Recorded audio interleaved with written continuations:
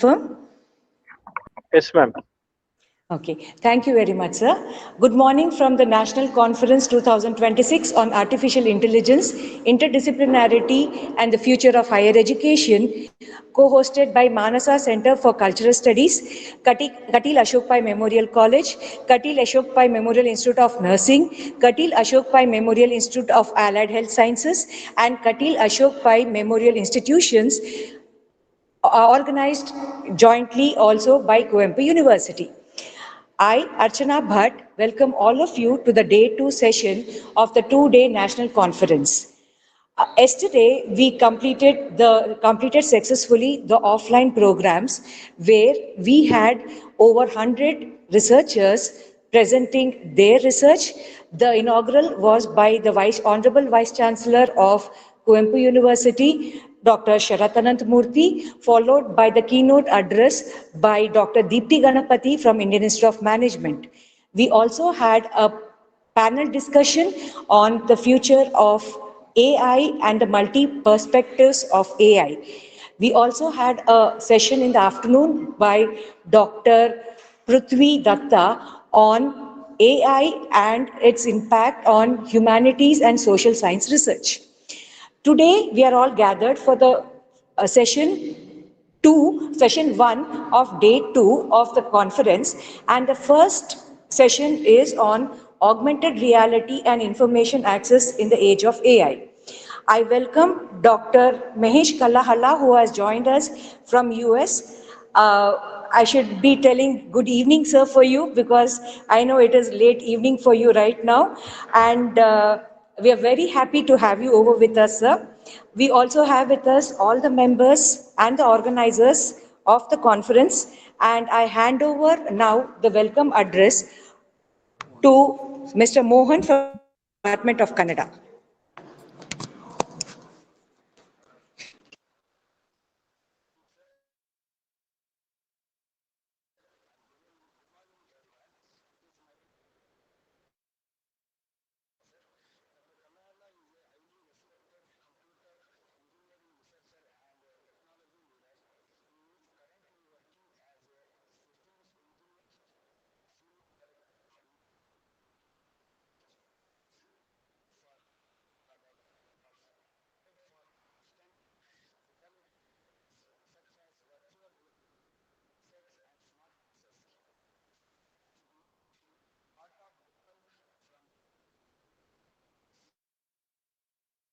Several important roles during its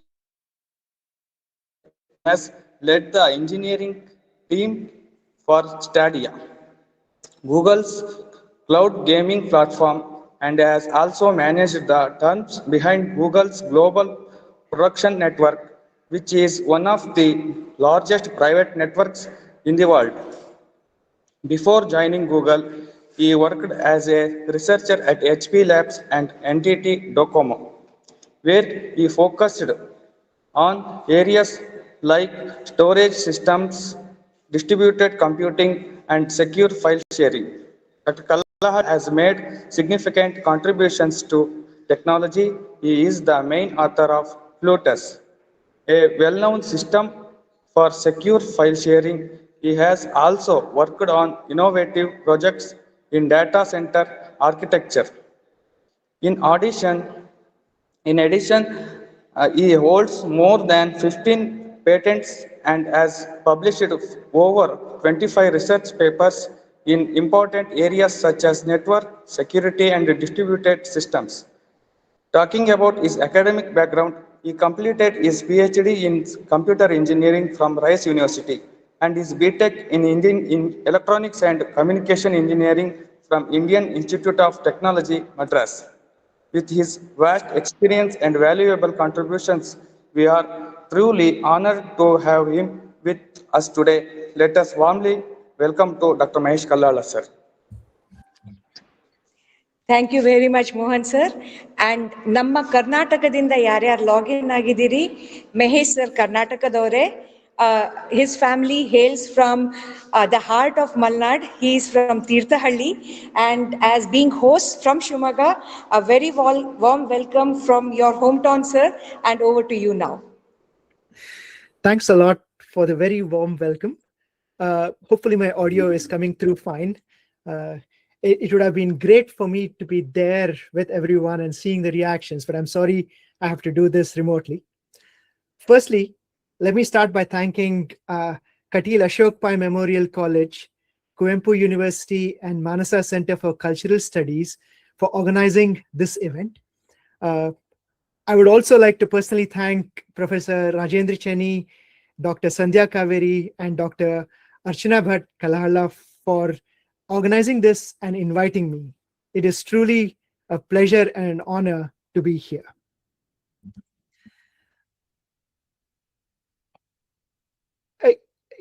I mean, it is a pleasure really to be back in my home area. As was said before, I was actually born in Tirthahalli, just about like an hour away from Shimoga. And though I did all of my kind of actually schooling in Hyderabad. After Hyderabad, I was in kind of actually IIT Madras, and then I moved to the US for my graduate studies. I've been in academia and kind of actually industrial research for quite a while before moving to Google. This should give you a little bit of a background about kind of my background, my interests and such. Again, it's truly a pleasure to be able to talk to you all about the thing that I'm excited about. So first, let me start off by talking about what is XR. Initially, this was all described as either augmented reality or virtual reality or mixed reality. But all of that has come together in kind of a common term called extended reality or XR. I'll talk a little bit more about augmented and virtual reality during this talk, and they're all related very much to how we expect, or at least I expect, people will be accessing information in the future, and they're all really kind of enabled by artificial intelligence and machine learning, but they also are big users of AI and ML in how they work. So broadly, extended reality covers devices, everything from smart glasses, and I'll show you some of this in kind of actually during this talk, to headsets, which are a little bit more bigger and bulkier like this. Again, I'll hopefully I can actually get to do a demonstration of this as well. And they serve a bunch of interesting purposes. Primarily, they are for enabling people to access information and being able to do work in a much larger screen, or in the case of augmented reality, augmenting what is real in the world and providing information access that way. Now, turns out that AR and VR is actually kind of has a lot of rich history. And very early, even in 1838, people tried to do basically kind of VR by stereoscopic images. This is basically taking two pictures which are taken from slightly different viewpoints and then superimposing them so that people can actually see, each eye can see one of these. That gives you a 3D view of that image. But then essentially as technology and computing came to the fore, people actually could do a lot more complicated things. Everything from enabling virtual access to all of the sensors, essentially virtual touch, virtual smell, and virtual sight, to then actually building headsets that were incredibly heavyweight in the beginning. But then in the last few years, in about the last, I'll say from about 2010 onwards, technology matured to be able to build these devices in a much smaller scale. And these are some of the examples of the more common VR devices that are there in the market today. And what has happened is that these devices have started becoming a lot more comfortable and a lot more capable in this. So there are companies, everything ranging from Meta to Apple to Google, who have started building kind of actually VR devices and smart glasses. Okay. So let me talk a little bit about the technology that has allowed this to happen.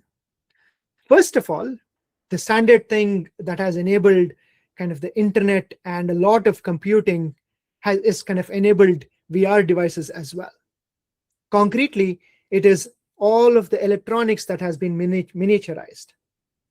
Also, what has happened during this time is a lot of improvements in display, optics, and sensor technologies. Interestingly, together with all of this, there has been kind of a much better understanding of how humans perceive and see reality, right? As in, what does actually, what prevents people, what is the thing that we need to do for people to experience 3D worlds? Because many a time, essentially, if you don't have the right latency and if you don't have the right kind of social and psychological thought behind designing these products, many a time what ends up happening is that people feel dizzy or people are kind of actually inconvenienced in this. So there's been both kind of electronics, display, kind of optical and kind of hardware technologies that have gotten better. But in addition to all of this, there's been a lot of research in human-computer interfaces and psychology and human physiology that have enabled these devices to become much more practical. One of the core things that has kind of also enabled this to be successful is advances in AI. Concretely, what has happened is that for us to build these devices, what ends up happening is you need to understand the human perceptive system. You need to understand how humans work, and you need to be able to track everything around you. That's what actually is needed to make this happen. And that is enabled by a lot of AI algorithms. Because before purely by computing. Dr. Kalahala, just one Yes. Request. We can't see your display properly. Oh, you cannot see the slides properly, or my picture? It's very small, and when we are streaming it, it's just coming as a small window. Got it. Is this better? One second. Sir, I think you are sharing the whole screen of your desktop. Yes. Can you please share the slides so that? Yeah. How about this? Just a second.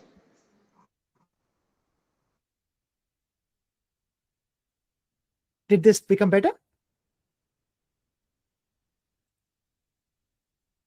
Yes, sir. Yes. Did that become better? Yes, sir. Okay, great. Shall I continue then? Thank you for letting me know, because yeah, I couldn't actually figure out how it was actually visible there. Appreciate you letting me know. Okay. If you can just hold on a minute, sir, till we just set it right.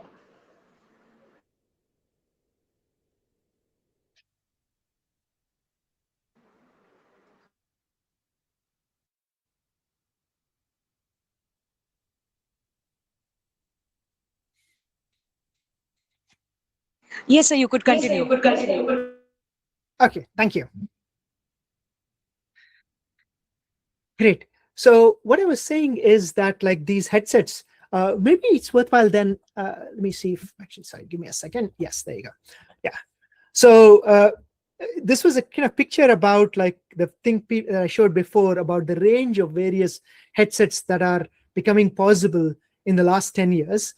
And this is what I was talking about in terms of what has enabled technologically and kind of actually sociologically and kind of psychologically to make a lot of this happen. Okay. In particular, let me actually show you the complexity that goes into building one of these VR headsets. So first of all, you need to build something that is lightweight, that can sit on somebody's kind of actually face, and something that is comfortable. And what you have inside there is actually something like a small computer, and even a computer completely with all of the electronics and the display technology. So a blow-up of this is an example here where you have the lens system. You have the lens system in the front. You have all of the computing in the middle, and then you have all of the cameras that are actually sensing the world and projecting it onto what people see. So actually, there is a lot of complexity that goes into this, and AI plays a central role in orchestrating everything to make it kind of actually work for people. Okay. As an example of an AI algorithm that plays into making this happen, when you're wearing one of these devices, you can actually create avatars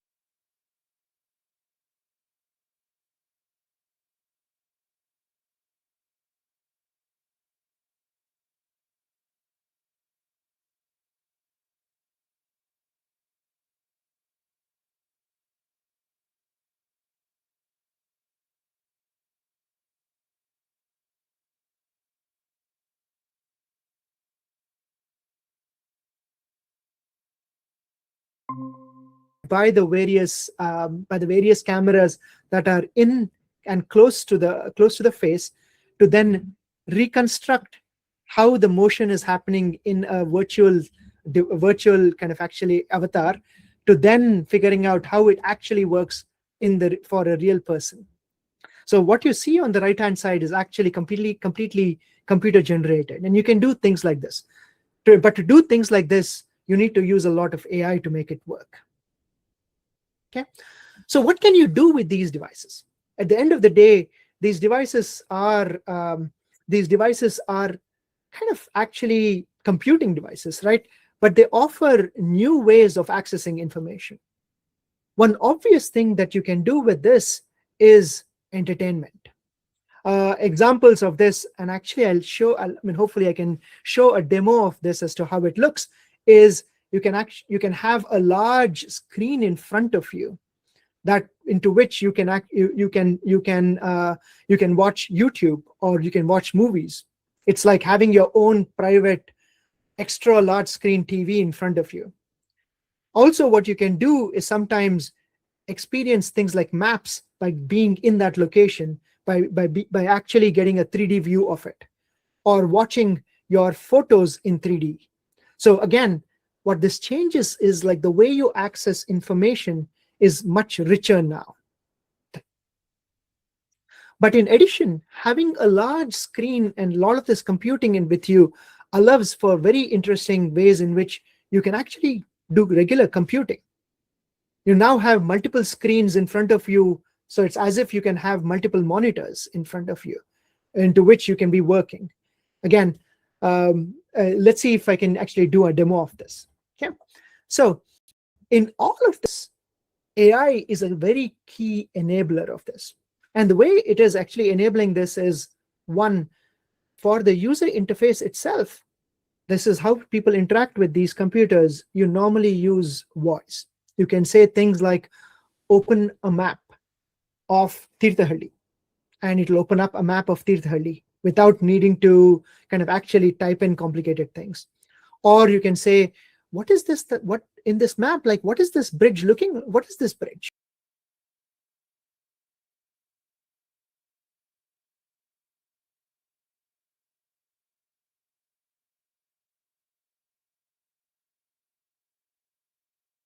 Vision technology is here because, again, this is all about how computers are understanding the world around you. Okay, AI also powers a lot of the actual things that happen underneath in the applications themselves, like driving recommendations or showing what is appropriate information and showing what users want. Okay.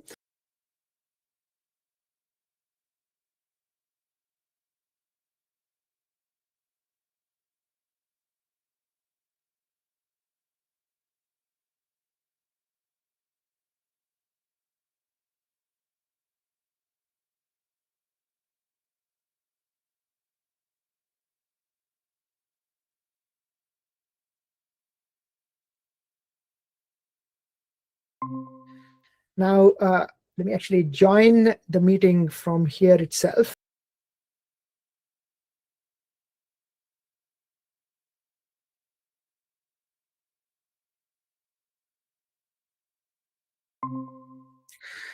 what you see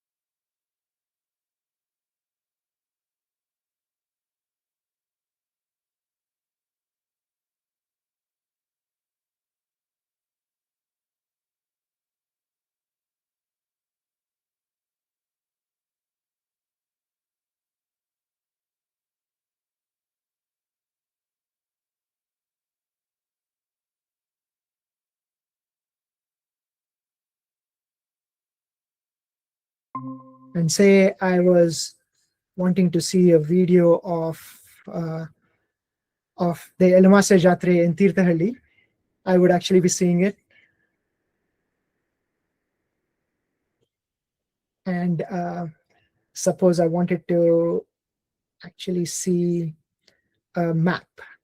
And this is an interesting one. So this is New York, and I can do what is called an immersive view. And what I get is a 3D view. It'll come up soon. Is a 3D view of New York. So this is the Manhattan downtown. I can actually go in there, and this is actually a real view of Manhattan.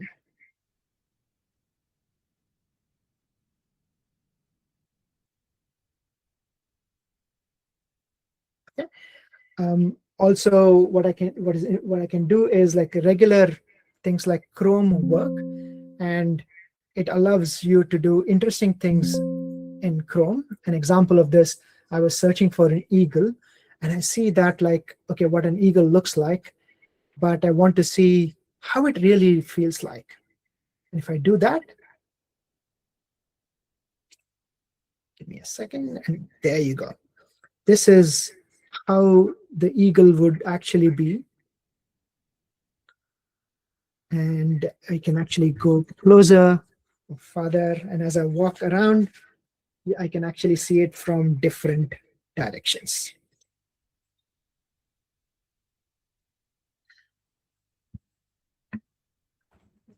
So actually quit out of that.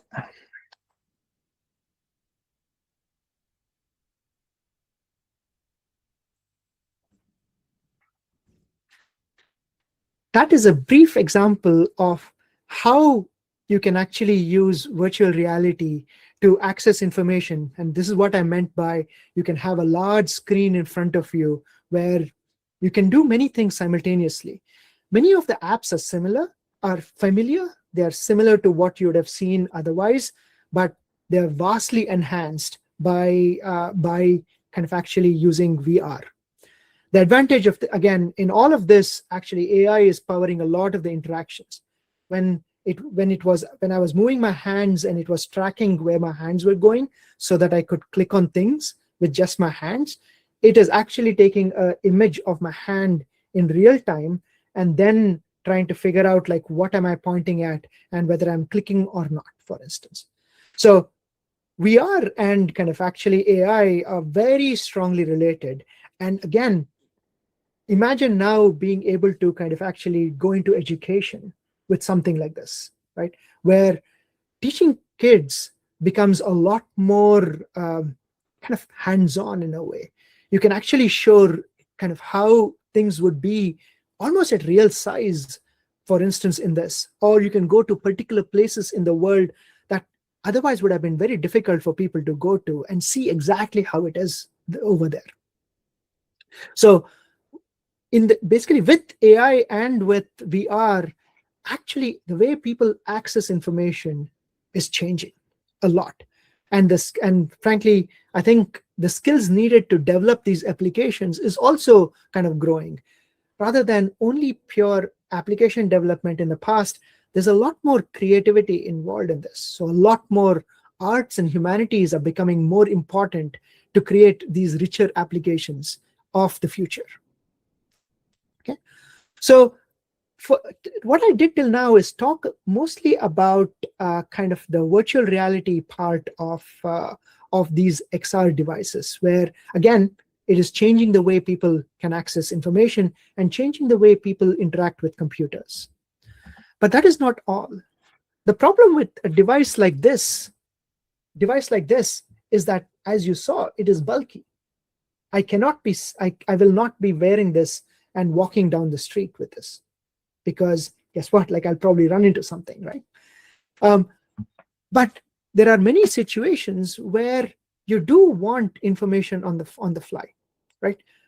Think about what you do now. Today, when we are actually going about and we want, say for instance, some information about a particular thing, what do you typically do? Sometimes you can point a camera at it and ask ChatGPT or Gemini, what is this picture? What is this? And it'll tell you what it is.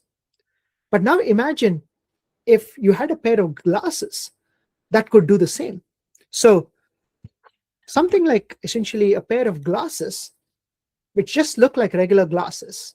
They're really no different, except they have a camera that can actually sense the world, and they have speakers that can actually kind of give you information, and they have a built-in microphone in them, and they have a tiny display inside here itself.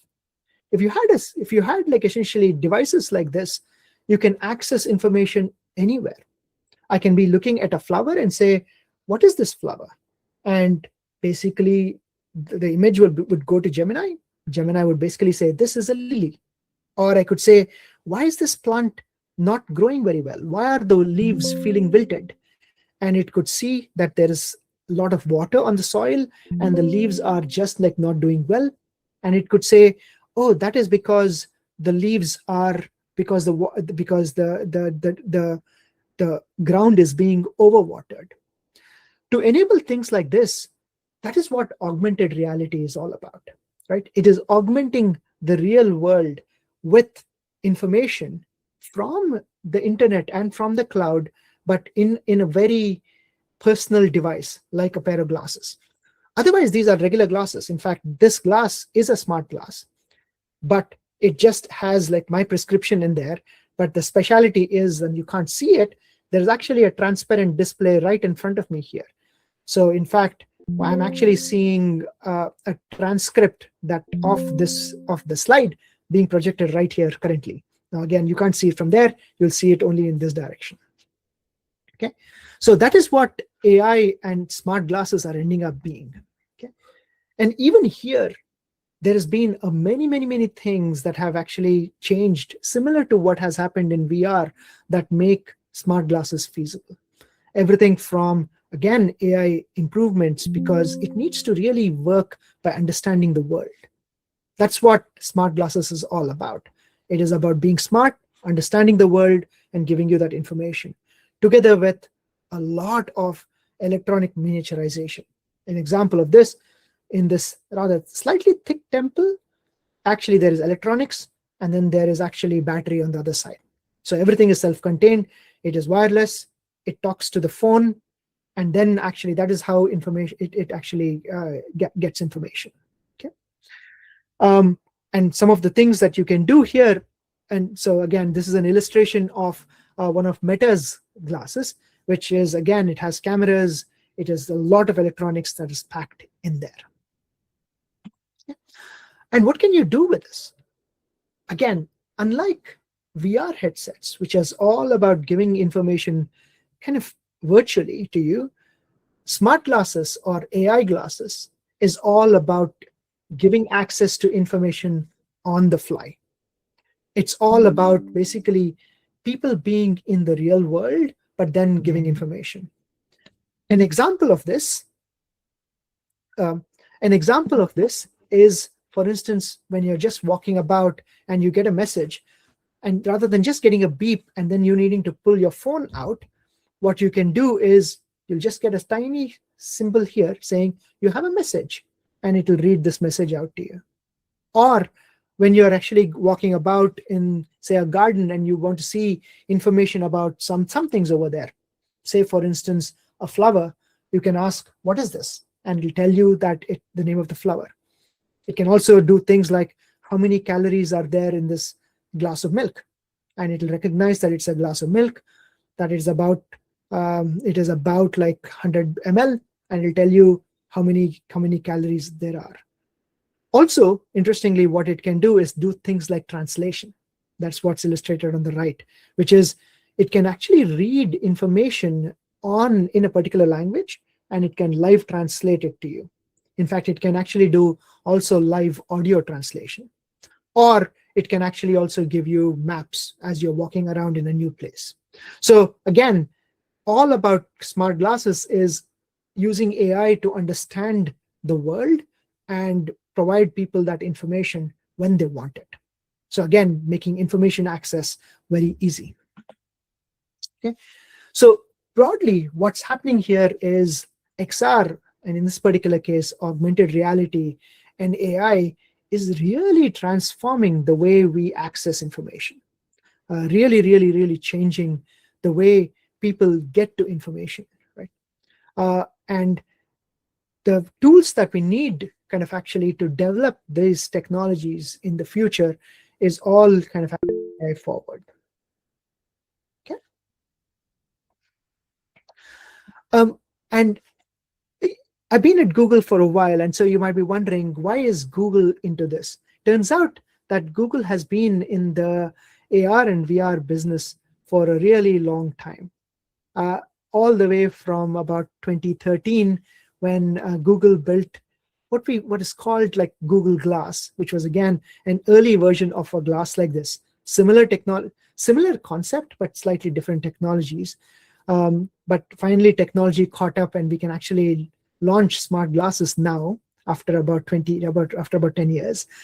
To then, you might have seen a thing called Google Cardboard or Daydream, which was a folded up cardboard into which you can actually slot in a phone to see VR.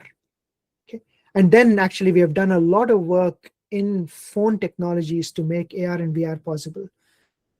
If you have ever played a game called Pokemon Go, which is a popular game, again, at least in the US here, it uses a technology that like my team has worked on called AR Core. It is basically used to put virtual objects overlaid on a real world, but when seen through a phone. Okay. And in particular, what I've been working on is a thing called Android XR, which is a version of Android for these devices. This is basically devices like the headset that I showed before, which we launched last year, to other smart glasses like this, which we will launch kind of in the near future. Okay. That is kind of what I had for the prepared part of the talk. I was hoping that I can actually move into the interactive portion and get kind of any questions that you might have. But I wanted to also take a moment to talk about what are the kind of skills that are needed, I feel, for this evolving system, right?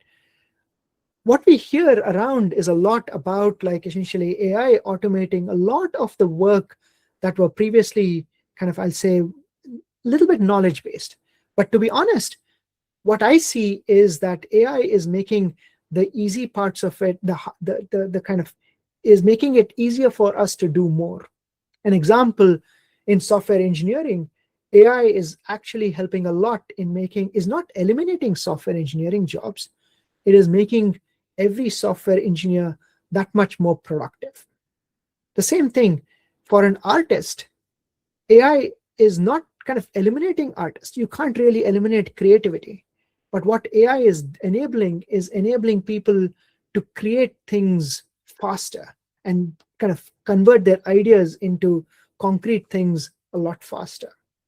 So even in things like kind of education, basically, I see AI changing a lot.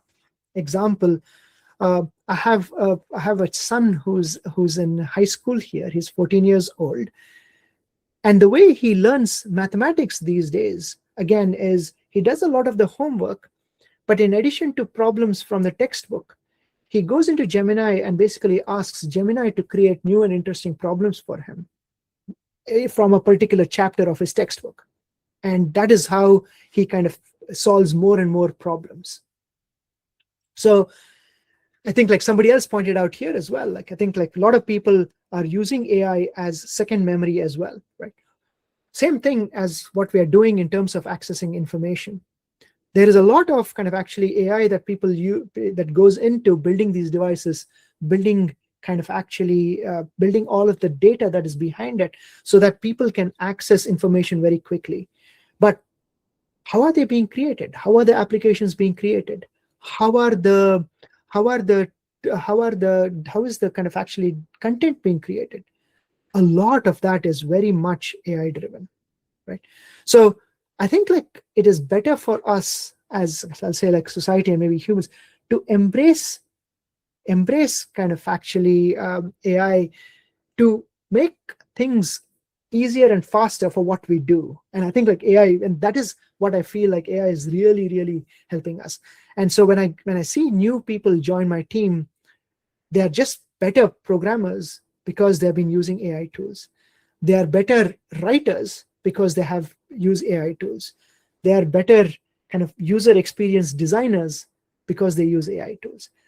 That is the way kind of I look in terms of kind of tools and systems that people can use to just become better at the jobs that they do.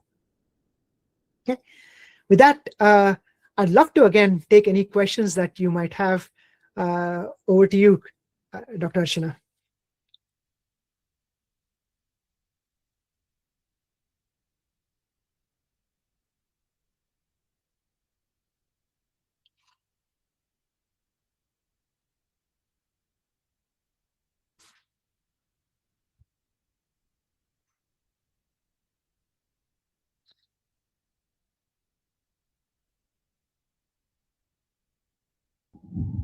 You unmute, buddy.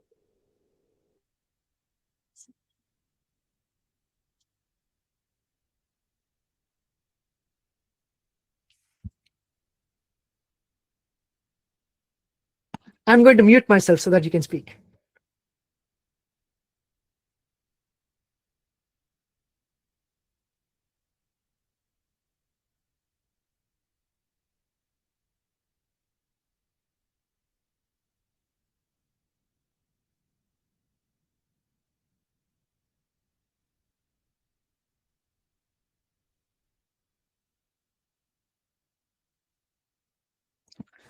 That is a great question. I'll talk about how virtual reality has actually made a difference, because I know that I've been working with a university where it has an associated hospital and how they are using VR.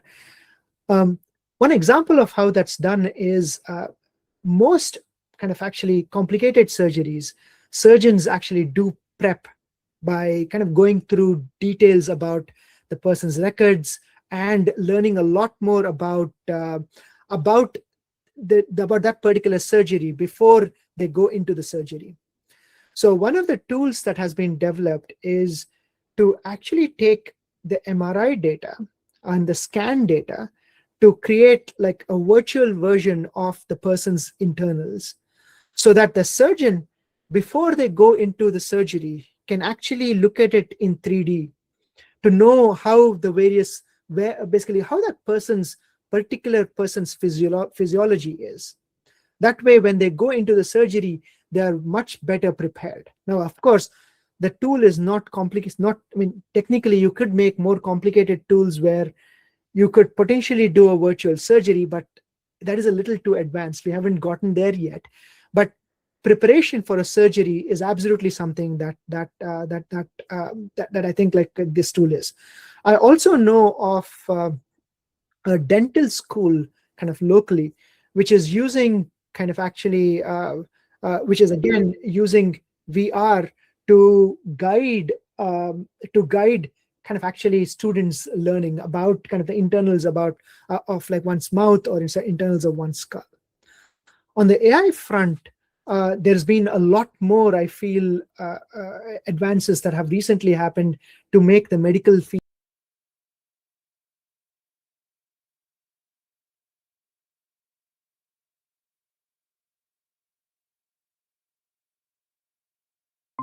but we have actually seen cases where AI is being used to provide kind of preliminary guidance to the doctor about like essentially possible areas of where there might be issues. A similar thing, like I know that like the people have built AI tools to help kind of actually physicians and nurses prepare for various cases by actually creating questions that people can walk through. So both AR and VR and kind of actually AI are being used very heavily. Now, the smart glasses themselves, one of the interesting things in which I know that this being used is if somebody can wear a smart glass when they're performing surgery, there can be effectively an AI looking over essentially when the surgery is being performed and provide advice on the fly as well. So there is actually a lot of places where AR, VR, and AI can be used to make kind of, I'll say, the medical profession a lot, improve kind of the effectiveness of the medical profession.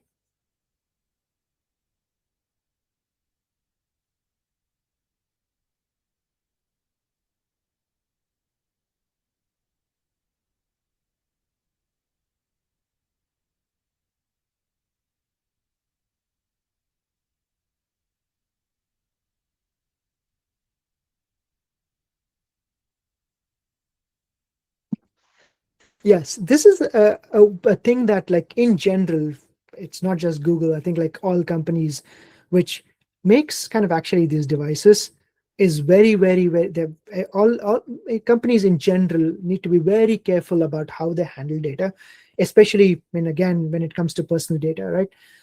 Uh, kind of Google in particular has like really strong privacy considerations. For instance, in kind of actually how data is used. Example of this includes whenever the camera is on, there'll be a light that comes on to tell people that we are actually kind of that people are actually being subject to a camera. And then there are strong data guidelines on how kind of actually data is used, how data could be used for AI training or not.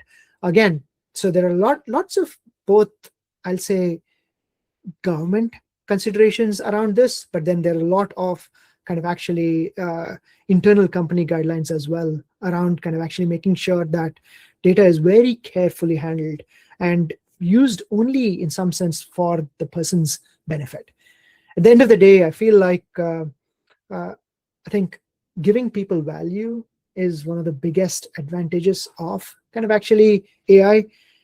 And for that, like essentially, I think leveraging the person's context about where they are and what they are doing can be very helpful. But that data needs to be treated very carefully, and that is something that they basically kind of I'll say kind of any responsible tech company, and Google included, takes very seriously.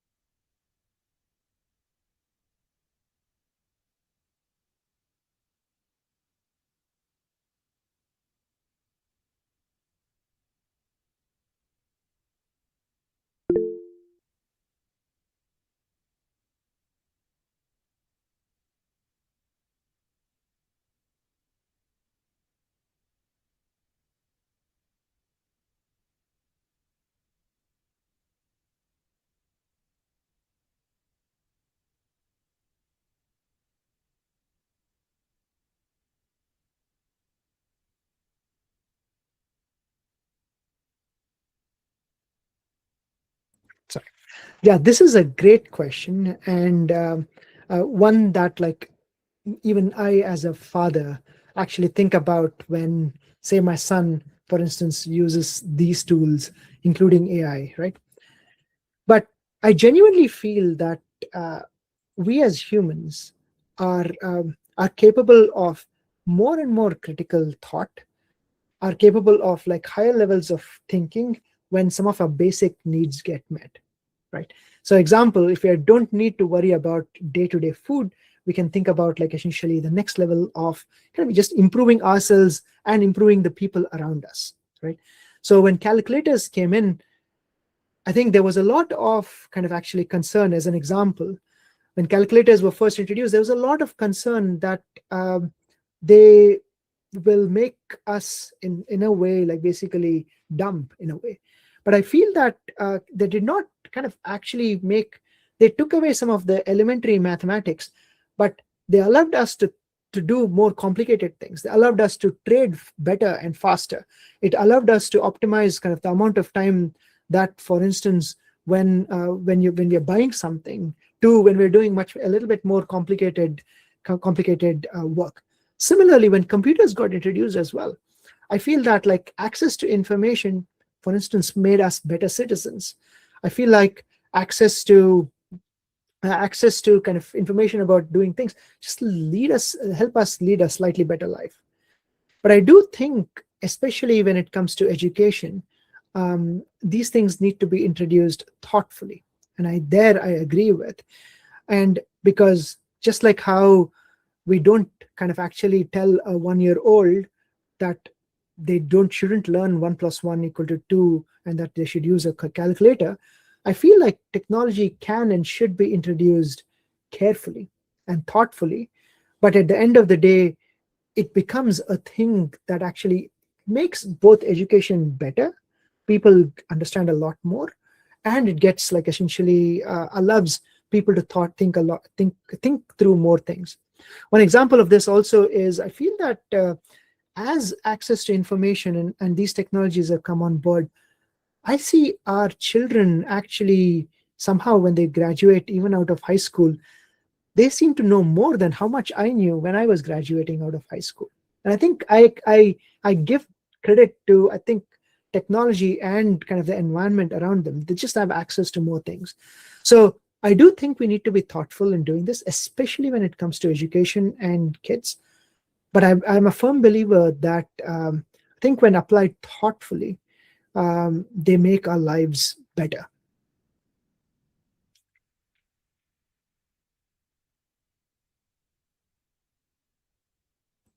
Your voice is not coming. There you go.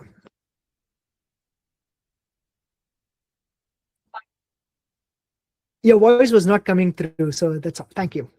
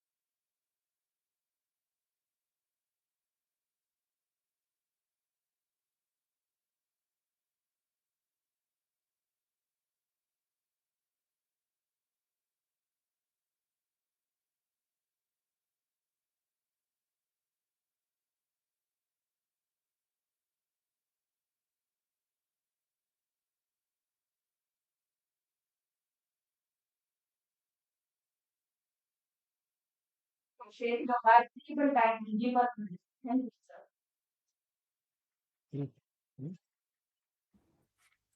Thank you again for having me.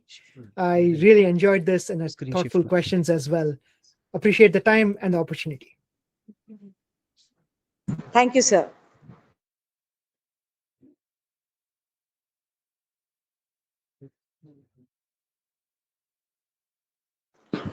Dear participants, please.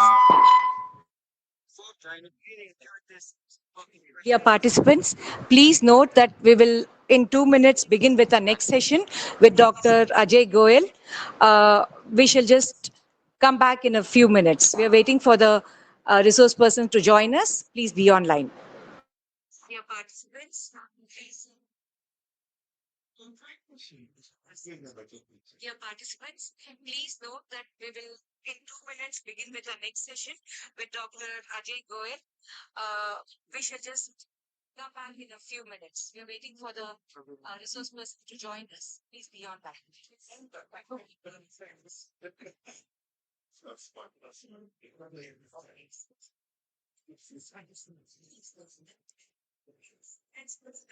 session with Dr. Kateel. We should just waiting for the resource person to join us. Please be online.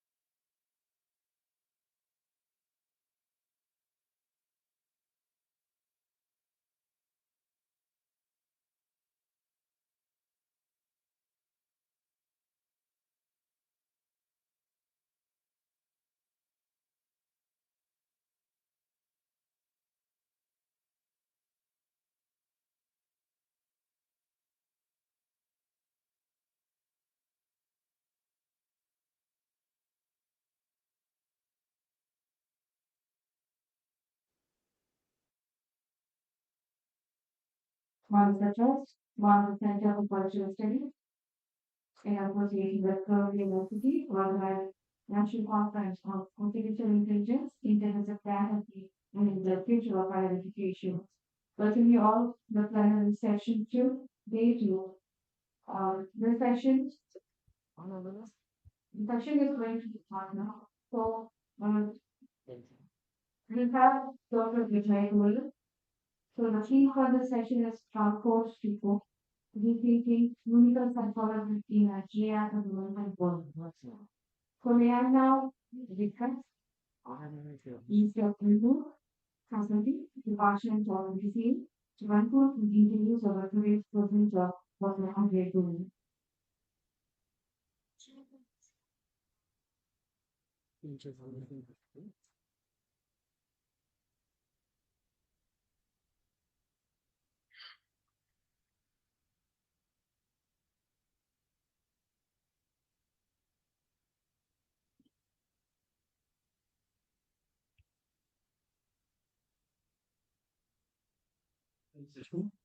We are here today to exchange ideas and challenge perspective and learn from some of the finest minds in the field.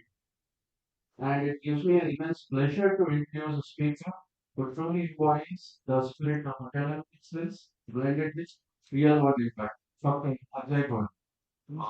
Dr. Goel is a highly accomplished clinician, researcher, practitioner in economic organization of behavior and human resource management. With the clear foundations in research and fashion teaching, he has consistently contributed to shaping future leaders and professionals. He has been associated with prestigious institutions, including the National Institute of Mental Health and Neurosciences, where he has served as an assistant professor, and Alliance University, where he has contributed significantly as an associate professor. His academic journey reflects not only depth of knowledge but also a commitment to meaningful learning and development. What makes Dr. Goyal's profile particularly compelling is his interdisciplinary approach. His work lies at the intersection of leadership, talent management, psychometrics, and organizational effectiveness. Areas that are becoming increasingly critical in today's dynamic and certain environment. In an era where organizations are consistently evolving, Dr. Goen's instant insights into leadership, cognition, collective intelligence, and talent ecosystems provide a fresh and research-backed perspective on how individuals and organizations can adapt and thrive. So it truly distinguishes Dr. Goel is his ability to translate complex theoretical concepts into practical, actionable insights, something that makes his session both intellectually and enriching and highly loved. So today, as we navigate a world marked by rapid change, shifting workforce dynamics, and increasing complexity, perspectives like his area are not just valuable, they are essential.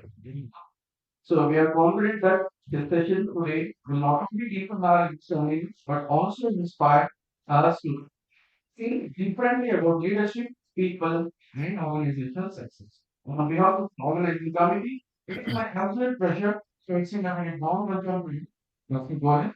We are truly grateful to have you with us today, and we eagerly look forward to your address. Ladies and gentlemen, please join me in welcoming Dr. Ajay Goyal. Thank you. Thank you very much, Dr. Anmol. Or, Am I audible? Yes, sir. Okay. Very good morning to all, and I thank Dr. Anmol for that introduction. And I also want to extend my thanks to KAPMI Organizing Committee for having me for delivering this talk. I'll just share my screen. Give me a second.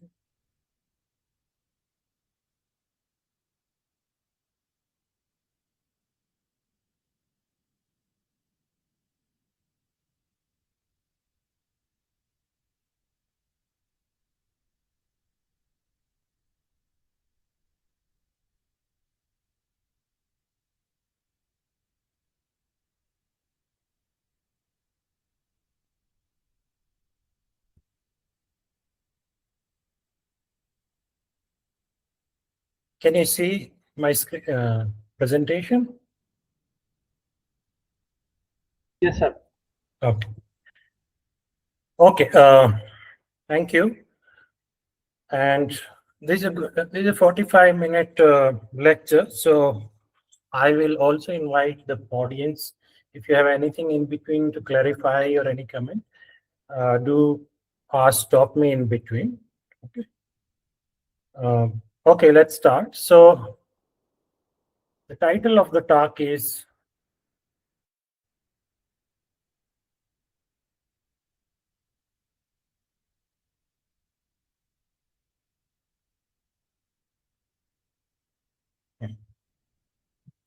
From Coach to Code, Rethinking Future of Clinical Psychology in an AI Augmented World.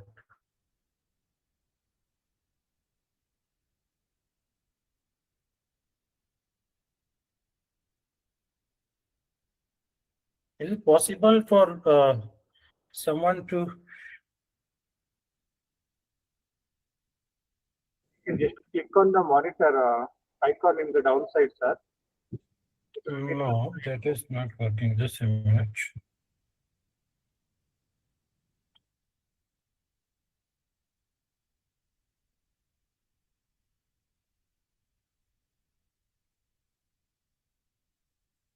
Is it okay now?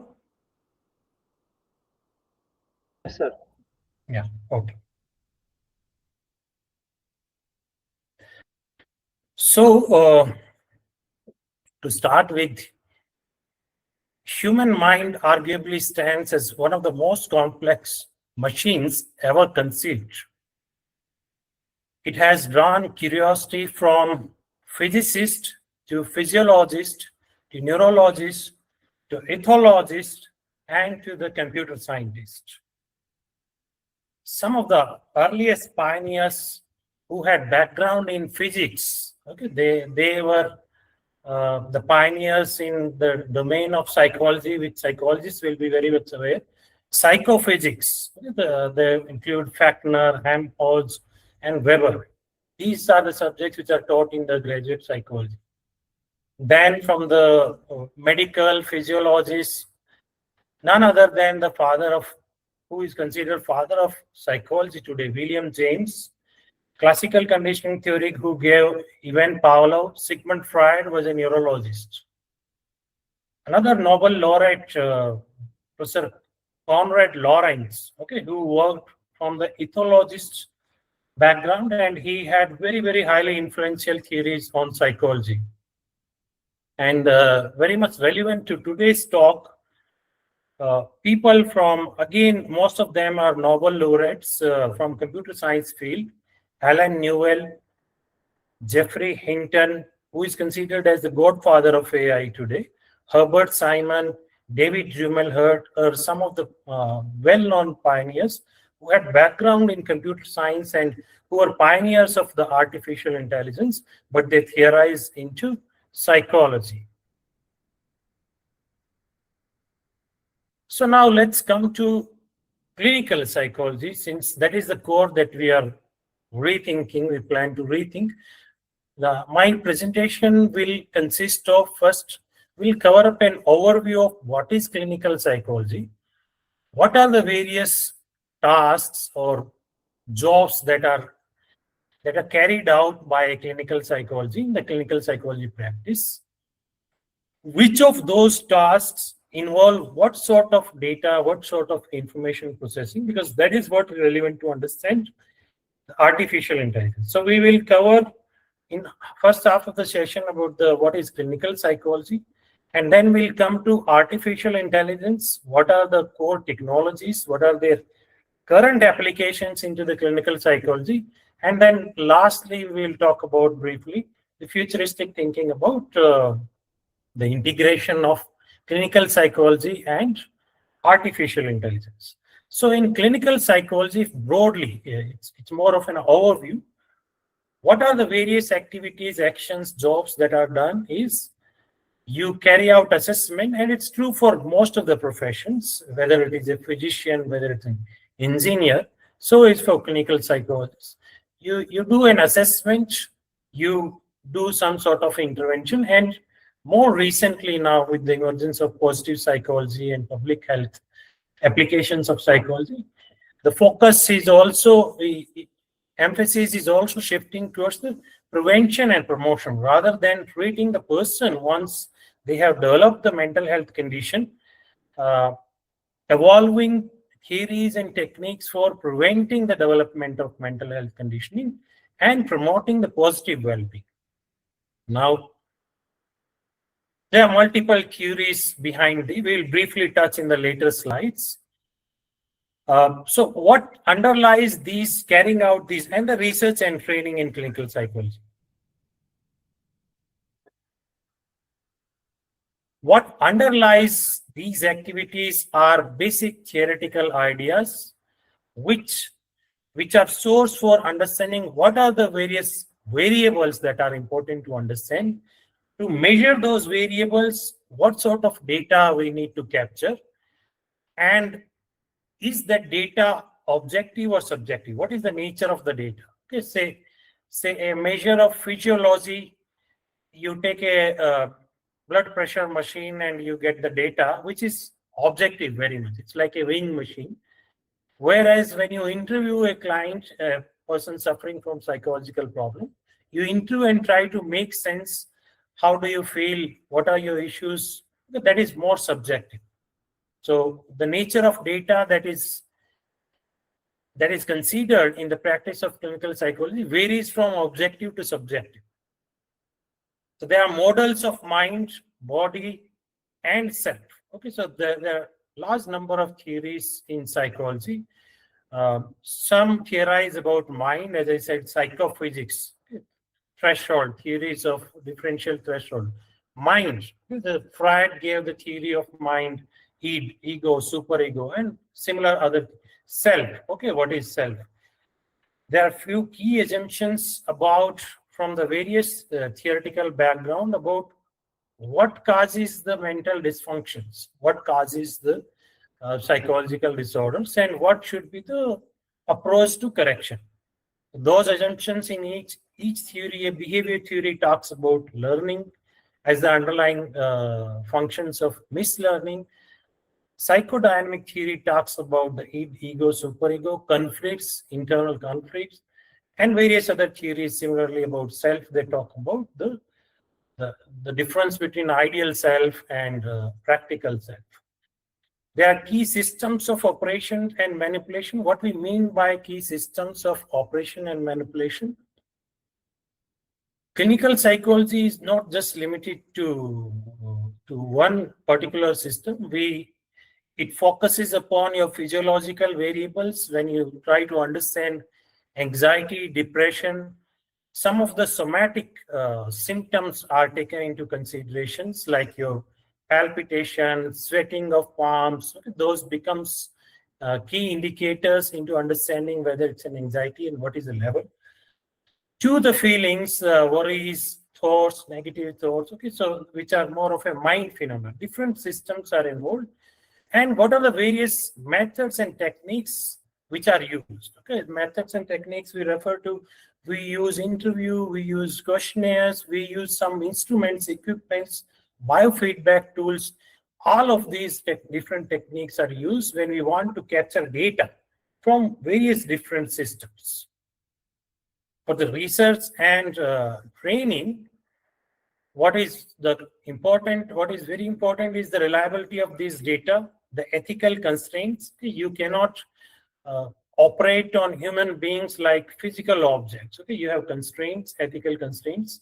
What you can ask, you have to maintain confidentiality and all other constraints.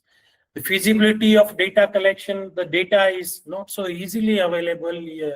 The people, when they have to recall from their memory, suppose you want to ask about their past experiences. So it should be feasible for them to recall, to cooperate with you, and you should be able to retrieve that. The levels of objectivity, the evaluation frameworks, and the training. So training, what involves in training is again various different approaches. It involves direct observation when you provide training in the context of a hospital, clinical psychology training you want to provide. Direct observation is one of the very, very important process of learning. Students of clinical psychology directly observe as their senior supervisors, talk to the patients, interview the patients, and interact. They themselves try out interviewing these patients, administering questionnaires and various other kinds of assessment. They try to take direct action and experimentation, doing certain assessments, carrying out under supervision certain kind of therapies. And of course, there are lecture and discussions, verbal exchanges of various sorts, where supervisor carries out a discussion on therapy, provides a lecture. So this is what is involved in the training. So this is an overview of what clinical psychology does. What are the broad kinds of activities and what do they involve? Now, when I was talking about various theoretical ideas, theoretical models, various kinds of different, broadly, it is very, very fast evolving field and it is becoming much more complex. Today, clinical psychology has evolved to a situation where a specialist cognitive psychologist will not understand anything about psychodynamics, what is going on, and vice versa. And the person who specializes in family systems interventions might be very novice into understanding of a neuropsychological kind of interventions. So each of these subfields, sub-arenas of clinical psychologists are themselves becoming entire fields of practice and knowledge. So they rely and they have their own models, but broadly again, to get an overview,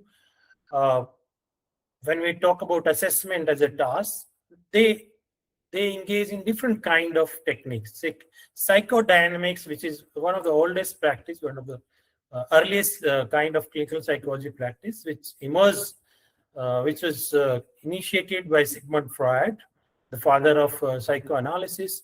Unstructured clinical interviews, projective techniques, dream analysis, transference analysis. These are the kind of activities that are carried out to make an assessment of a client who presents to you with various kinds of psychological disorder.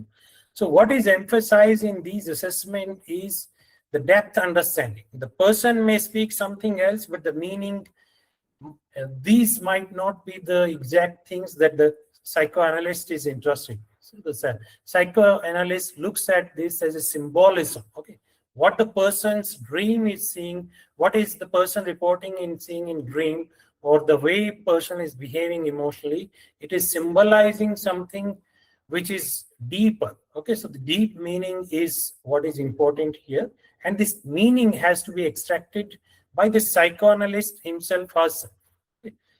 It is not available in what you converse with the client. What client says manifestly, the meaning is not available there. You need to infer that.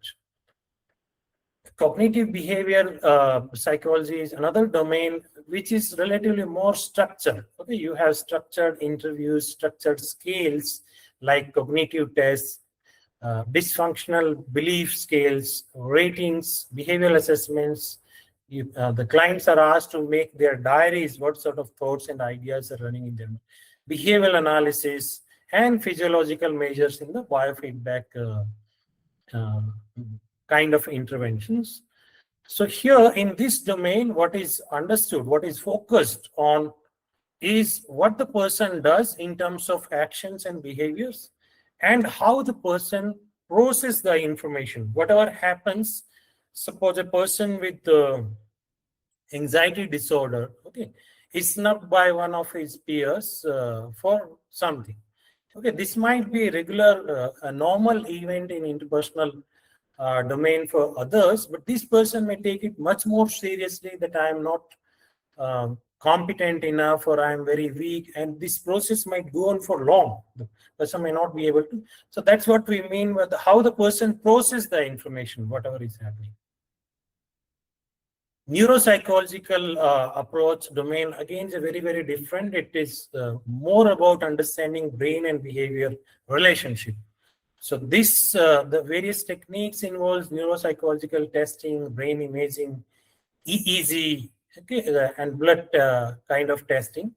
Basic idea in neuropsychology is that brain is behind the behaviors. So the various neuropsychological testing, you try to test the memories, attention levels, and various other cognitive functions, and try to infer where is the deficiency in the functioning of the brain, and try to take corrective action.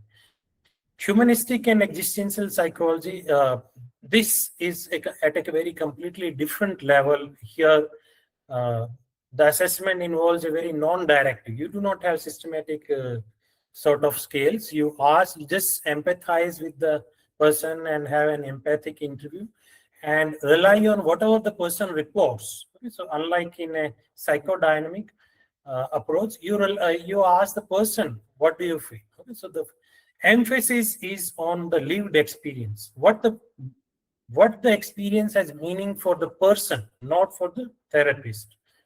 That is the emphasis here. Similarly, family systems therapy. This is at a completely different level.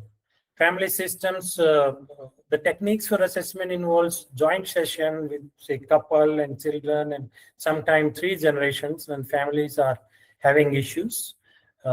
Family systems also relying on first drawing a genogram, which is nothing but a family tree, who are all in the family, who is doing what, who is related to what, that gives a basic understanding of the structure of the family. The observation of family interaction, sometime during the session and sometime when it is not sufficient, you want to observe them in their natural habitat, in their home itself. How do people interact? Who tries to dominate? Who tries to suppress the other person? Who is taking the decisions? Who is not been given enough voice in the family? So all sorts of those ideas. Are the family very secretive or very open with the outside world, with the society? How are they closed or open? The family environment scales. That means how is the emotional environment in the family? Is the family in a very, very high, very always aggression, negativity, blaming? Is that what the characterizing the family environment? Or the family is very cool, cooperative, supportive, and positive kind of environment? What is the sort of climate? So try to assess the general climate. Here again, the emphasis is not about understanding the individual thoughts, individual reactions, behavior.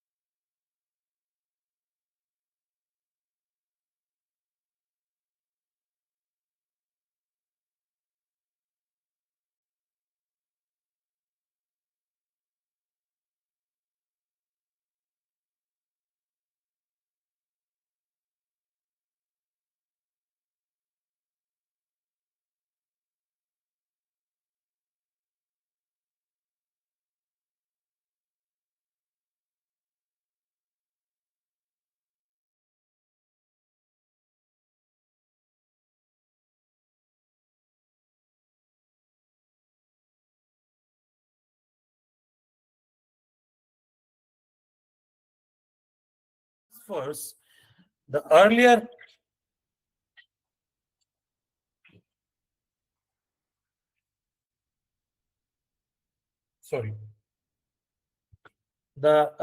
transfers the earlier relationship, say with the parent, to the therapist. So the transference analysis and all that they will do. In a cognitive behavioral oriented clinical psychologist, what do they do in terms of intervention? They basically carry out, as I said earlier in the assessment, they will try to say, check, are there dysfunctional beliefs? Are there dysfunctional thought patterns the person is having? And they try to what is called cognitive restructuring by arguments, reasoning, behavioral experiments, various kinds of techniques to correct the individual's beliefs and thought patterns. They will initiate behavioral activations. Say in depression, sometimes the person is not at all active, is always brooding on failures, losses. So they will initiate behavioral activation, behavioral oriented. That makes a lot of difference to it's a very, very effective method for the patient with depression.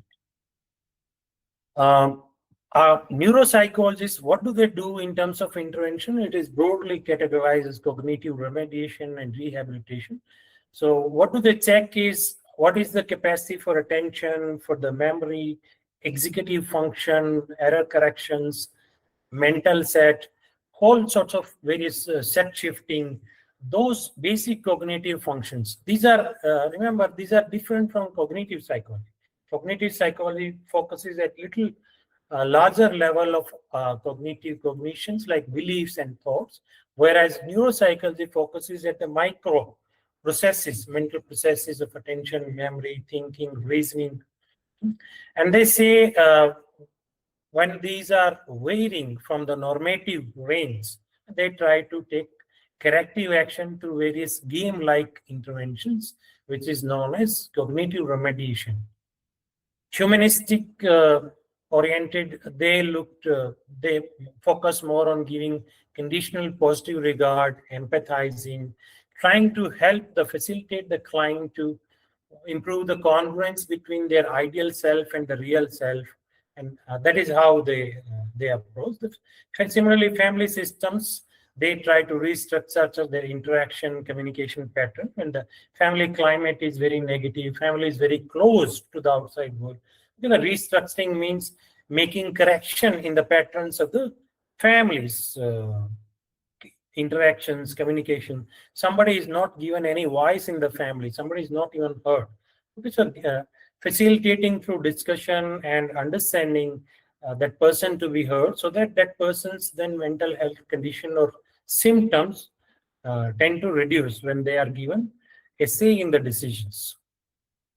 Now, with various different kind of orientations, as I said, already the field of clinical psychology is growing to such an extent that one clinical psychologist specializing in one particular field is not able to keep up with understanding the other peer sister fields in the clinical psychology. Say a neuropsychologist and a family therapist cannot have a meaningful interaction. They will not understand each other's terminologies and techniques other than a common man or a PG student. So, but despite that, there is a common core in the clinical psychology. That means there is a common set of skills and knowledge which is required by all of them and which are useful across different approaches, which whatever be your areas of specialization. Some of the assessment oriented common core skills involve understanding clinical interviewing. So you need to interview the patient, whether you are from a specialization in biology and neuropsychology or family systems or psychodynamics or cognitive behavior therapy. Your interview might be structured, semi-structured, unstructured, but you need to interview with so that is, interviewing is one kind of core skill that any clinical psychologist need to carry out. Psychological assessment, so it is also to administer the assessment. It is art as well as it's a common thing to administer the skills, but how to administer the scale so that there are no missings. That is again a small art which all of them will do, all kinds of specialization. Case formulation. Okay, so this is to put all the information together into one sort of formulation, that what is happening with the client, why the client is presenting these specific kind of symptoms, behavioral problems, or dysfunctional thoughts, feelings, what is happening. So to after getting all sorts of assessment data, interview data, tests and scales data, you try to make an overall picture, which is called case formulation. What is happening? What is leading to what? A risk assessment. Okay, it's very, very important in the very first step when you deal with the patient struggling with psychological issues. You need to understand if there are risks of suicide, say self-harm or harm to others. So that has to take priority, because otherwise your interventions might be a weekly meeting and all, but there's a risk the person need to be attended very quickly and in a more intense manner. Sometimes you need to have them hospitalized and monitored on a regular basis. So the risk has to be very quickly assessed. Diagnostic reasoning. So you apply various frameworks like DSM and all, and try to also make a tentative diagnosis that what kind of what the pattern of symptoms means. Another common core of skills for clinical psychologists across specializations for the intervention. Like interviewing is a skill, it is also a relational and interpersonal skills. Okay, you need to, what these involves, these relational skills is basically what is also called therapeutic alliance, empathizing. If you do not have that warmth, that empathy manifested in initial few meetings, the client may just go away, and the client may not feel that warmth, and they may not have trust. Listening to the client instead of talking, you better should listen, because that is very, very important, that client feels that he or she has conveyed whatever. So that feeling is important. Unless the client will not trust that you have not understood his or her problems, having a strong therapeutic alliance, unconditional positive regard, irrespective of the weaknesses, deficiencies in the behaviors the patient might have done, which might look immoral, which might not look all right, but you need to still maintain a non-judgmental and positive regard. So that is very, very important for the success and efficacy of therapy. Emotional attunement and responsiveness. So during your interaction with the client, if you are somewhere else, your attention is roaming somewhere else, you may lose that attunement. Okay, so there are very, very fine signals in the interaction when the patient is talking about, say, for some past events, the past breakup of relationship or some clash with the parents. The fine signals, if the person is communicating these emotionally hot issues in a very flat manner without any emotional tone, you make a sense the person is trying to avoid the emotionality. And if the person is very, very hyper excited, then you make out that these are the core pain points of what the person has been reporting. So this emotional attunement is very, very human kind of requirement, which all kinds of therapists from all specialization need to have as in their core skill sets. And remember, it has been consistently found that these factors have been consistently found as the best predictors of the success of psychotherapy. Along with that, there are additional few things like ethicals and professional competence. So these are again behavioral. As a psychologist, it is very, very important that you maintain privacy, confidentiality, professional boundaries. Sometimes the patients try to breach the boundaries. They start talking in personal, very personalized kind of sense, whether SMS and all that. Okay, that can be very, very harmful for the therapeutic outcome. So it is the job of the clinical psychologist, without snubbing the patient, you also maintain the boundaries in a very, very tactful manner. Cultural competence and humility again are very, very important, which basically means that any person who is presenting to you with certain kind of mental health issues is also embedded into a larger culture or community where certain kind of practices, certain beliefs are shared, certain practices are normal, which it might not be healthy, sometimes it might not be adaptive, but these are normal. So when you bring that context and then you try to make meaning of why the person is doing or the way the person is thinking, say one simple example of this cultural competence. A man is having problem that his wife is seeking equal rights in the family decisions, and this person is feeling offended and aggressive and irritated by that fact. Okay, the same fact happening in a kind of culture where the men are expected to be the lead of the family, it is going to be much more offensive to the men because his or her peers, friends, neighbors might see this person as a weak. Whereas in a Western country where men and women are considered more equal footing, and it might be perfectly normal and the person may not take offense. So if you are not attuned, if you are a clinical psychologist from say United States and you are interviewing somebody from in a remote rural Indian village, and you will be confused, why are you taking it as offense? Your wife is seeking equality, it is perfectly fine, what is wrong in that? So you will not be able to have that contextual understanding of why the person is reacting the way he or she is. Ethical decision making, again, you need to follow ethics, and these only human can do that. So cultural, yeah, a lot of things have different meanings. When we say cultural and contextual sensitivity, certain things have meaning embedded in the culture, not in the word itself. Okay. So when somebody addresses the other person say in West Bengal, somebody will say Dada or will say hey. Similarly, here in Karnataka, people, when they want to give some respect to the other person peer, Anna, they will call. Okay, so it is embedded that the person is giving you respect when they are calling you Anna.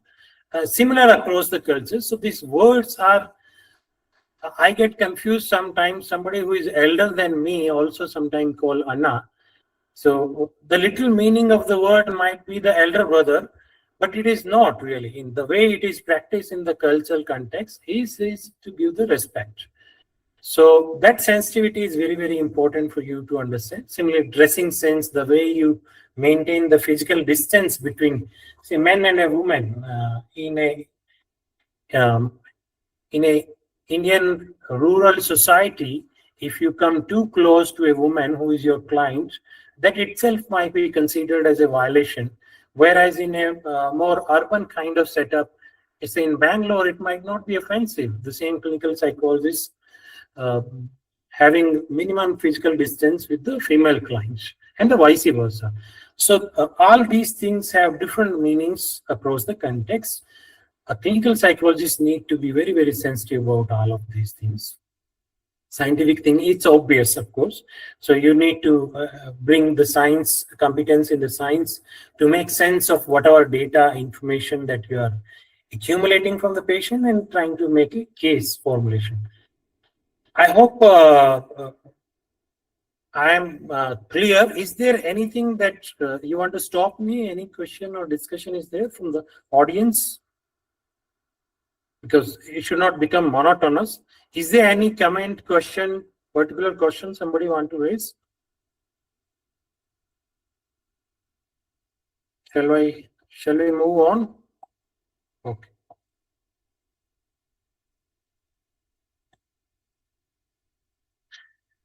So this was what clinical psychology as of today it is. Okay, so there are various backgrounds, theoretical approaches, which offer various kinds of models of mind, physiology, and their relationship, which in turn suggests certain key assumptions that what happens, what leads to the conditions of mental health of psychological disorder, what are the variables, which also tells how to measure these variables and what are the techniques for assessment, and which also tells what should be done or can be done in through interviews and various formats of psychotherapy. Do you do cognitive therapy, behavior therapy, psychodynamic therapy, neuropsychological cognitive rehabilitation, or you want to rather focus upon the larger family system and try to make corrections in the family dynamics. So you need to make sense of this. So this is what the clinical psychology practice in general is. And there are other subdomains for the promotion and prevention. As I said, positive psychology is again a very emerging, huge domain of practice, positive psychology, where the models are different and so are the variables. Now let's come to a general understanding of artificial intelligence. Okay. As a primer, it was great to see, as I was preparing for this presentation, to see that at the moment, the person who is considered as godfather of artificial intelligence is basically a cognitive psychologist. He had his undergraduate degree in cognitive psychology from University of Oxford. Jeffrey Hinton is the name of the person. In the first slide, I had his picture. And he has received recently in 2024 a Nobel Prize in Physics. And he was surprised. I was just going through his interview.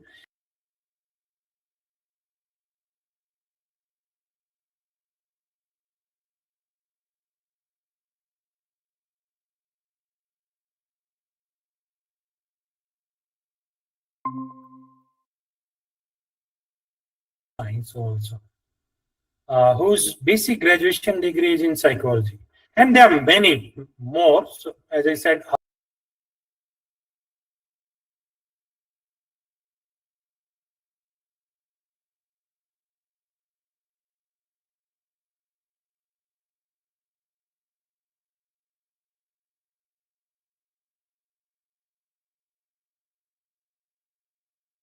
technologies, and there are one or two more. Say computer vision is one more. What these are, one of the core technologies, machine learning. What it does, this machine learning, all four are fundamentally based on statistical underlying statistical techniques, pattern detection, which turns, when it is applied into practice of clinical psychology, this pattern detection becomes diagnosis and prediction of the patient. So what might be the person having? Often, if some of you have had a chance to sit into a clinical setting, when a psychiatrist or clinical psychologist try to make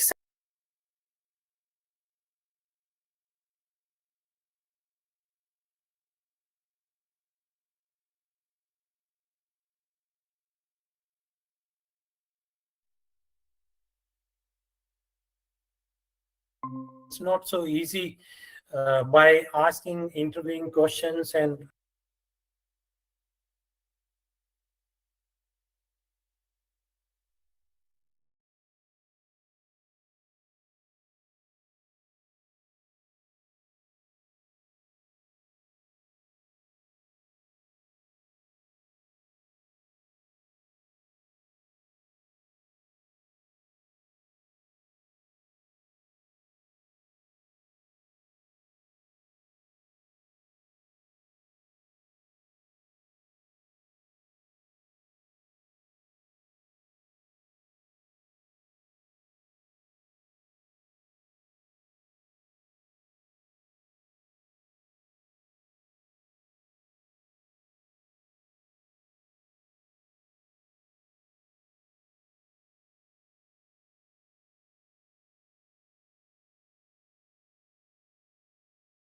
here are some of the tools which are already in application. Okay, if you look in the Google, you'll find a whole lot of tools. It was a pleasant surprise for myself because I have not looked till now.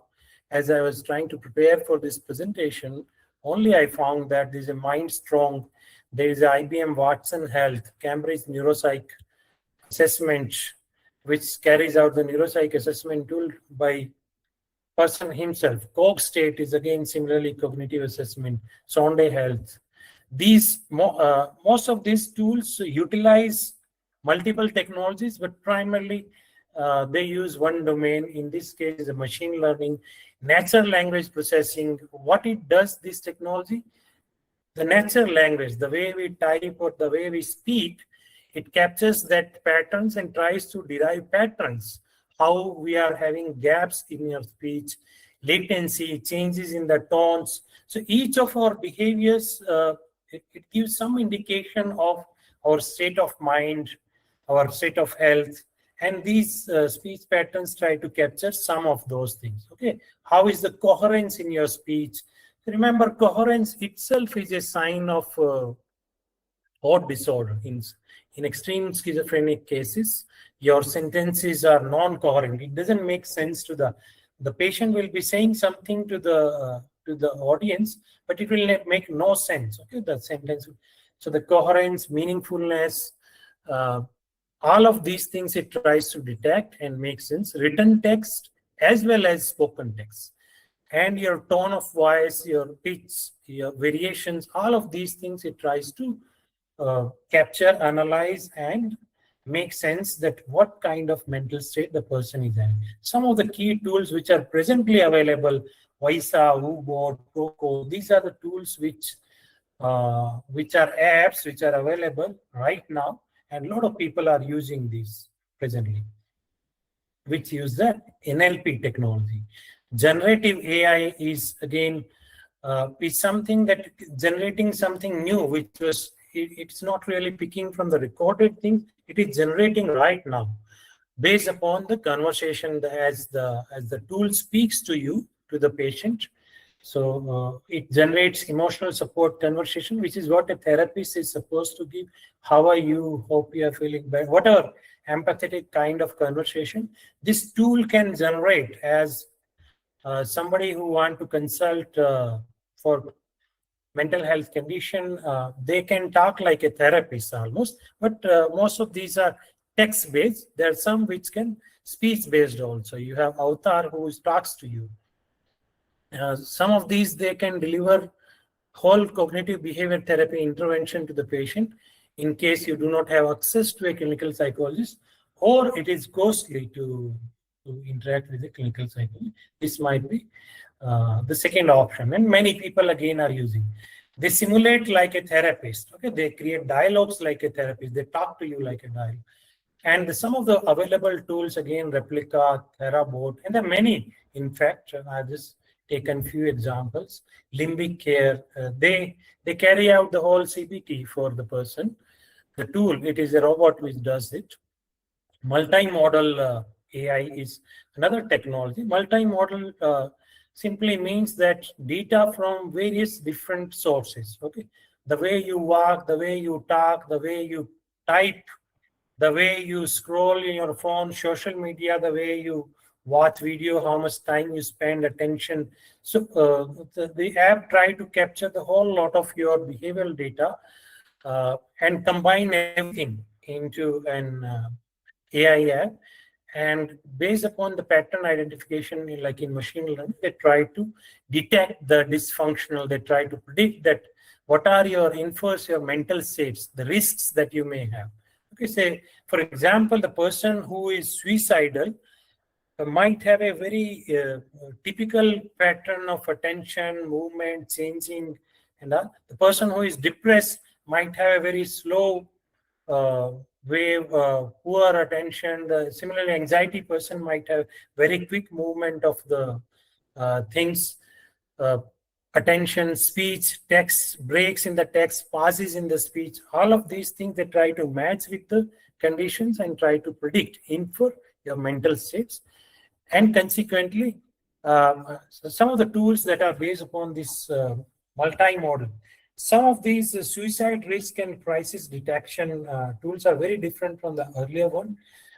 They can actually detect better sometimes than the therapist that this person might be in crisis presently. The way this person is speaking, say there is a flat tone. The person is discussing with you the matters which are very, very highly emotional matters of losses, of I give you example from my personal interactions. I had a junior when I was doing my PhD.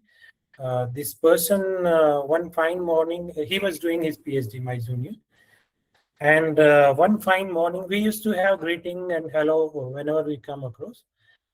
That day morning, he said, hi, sir. I said, hi, good morning. And then he just came to me nearly and in a very flat tone, he told me, I lost my mother. And there's no expression. There's no sadness in the tone. There was no crying. And it simply a little smile on his face and we moved on. I tried to stop him and ask him that what happened. And then again, he told in a very flat manner, nothing. She was in USA with my elder brother and I just got to know. He told that she's no more. So, and that's it, he went. Immediately, I got an intuitive sense that this person will be in deep trouble because it's a matter of such a huge trauma and emotion. And this person just casually told me and moved on. And it happened. My intuition proved to be right. Within 1 week, I got to know that the person is locked himself inside the room, hostel room, and not at all talking to anybody, not coming. One or two of his closer friends came and told me that he's not into talking he doesn't want to talk to anybody. And I tried to tell them, whatever you do, engage him in some sort of talk and expression of what has happened. And see if he cries at least. He realized that what has happened is a very, very huge thing. But later on, they informed me that he has quit the PhD program and he has gone. He didn't inform anybody anything. He just quit the program. So this is how the crisis, and a tool also can detect certain patterns, the flatness. If they look at a speech text, the way you speak, or say video text, a sample of this, the way they see the non-verbal cues on your facial expressions and the kind of speech that you're talking, they can detect that something is seriously wrong. Some of the tools which are presently available, Affectiva, Realize, Coco, Cogno, Noda, a lot. And this NODA is autism and those kind of childhood conditions. These tools, what do they do? And I find that they do sometimes better than a clinical psychologist. What they ask is the child's various interactions when the child is interacting with other child, or the child is talking to you or playing with toys or into some other activities. Take few samples, video samples of these clips, upload into this app, and this app will give a good say case formulation assessment that most likely the child has ADHD or autism or any other kind of childhood condition, and they give further guidance what to do.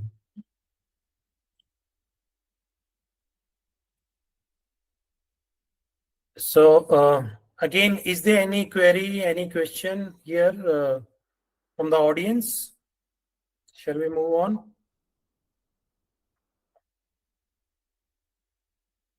Just to take a small break. Anything you want to discuss?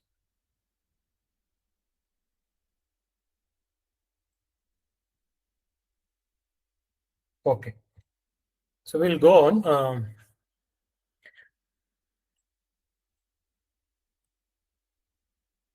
So now we come to the combining clinical psychology practice with AI compatibility, basically where artificial intelligence and the applications of AI, the tools, various tools, are compatible with various different schools of psychology and their respective approaches, models, and the techniques of assessment and therapy. Broadly, assessment and therapy is what we'll focus upon. What are all Kiran? So the basic idea is, the continuum is, these various models of psychology, schools of psychology, as I said, theorize or model various different systems, where levels of mind. Say psychodynamic looks at your internal psyche, whereas behavioral psychology looks at, like Watson, who was one of the pioneer in behavior therapy, looks at don't bother about the thoughts. Okay, they consider the mind as a black box. Just look at how the person responds to certain stimuli, certain situations, and correct that in terms of rewards, punishments, and conditionings. Just forget about what is inside the mind. So there are models which focus upon more observable, concrete behaviors which are easy to measure and quantify. Say frequency of say autism, the person will not have eye-to-eye contact. The child may not avoid eye-to-eye contact. Child will try to have very, very short responses to your questions if you try to engage them. So these are visible, measurable, quantifiable. You can have 10 times interactions and simply see the frequency of eye contact. You might find nil or probably once in 20 times, 20 interaction samples. Whereas psychodynamic, as I said, it is a depth focused, okay, the humanistic as well, the personal meaning, the person, the meaning that you make out of what person says and what does might not be the what person is having in the patient is having inside his or her mind. So the meaning has to be inferred through combination of various, and they are in between this cognitive behavior therapy, like semi-structured into cognitions, beliefs, which are somewhere in between. You cannot see the beliefs of the persons or the thought patterns, but still there are tools which are semi-structured, and you ask them, yes, no, I do think like this, or some sort of rating, and they are pretty objective in that sense, but they are not visible. So the more structured, more observable, and more quantifiable a module or a therapy approach is, what are the kind of variables, what are the kind of things that you want to measure, assessment, and want to manipulate. If they are structured and observable, it is compatible with AI, can do a lot in that to augment that kind of approach, sometime to substitute the therapist itself. So AI can carry out the whole thing. So neuropsychology, biological approach is one of that, which draws upon easy data on very, very objective tests, performance-based tests of your attention, your memory, your executive functions, your set shifting, which are very objective data.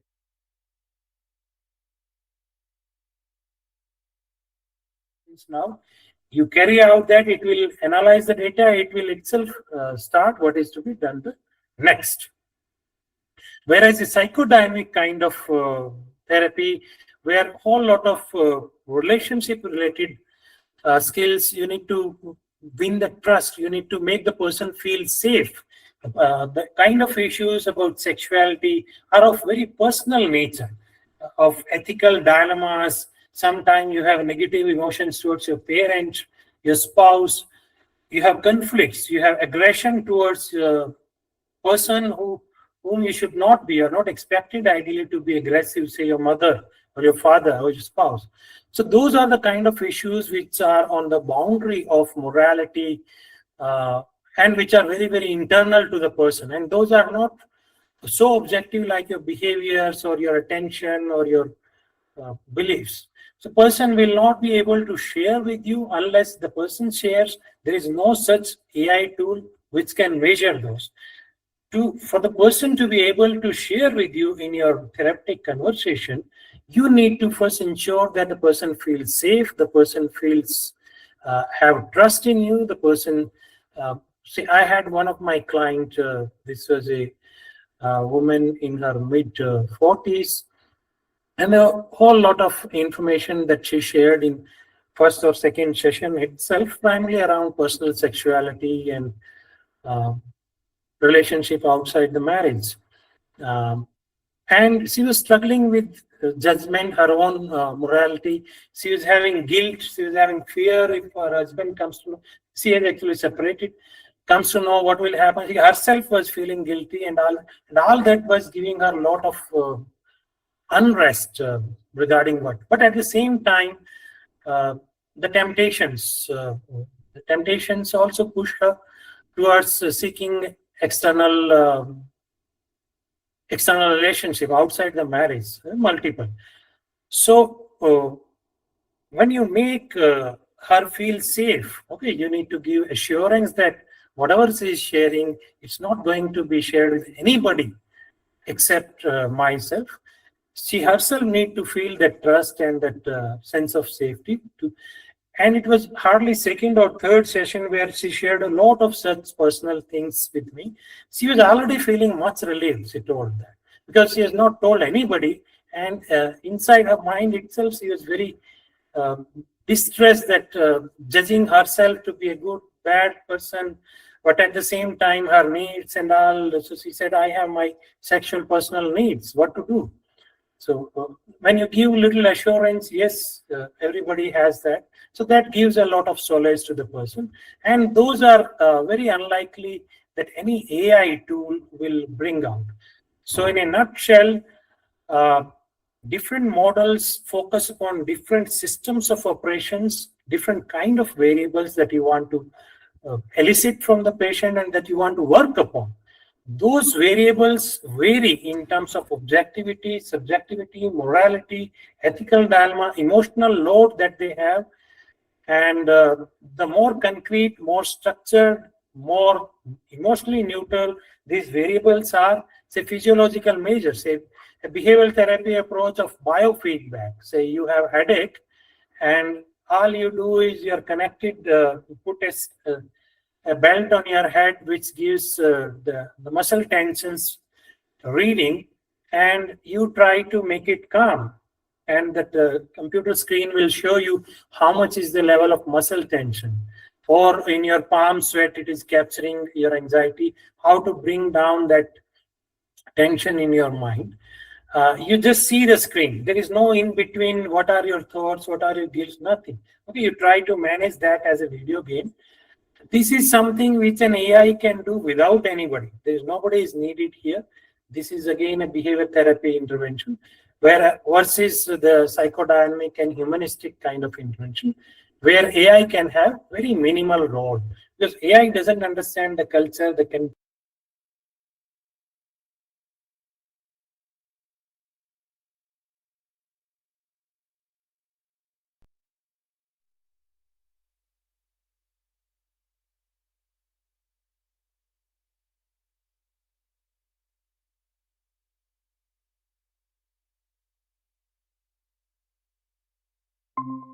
say online this scale administration, various scales you administer, which is already done by Google and online, which itself gives you the analysis and what is the average, what is the variation in all that.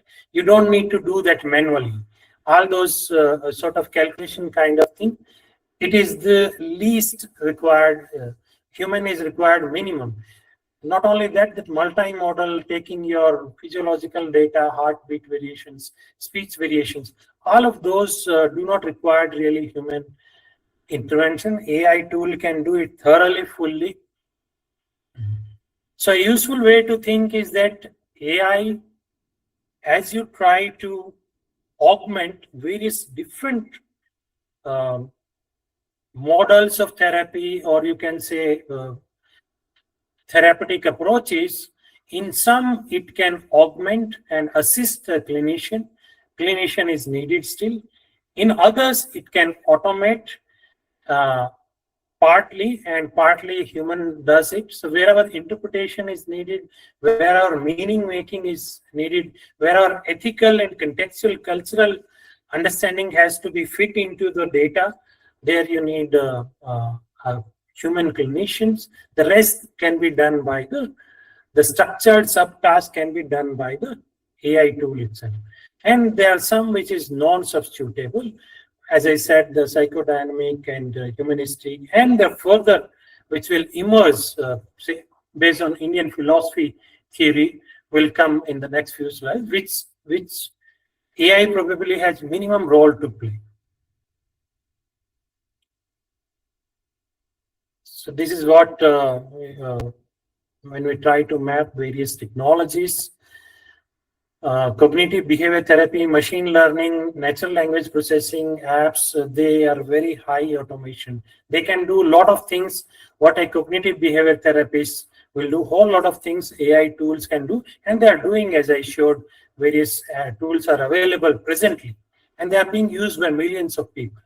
Psychodynamic, natural language processing, theme detection, as I said, you need to infer. From the way the person speaks, what the person speaks is not really the meaning. The meaning lies behind. You need to apply the Freud's theories and other psychodynamic theories, attachment theories, and all, to make some sense out of it.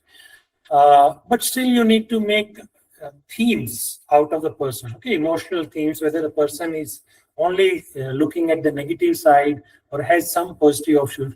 Is the person's relationship have been very quickly breaking all through from childhood till now? The person is having least trust with others, is not able to trust the other person or trying to maintain distance. So these are the themes which natural language processing from the speech, conversation, written text, if you put into AI, AI can do a decent job. At least as much a therapist do. Sometimes the human may struggle to find the perfect thing. AI can find the perfect thing. But again, to make sense, deeper sense out of it, human will be needed. Therefore, limited augmentation. Okay. So similarly, others, biological, as I said earlier, neuropsychological kind of theory, it will be almost fully automated by an AI tool in very near future. It is already done, largely done by AI tool. Human may not be required at all, just to sit by and just watch for any mishappenings. So some of these interventions, a computer can do it thoroughly. Nobody is required. You just sit and watch.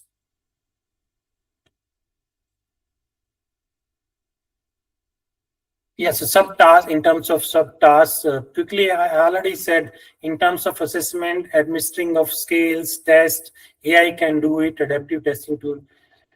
Natural language processing can find the themes in your spoken words and written words, or your social media use of how you press buttons in your laptop or phone. All of those are being captured. How your facial expressions in a video clip are showing. All of these things AI can capture and make sense, and they can, a clinician may still be needed to have a meaning in the context of the person. The AI may not know that this person is from a specific culture where these are the expressions which are normative, which are not deviant kind of behaviors and expression. So that knowledge AI may not have. That has to be brought from the clinicians only. So AI can formulate a case. Case formulation is again important. So putting all this information and you give it to AI, AI can give a very, very decent case formulation. At presently, ChatGPT, okay, I've tried when I was preparing this presentation to give some sample to the ChatGPT of some of my past patients whom I have interacted. I just gave a minimum information about the patient, age, occupation, sort of symptoms, some of the past behaviors, some of the past relationship issues, and asked the AI to make a formulation, what is happening to the patient symptom. And it gives a very, very decent case formulation. It adds a lot of new themes, and this is what might be happening to the, this is what a therapist need to do to initiate an intervention, and AI can do a very decent job. Right now, ChatGPT does it presently. You can try if some of you are dealing with any patient. You give the concrete information of the patient, some of the factual information, family, past behaviors, past experiences of the patients, and see what it does. But still, it is said that a second pair of eyes it is used. The therapist has his or her own judgment, and they can combine with the AI formulation. So psychoeducation, communication, AI enhances, AI augments a whole lot of these things. It can translate the language. It can generate psychoeducation. It can do right away. This ChatGPT can do many of these things at present. There is no future in this, what I'm telling. Recording, administering, all of these things, simply AI can do much better than us. So in therapy, you have to, in the earlier times, you had to maintain a lot of records, what was spoken. Often it was an issue that you cannot, as you are conversing with the, interviewing the client, you cannot at the same time be writing because that distracts the client and the flow of interview or conversation breaks. So often the practice was the therapist, after completing the session, will make records. And obviously, you cannot recreate the whole record. We will miss out on certain important ideas. We will filter out according to our understanding what the patient meant and see.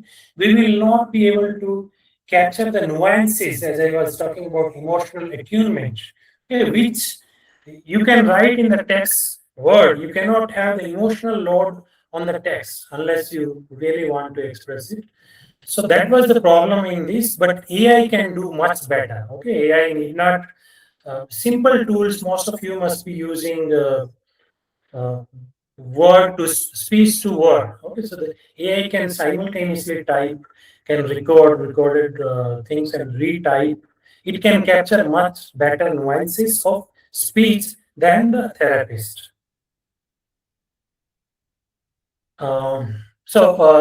Like earlier I said, empathizing with the client, AI can try to simulate the way a therapist will empathize, but it will be obviously false because the person somewhere will know that this is a machine. Okay? The empathizing with a human being is truly what it means. Trust, emotional presence. Okay, so that authenticity comes only with the human being, which AI cannot substitute. Cultural sensitivity, human can bring. AI can have the rules which cannot be for every single human. Every single person comes from a different community background, religious background, and those things, cultural background, that human being can capture better. Use of self in therapy, human self. So transference, I was talking in psychodynamics. The person tries to transfer the feelings which were earlier the person was having towards one of the parents who was into discipline or loving.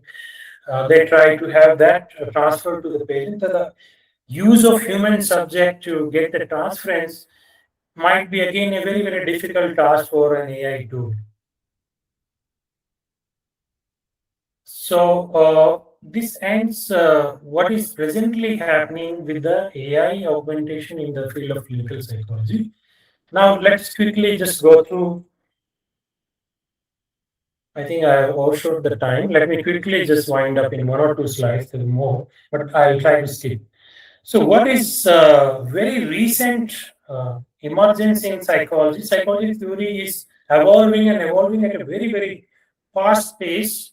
One of the ideas that I have in my present readings have been finding very fascinating is this Indian philosophy idea with Panch Kosha, okay, from Taittiriya Upanishad, which has proposed that 5 concentric layers of self.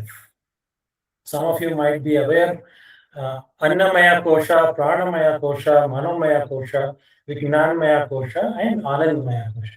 These have been proposed long back before Christ 5th century, more than say 2,500 years before these Upanishads were written. And it is from that time this idea had been there in Indian philosophy that we ourselves is a concentric. We have multiple layers: subtle body, gross body, and self, Atman, which are divided into 5 layers. Very, very recently, world-renowned neuroscientists are capturing these ideas and they are trying to make their own sense. They are trying to have their own tests and experimentation to test these ideas which have been proposed in.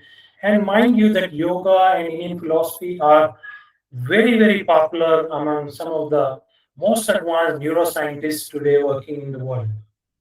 So one of these ideas which have been captured by a very leading neuroscientist, Joseph Ledox from USA, very recently has published this book. I have this book with me, if you can see this. 4 Realms of Existence. Could you see this? So this is from Joseph Ledox. He is a very leading neuroscientist who has proposed in 2023 that we have 4 realms of existence, which is biological, which means we have the physiological and biological and neural activity, which is brain and nervous system. We have behavioral realm, we have cognitive realm, which is mental representation, which are different from what happens in your brain and your nervous system, which is what happens in your thoughts and emotions and beliefs. And we have a conscious realm, which is again beyond your thoughts and realms, which is more of awareness and consciousness kind of thing. And these 4 realms, as I said earlier in my beginning slide, they emphasize different kind of data. The biological realm focus upon your heartbeat, your nervous transcendence, your neuron speed, your connections between neurons. Behavioral range talks about the actions that you take, cognitive about the way you thought and beliefs, and conscious about awareness. So very, very different kind of things they talk about. And the interventions can be mapped on these various psychological interventions that we were talking about, models. Okay, they can be broadly mapped, otherwise they do not make sense. At present, most of the different clinical psychologists hailing from different schools of psychology, they are disconnected. Okay, but they can be. This particular model offers a very great hope of having very integrated kind of thought. That Annamaya Kosha, those who are focusing upon biological kind of intervention, which is primarily psychiatry and neurology, somatic therapy, pranayama. So they are operating on these different systems to bring about the same kind of end result of mental health wellness. So what it offers is to have an integrative model, looking at all the 5 layers, what is disturbed and working together, and formulating an integrated model of mental health condition. So when you try to map the AI technologies on this, so this is what you look at. As you go higher and higher levels of consciousness from the body, from the gross body to the subtle body and to the Atman, AI becomes more and more limited, and to the highest levels of self-existence, AI has almost no role to play. AI has the highest role to play in the bodily realm. And I think that's it. And we spoke about in different realms what natural language processing can do, certain subtasks it can carry out. It can carry out breath retraining, say behavioral therapy. One of the intervention is to calm the person with anxiety problems, to retrain the breath or relaxation. AI tool can do that grounding, relaxation, but mindfulness it cannot do. So, okay, so just an example, a person with trauma will be presenting with these kind of symptoms, say intrusion, emotional dysregulation.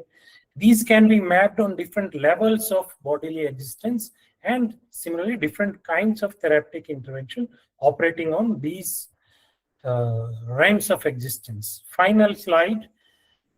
It's very, very high uncertainty about limits of AI. I was just listening to the godfather of AI, Jeffrey Hinton, yesterday, and he is proposing that there is no limit. Ultimately, he is proposing that AI tools can overtake humanity itself. The way I understand what he's saying is there will not be a single occupation or profession which AI will not significantly substitute humanity, including psychodynamic and existential, whatever with the profession. I think AI will take care, because Hinton has been arguing very strongly that AI is having a subjective experience, what is considered at present the limit of machines. Okay. My hunch is that the Indian philosophical approach to realization of self is the only limit of the any machine, and including AI is a machine ultimately. It is not a self. Okay? We only need to wait and watch as the future unfolds. What will be the future of clinical psychology? It's very, very difficult to predict where AI will go. I thank you all for your patience.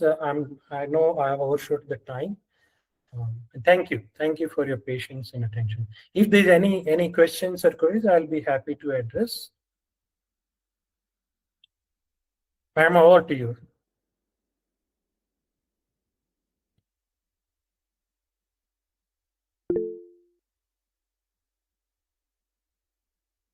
I'm not able to.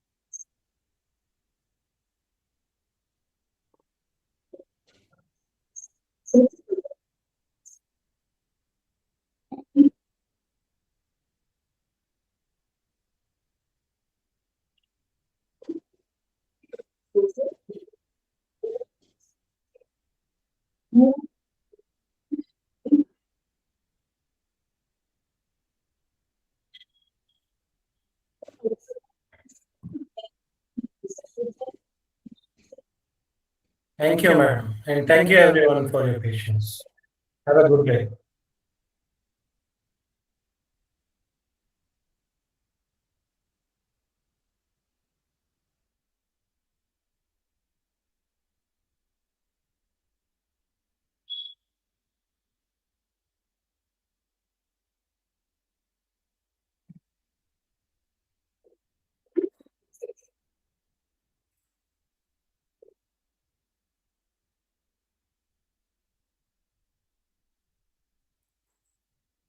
Reshma, you're mute. You're mute, Reshma.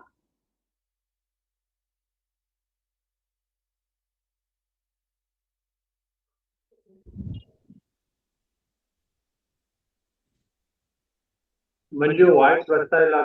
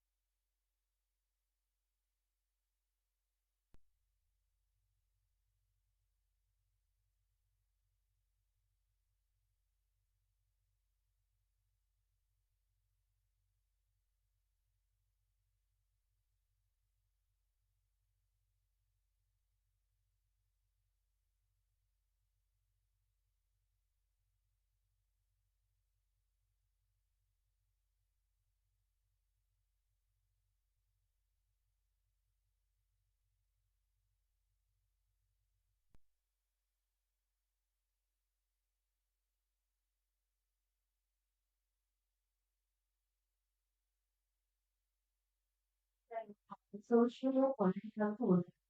Once again, I extend a warm welcome to our respected speakers, to all the dignitaries, faculty members, and the participants present here. Now, I request you, Dr. Kishore Govind, sir, kindly take the session forward. Thank you.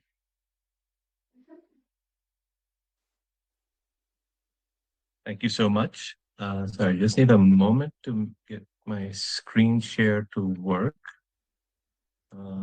It's not allowing me to share. Yeah,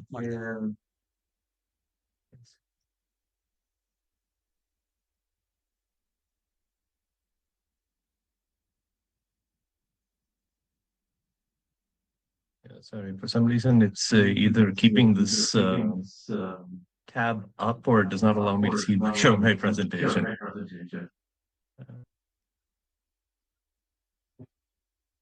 Okay, I'll just try to minimize that, and maybe we can get started. Okay, I'd like to thank you all for inviting me to give this talk. I'm a mathematician by training. I did my doctorate in mathematics. However, after I finished doing my PhD, I started working in the area of medical research. And when this artificial intelligence started to in some sense, feel kind of pride because artificial intelligence, at least from whatever I've studied, was considered to be the great success of the fusion of insights from biology and of mathematics together in creating a new technology that somehow is able to do things that would not be seen either in mathematics by mathematicians or by biologists. So my presentation today is going to focus on the giving a historical point of view for how artificial intelligence came about, and hopefully give a slight flavor for how the mathematics behind artificial intelligence works. So I told and one of the earlier titles I had for this talk was called the artificial intelligence as the child of mathematics and biology, because it really did bring these two topics together. So my talk is going to be given roughly in 4 parts. In the first part, I'm just going to give a basic explanation of what artificial intelligence is. I know if you've come for these talks, you would have already known what artificial intelligence is, but I'm just giving some ideas that will be used to contextualize what I'm going to be saying. Then I'm going to give a little bit of what we call the prehistory, certain intellectual developments that made artificial intelligence possible. Then I'll explain how artificial intelligence, or specifically this concept of what's called a neural network, was developed. And then why the idea of artificial intelligence really took off today as opposed to earlier on. So artificial intelligence is a very broad concept. It basically refers to the ability to learn and identify patterns by something that is not of a human or biological origin. When we talk about artificial intelligence, I feel we sometimes confuse a lot of things together. Artificial intelligence is the very broadest category. When we build machines that do artificial intelligence, we call this machine learning. So that's a movement from a very broad thing that could be many different things to something a bit more specific. Within machine learning, you have something that is called deep learning, which is a specific technique within machine learning, which uses a mathematical model called artificial convolutional or artificial neural networks to be able to process complex tasks within the machine. So it's and within deep learning, we now have this new technology called large language models, or LLMs, which is what a lot of people associate artificial intelligence is. So often when I talk to people about artificial intelligence, sometimes people don't realize they may be talking about something far more specific or far broader than they allow. There's this concentric circle here, which you can see that in the deep center, you may have things like large language models. Just outside of that, you'll have deep learning, which is based off of convolutional neural network. Outside of that, you have machine learning, which is trying to get machines to learn through things. Artificial intelligence, the broader category. And there are two ways to understand what deep learning is. One is one can be seen from the point of view of reason, and that is trying to find a way to take a very human ability, which is the ability to reason, identify patterns, convert sense data into an observation, and trying to find a way to mechanize that. The other side of it is trying to infer what normal, every biological organism is able to do, and trying to find a way to just understand what the underlying mechanics behind that is. So like, how does a brain see a bunch of colors and shapes and then comes to the conclusion that, oh, this is a dog, this is a house, this is food, modeling that sort of thing. So artificial intelligence had these two kind of primary drives behind it: mechanizing logic and modeling biology.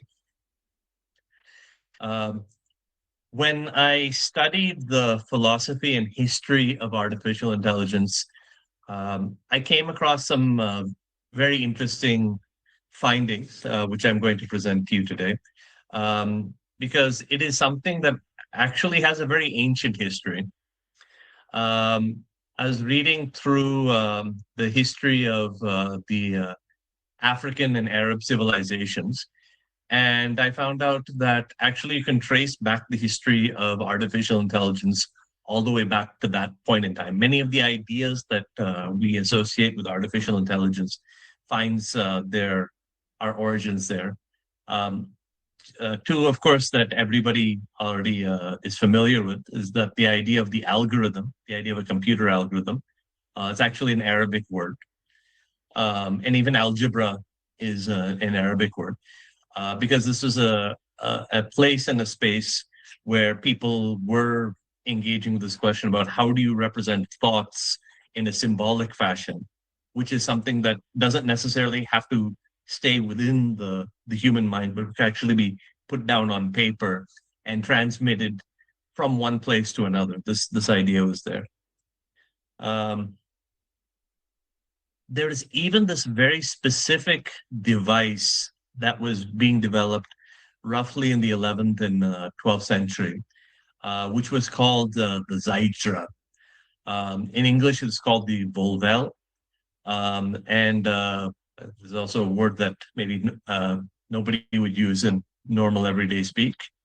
But they were basically circle books. You would have a book that was basically cut out as a series of concentric circles, going from smallest to biggest, and you would turn the dial.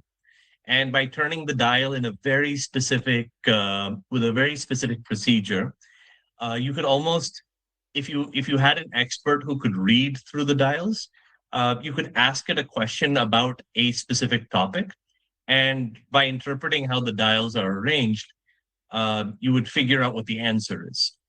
And there was a mystical tradition that used it, but there were also non-mystical traditions that were using it as well.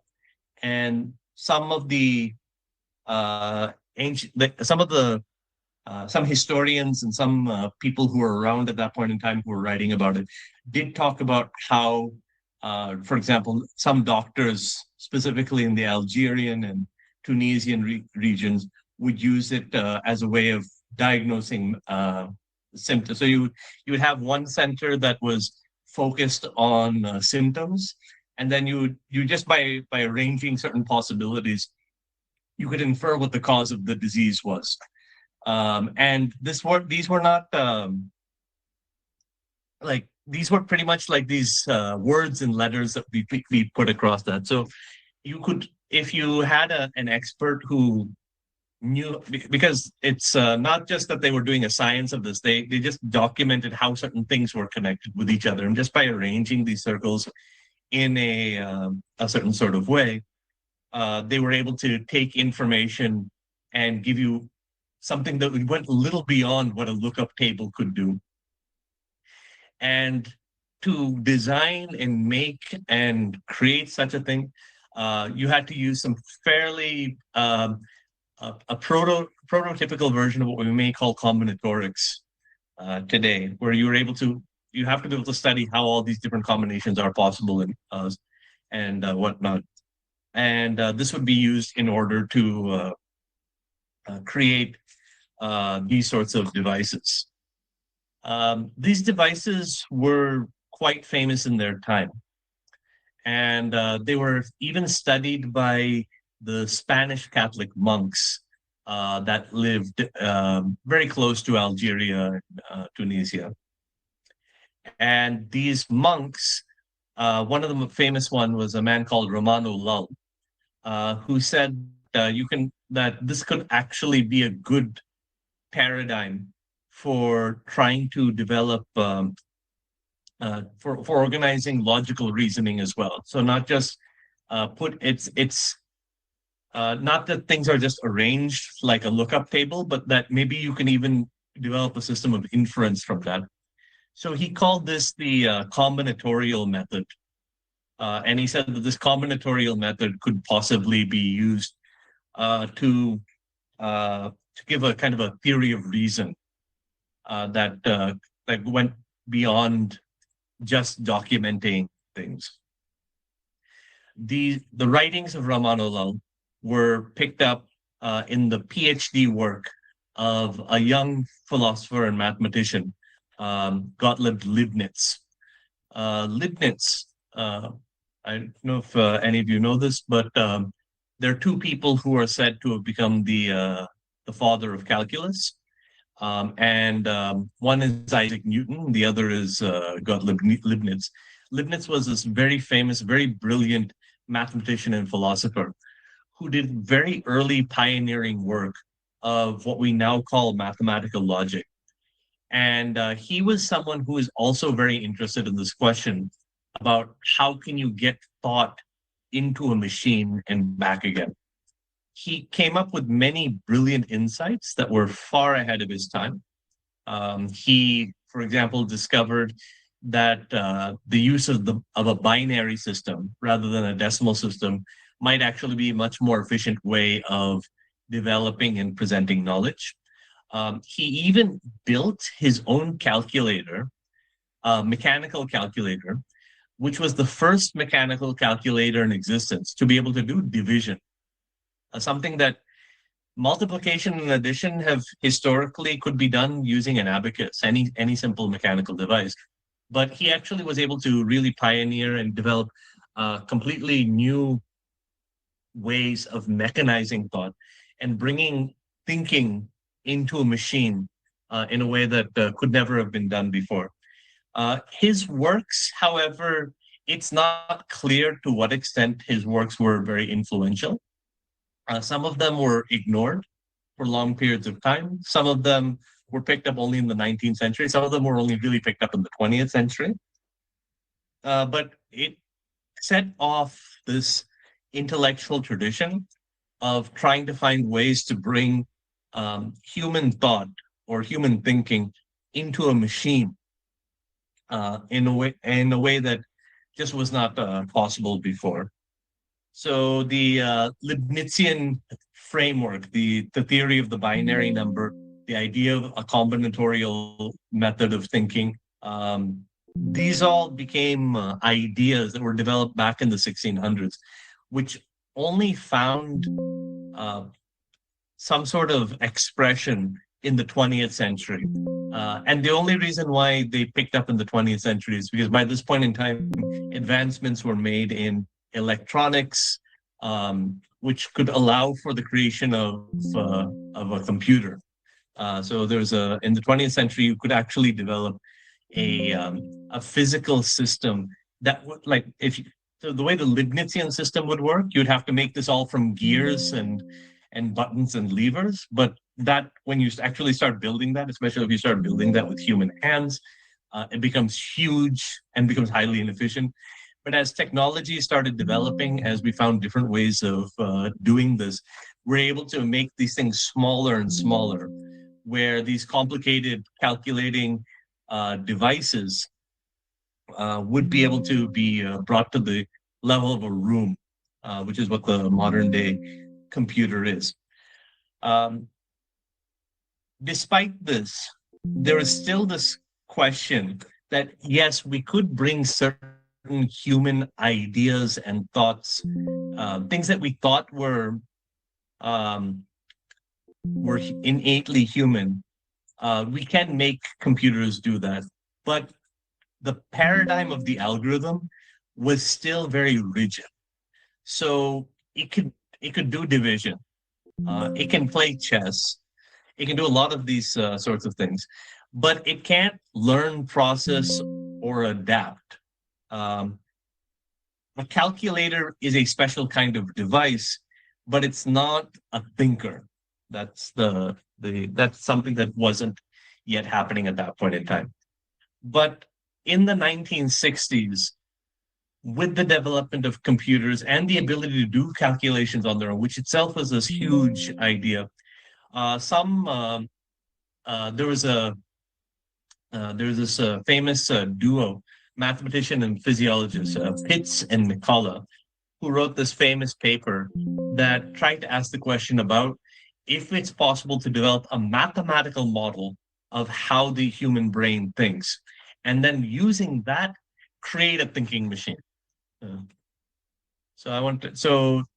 The way this worked was that they didn't just try to advance calculations or find more complicated ways of doing calculations, but rather they tried to develop a mathematical model that looked at how biological neurons work.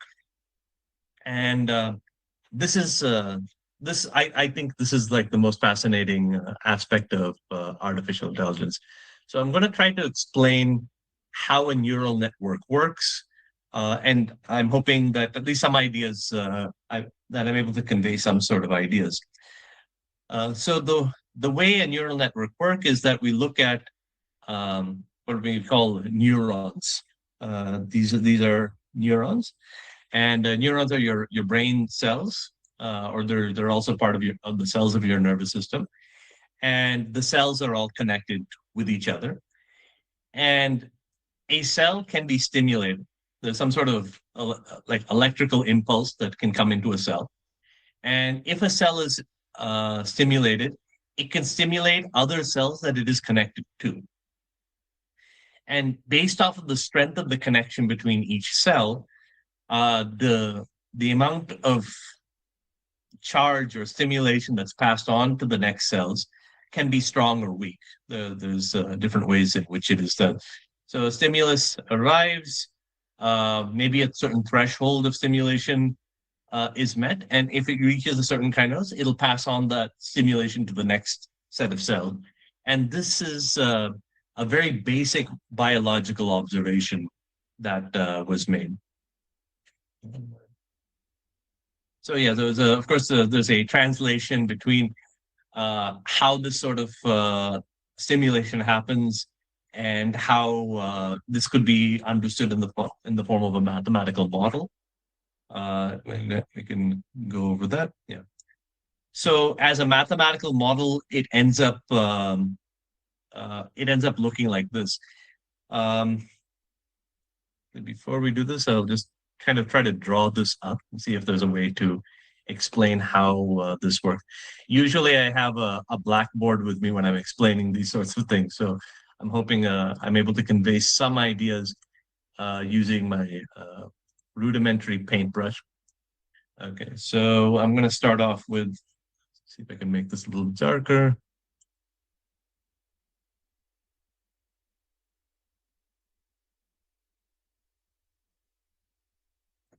Let's make this, okay. Okay, I think this would be good enough for today. Okay. So here's the basic formulation of the question. So you have a person who comes out and they see a cat.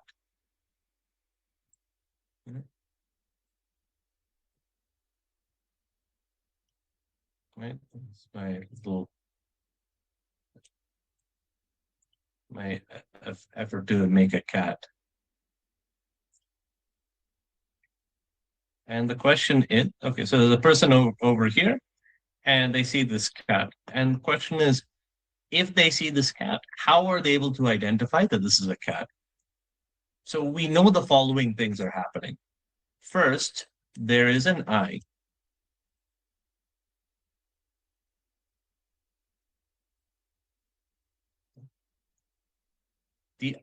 The image of the cat hits the eye.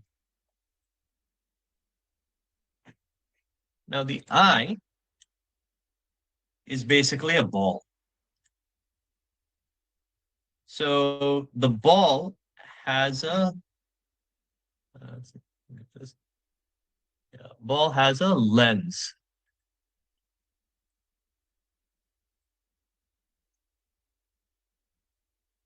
So the image of the cat is focused through a lens. And whatever you see here falls onto this area over here. There's the back of the eyeball. You see the light just falls onto that. Now, on this back of the eyeball, so this is the back of the eyeball I have here, there are certain cells that are called rods and certain cells that are called cones. Each rod and cone is sensitive to light in a specific way. It can identify color or can identify the brightness. So almost like if you look at a picture on your phone and you see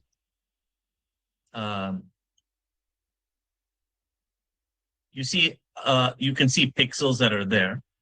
Similarly, in the back of your eye, there are a bunch of pixels that are existing here. And each pixel is being stimulated in a different way.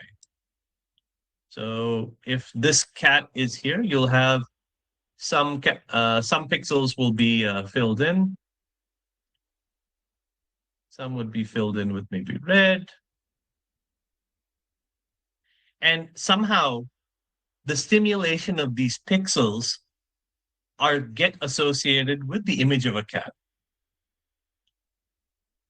So this is a very complicated mathematical problem that exists. Just find a way to erase all of this.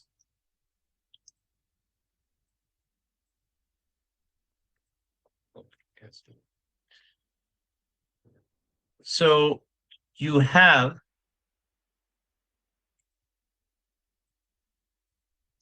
a bunch of cells that are over here, which are your rods and your cones. And some of them get stimulated and some of them don't. And they're also connected to neurons that are just behind your eye. Based off of the connection to your neuron, the neurons that are behind it, another set of cells get stimulated.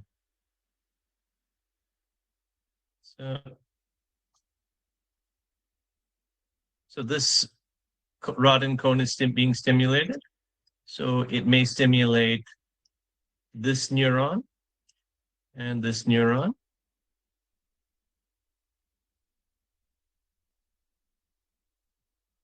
And this neuron.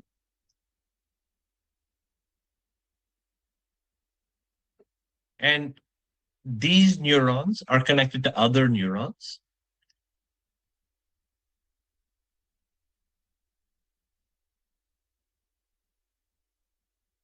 So then some combination of these got simulated. So then some combination of these got simulated. Then some combination called these got simulated. We call these layers in artificial intelligence. And so this just says that there's a red dot or there's a bright light in a specific location in the image. The next layer might be able to tell if neighboring parts, if there's a big change in color, if there's a small change in color. The next is able to take whether there are big changes in color or small changes, saying whether or not there's an edge in this area. The next might be able to see a bunch of edges, and if they cross, or if they cross in specific ways, saying that shapes in this area. The next takes shapes and says that if shapes are arranged in a particular way, I might be seeing a certain kind of thing. And so on and so forth. By every layer builds off of the stimulus that comes from the previous layer. And by the end of it, you start off with just whether or not light exists here or there. And at the end of it, you can say whether a cat or a dog or a food or something specific exists there. So by building off of this layer of very simple asking the question whether the cells have been stimulated or not, and you just keep going down this layered network, you can create this very elaborate system that takes sensory input and turns it into a pattern recognition that human beings use all the time. This is the basic idea of neural networks. So this is what we call a convolutional neural network. So you start off with your input nodes. You have these different weights. Depending on the weights, basically is how much of the charge goes from one neuron to the next. And you create this incredibly complicated mathematical model, or rather a complicated set of simple mathematical models. And you're able to go from raw perception to human cognition. What's called the perceptron in the technical literature. So this sort of mathematical model was considered groundbreaking in its time. And it was developed in the 1960s. It was developed in the United States, but the Soviet Union, scientists in the Soviet Union also studied it. And they said that there's this big question about if it's possible to create a mechanical device that can think the way that a human being could think, this would be amazing. But between 1961 and 2010, you don't really see artificial intelligence coming up the way we understand it today. There were movies, there were books, there was a lot of public discourse about the idea of machines taking over, or what a wonderful utopia would be if machines could make decisions for us. All of that sort of stuff existed. And there were policies where they did try to implement some version of this, but it didn't really take off for a good 50 years. You may ask the question, why? And the real reason was money. I shouldn't say money. The technology just wasn't there yet. To do a calculation like this required extensive computing power.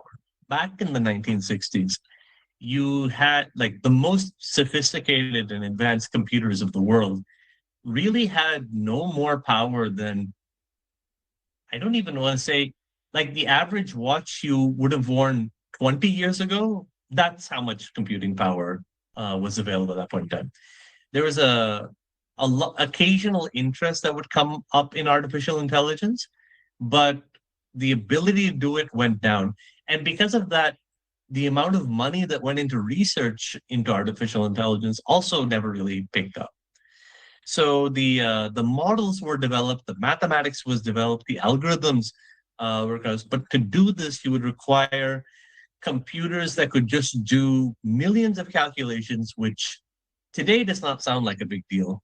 But there was no way to. So sorry, I just realized I'm losing a little bit of slide. Yeah, no way to actually do any of these things in any real sort of way. So 1960s, 70s, 80s, 90s, 2000s just couldn't take it out.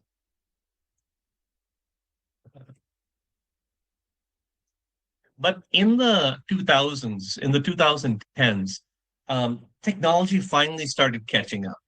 And the ability to start seeing these sorts of things became highly possible. So now it is possible for computers to do what was used to do forever. So we used to work with what was called a CPU, Central Processing Unit. But then they start, and CPUs pretty much just ran these calculations one at a time, which made them too slow to be able to really do the more advanced versions of what people hoped neural networks would do. But the past 10 years, you started seeing the development of what is now called GPUs, graphic processing units. And they're able to do many calculations in parallel with each other. So with the same energy, they're able to do many exponentially more calculations than before. And because of that, it's possible to do these calculations in a way that it's possible to do these calculations in a time efficient sort of way. So what used to could have taken literally years to do earlier now can be done in the moment of seconds. And because of that, these models could now be applied. In fact, the problems are no longer about computing speed, but they're starting to become about other things. For example, whether we have enough lithium or cobalt or various minerals like rare earth minerals that exist, whether we actually can get enough of those in order to build enough of these computers. How much energy the computer is going to start needing, because yeah, the computer can run it, but it now is requiring just so much energy to the point where it produces a lot of heat.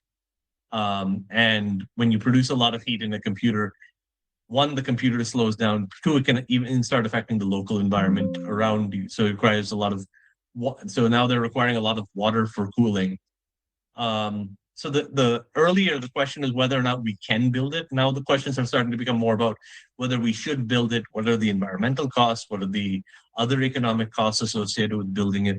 But the technology now exists, which is why artificial intelligence and policy regarding artificial intelligence is starting to take dimensions that it just never had before in how it's affecting policy, in how it's affecting the environment, in how it's affecting human labor, because now so many jobs are being put at risk because of artificial intelligence. But now the technology itself already exists. So that has become a new concern in artificial intelligence. And there's also a question about, there are also new questions that are being raised right now about whether we should and how we should use artificial intelligence. So the one draft of this talk, I had a little bit more about how the history of how artificial intelligence has been used in medicine, going back from the early 2000s, where it was really limited to being used to make hospital workflows more efficient and done more for auditing and clerical work, to now to a period of time where it was able to get used in image analysis and do pattern recognition, where it could look at entire populations or even look at complicated scans of a specific individual and identify patterns that weren't there before. There's a whole, to now where we're just starting to see like completely new ways in which the technologies can be used. But it also has implications for questions of privacy and surveillance. Already the technology was made in order to capture the data from a large number of people. Artificial intelligence is creating tools to be able to search for data within a large number of people. And this also has applications for military and defense uses, as artificial intelligence is finding cheaper ways that we can use to conduct war.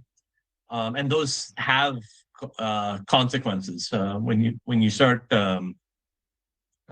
when war becomes cheaper to make or do, like governments can be changed now because of that. I don't even want to talk about the contemporary situations in Iran, but you can see this in many places happening simultaneously, whether it's in China or in the United States, or in many countries in Africa. This is starting to becoming an increasing problem. So yes, that's there. So I think on this note, I'm just going to end my talk right now. I think I think I've covered a fair amount of material in a relatively short period of time. I think I'm just about keeping to my time here. I just want to thank you all for coming. And if there are any questions anyone has, then maybe we can spend a few minutes discussing that. And yeah, that's we can conclude with that. Thank you. Hello. Yes. Hello. Yes, I can hear you. I want to ask a question about the concluding part of your presentation. You were pointing out that the power of this new technology and newly developing technology, despite the long history that you have very fascinatingly traced for us, is likely to be used more for political reasons than intellectual reasons, in the sense it has a capability for surveillance, and the surveillance is also, basically anti-democratic in many ways. And then the war that we have been witnessing over the last month or so, it also shows that a lot of work being done by scientists, by those who were specializing in the artificial intelligence is now being used for these destructive purposes. What would be your take on it? I mean, where does that leave us now?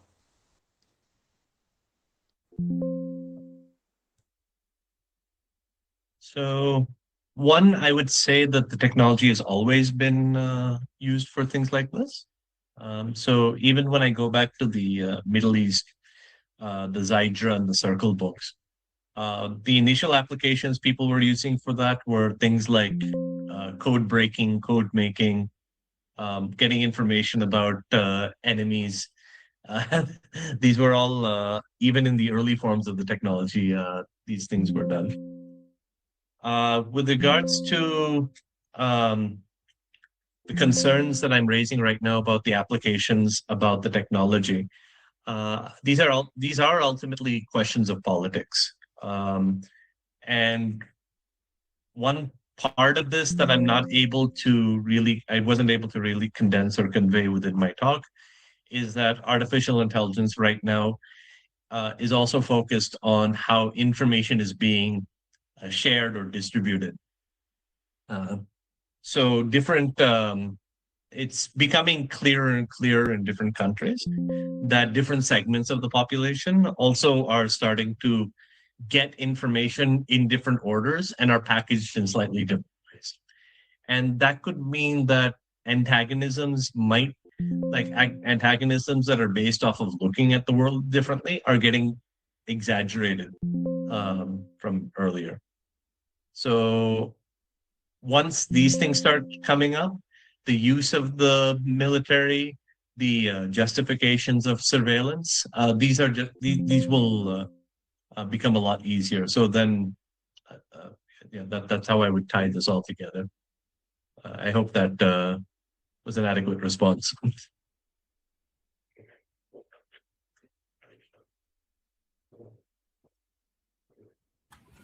Hello. Yes. Yeah, I would just like to ask. I think it's echoing. Now it's fine. It's fine.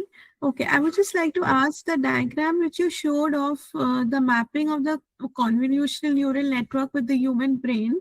So the human brain, exactly, are the neurons. But in the convolutional neural network, what are these input nodes or hidden layers? Are there some, what you say, kind of electric signals or something? So all of these all these circles are supposed to be neurons. Yeah, in biological, they are neurons, but in the mathematical, what are they?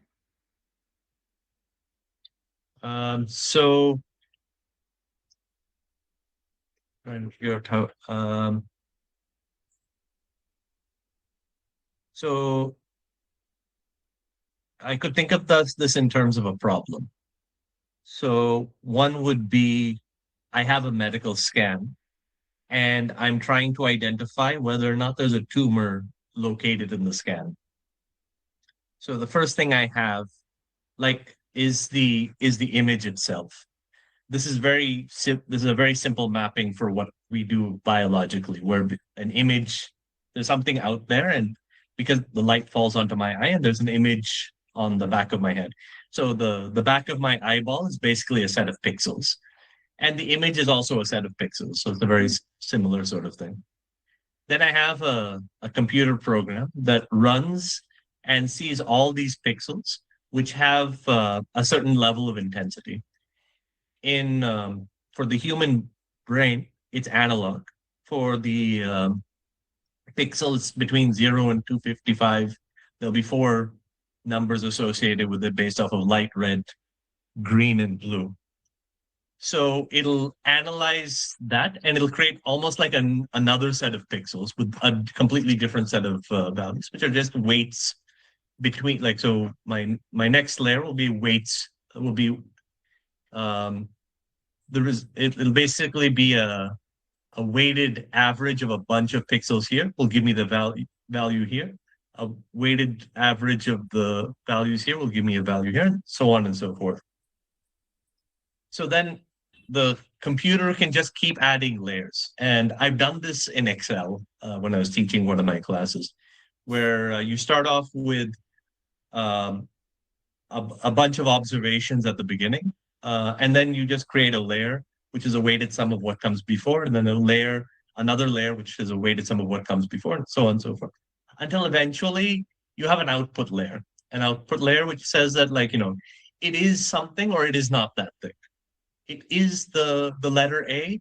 I am seeing a letter A, or I'm not seeing a letter A. I am seeing a tumor, or I'm not seeing a tumor. It goes back into, like, there'll be that final output at the end that's there.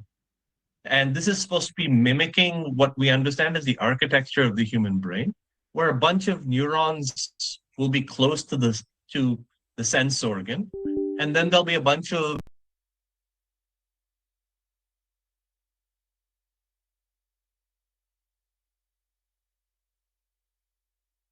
we're dedicated to mathematics, we're dedicated to language, or something like that. There'll be parts of your brain that are just dedicated to these sort of those who have the output there. I hope that Yes. Thank you so much. Thank you. ನಾನು ಹೇಳಿಲ್ವ sir ನಮ್ಮ ಕೆಲಸ ತಿಳ್ಕೊಬಿಟ್ಟಿದ್ದೀವಿ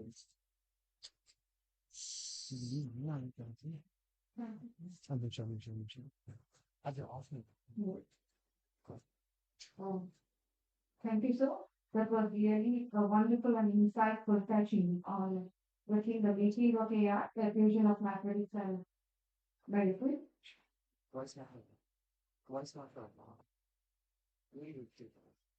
really understanding with them.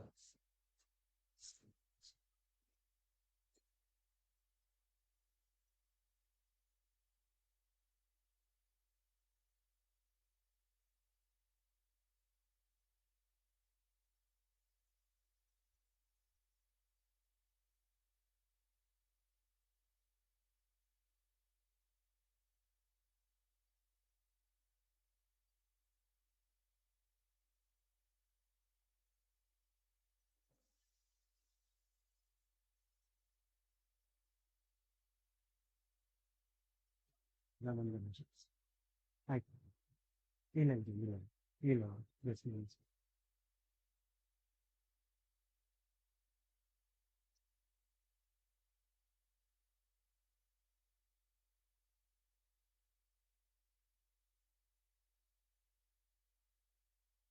ನಾನು ಒಂಚೂರು ಹಾಕಿದ್ದೀನಿ ಒಂದೇ ನಿಮಿಷ ಊಟ ಬಂದಿದೆ ಒಂದೇ ನಿಮಿಷ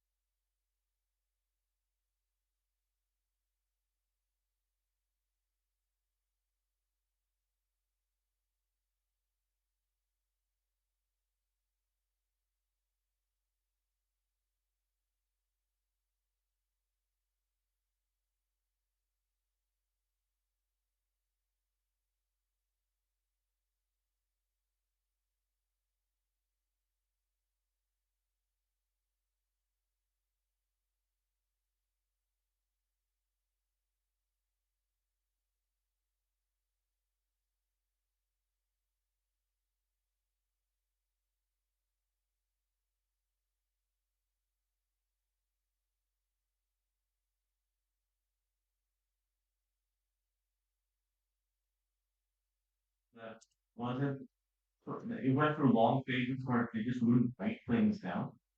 So he knows that in the 12th century there was this big, there were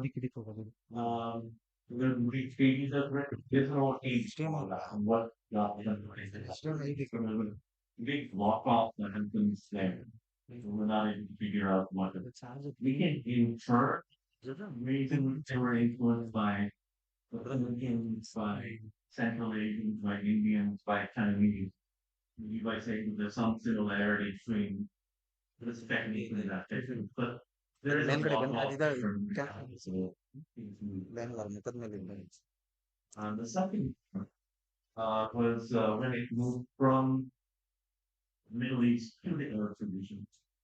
So I mentioned that there was a Spanish philosopher, Mamad Love. Love was a Catholic monk. He was also a philosopher, and he had an interesting life where he later in Arabic.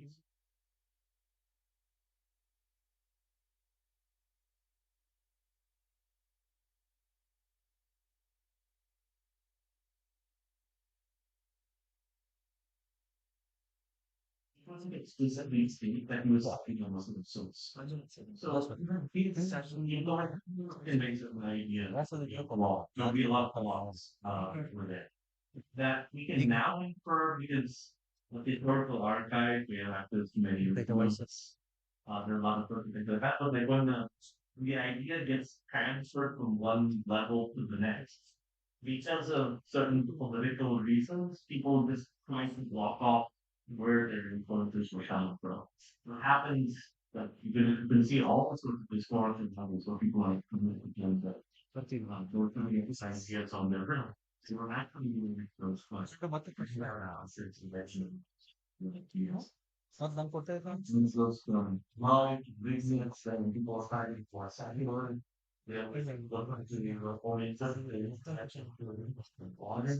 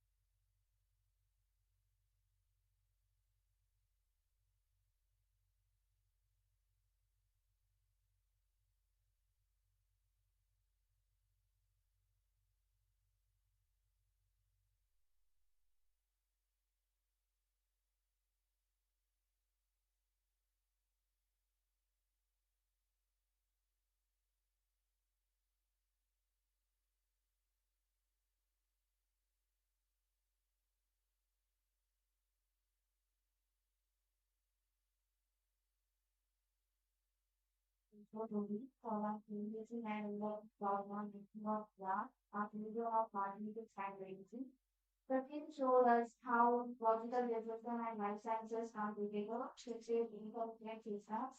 The thoughts on how AI is designed, trained, and developed gave us both perspective and inspiration. We truly appreciate your time to share our future. I would also thank our respected dignitaries, honorable papers, strong book, and dear participants for your presence and active involvement that made this mission happen. Lord,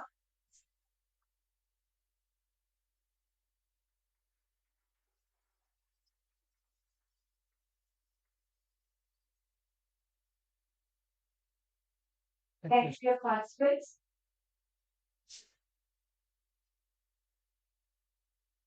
Thank you, sir. Thank you for your participants. Today, now we have come to the end of the first half of the special lecture series for the conference. Let's have a short break. We should come back at 2 o'clock. Participants, please note that the session from 2 o'clock, there are two kinds of sessions. One session where we have a talk for the nursing department. So the YouTube link will come up for that. And for your paper presenters, online paper presenters, please know that the links have been sent to you. This will not be available on the YouTube link Please join the Google Meet links of the respective sessions and the presentations will start at 2 o'clock. Thank you. We will all meet each other again at 2 o'clock. Thank you very much. Thank you.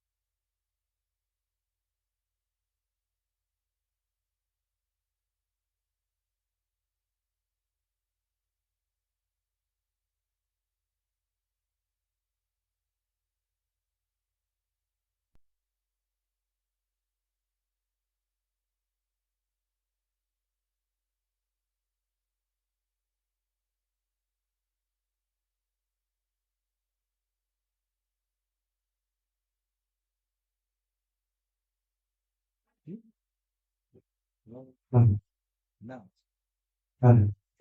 check.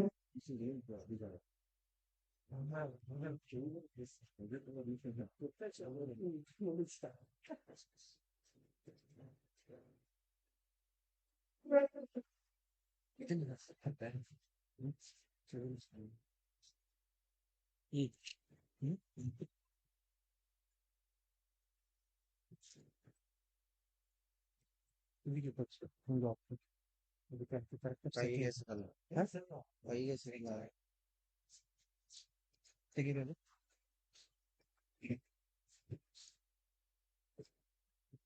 ಹೋಗುತ್ತಿದೆ internet ತೆಗ್ಲಾ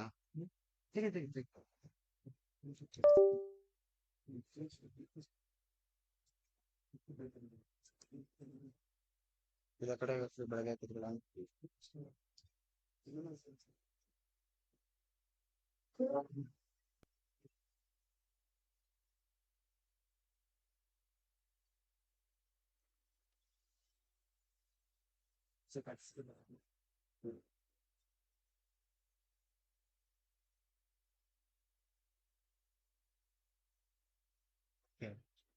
So that's the worst we need to keep connection, no?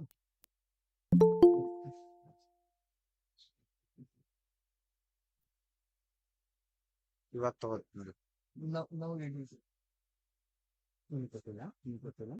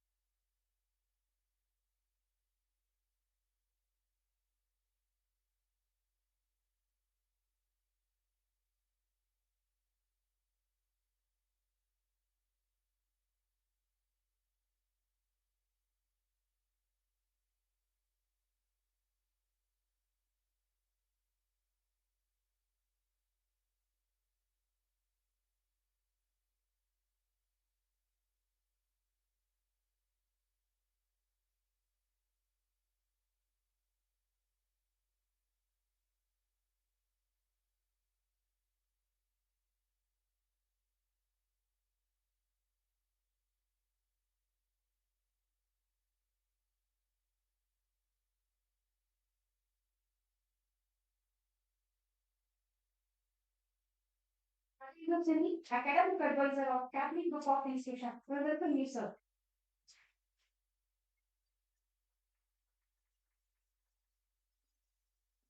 My heartfelt welcome to our guest of honor, Professor Ramchandra Bhadina, Administrator, KAPMI Group of Institutions. Sir, thank you for your valuable presence.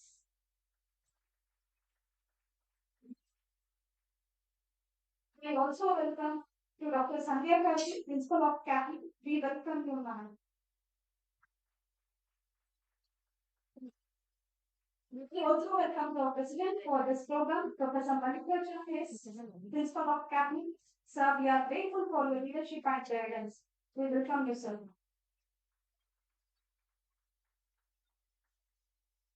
I extend my sincere welcome to all other dignitaries, respected faculty members, and participants joining us both offline and online. A special welcome to all the students from KAPMI Institute and Undergrad Institute. Your presence makes this conference more meaningful. Once again, I welcome you all. The great conference is a great success. Thank you.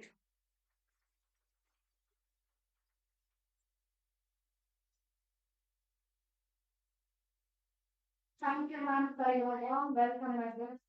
Now, it is my proud privilege to invite our chief guest, Professor Manubi, Principal of India College of Nursing, Kuvempu, and Academic Council Member of RDUSS Bangalore, to address the gathering. So, we kindly request you to deliver your address.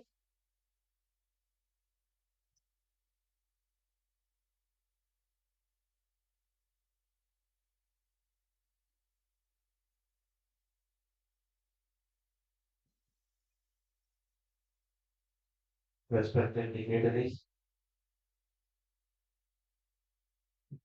Council Chani sir, Vadigal sir, Vadigal sir, and the host who is presenting this, Sheila ma'am, and to all the students of this institute and other institutes.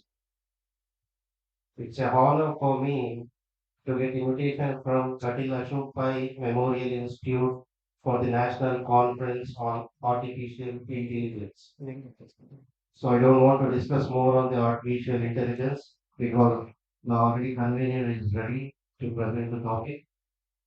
But still, I'll say a few words about the artificial intelligence in nursing education. So as the day advances, as the technology advances, this artificial intelligence not only impact the technical courses or the industrial technology and broadcast technology, but it also impacts in healthcare delivery system. So how does this artificial intelligence impacts the healthcare delivery system? I'll give you one scenario. Earlier, when we were doing any operating procedures, so the expertise is required, the instruments which are in older generations, so there is not much advanced technology is implemented.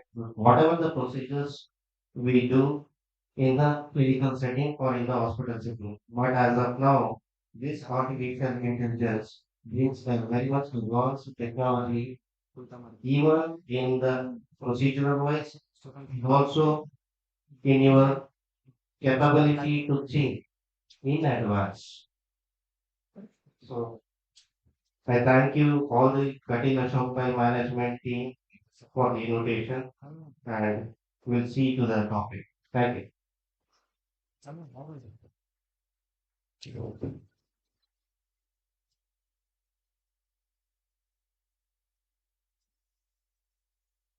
Sir, for your insightful and inspiring guidance.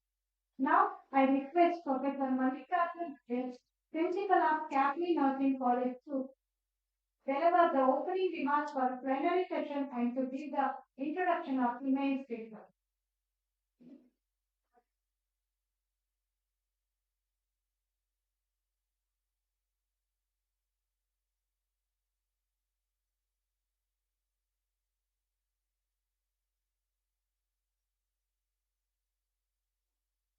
ಓಂ ಶ್ರೀ ಗುರುಭ್ಯೋ ನಮಃ ಎಲ್ಲರಿಗೂ ನಮಸ್ಕಾರ.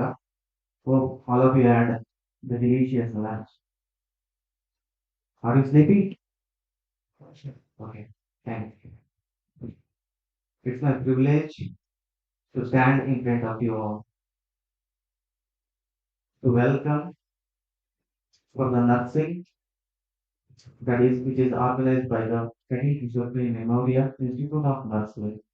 As a one of the good session we will be having in this session under the National Conference 2026, that is artificial intelligence, and it is interdisciplinary. So that with the combination of BCA, BSc, BA, along with that, the management has given the opportunity to include one of the session on nursing, so that we will be having a session strictly on nursing, education and practice. How we use AI, artificial intelligence in nursing, education and practice. To begin this session, it's my responsibility to acknowledge our invitation to Dr. Sheila J. to become a resource person. Dr. Sheila J.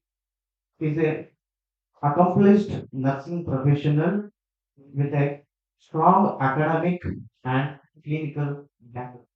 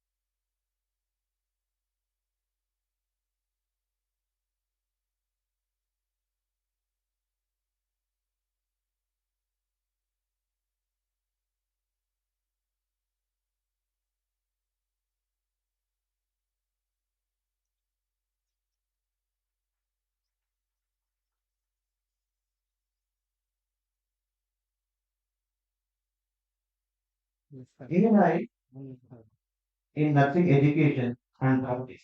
This is the theme for the national conference. Ma'am, I just want to give a citation that is AI touch versus human touch. Which one is better in healing the patients of who are in hospital or in community setup? Because even village people are accessible to the AI. Whether the AI is going to be helpful for the village people, I mean community people, and also as our students who are sitting in the auditorium, they want to know that in future, AI in going bring the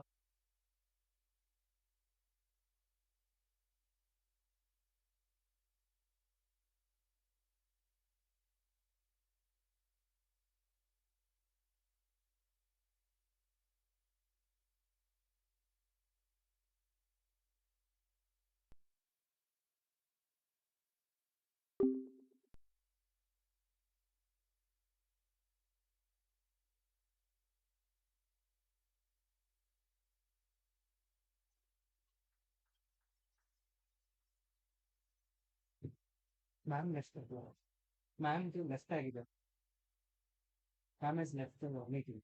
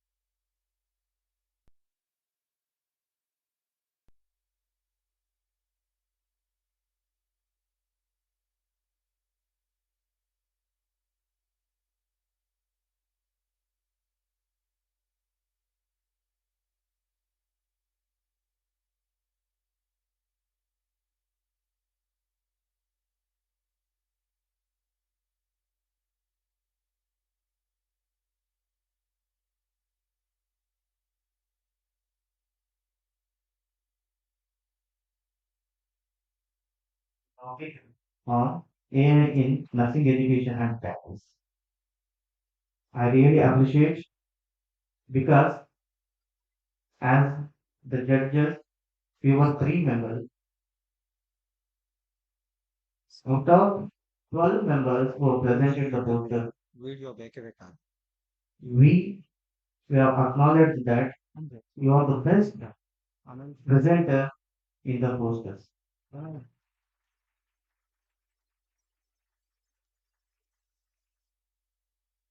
Also, for your my question is because you are the topper in the poster presentation.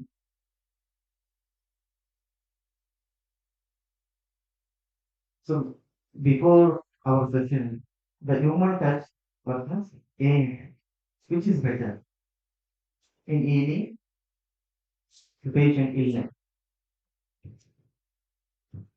According to my perspective, human touch is better than AI touch because AI is a mission which is invented by the human itself, and we are the one who is monitoring it or we are making it to useful way. But upon other robots, individual AI mission cannot heal the patient emotionally or personally, psychologically. Only the nurses, we are the human beings can heal them. Very good. Because AI is a machine.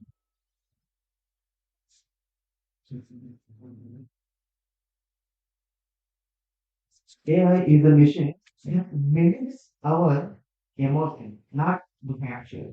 Because we have to believe that we have emotional people and we will be connected to the person to person emotion. Whereas The AI is just an assistive tool which gives the prediction, not the precise decision.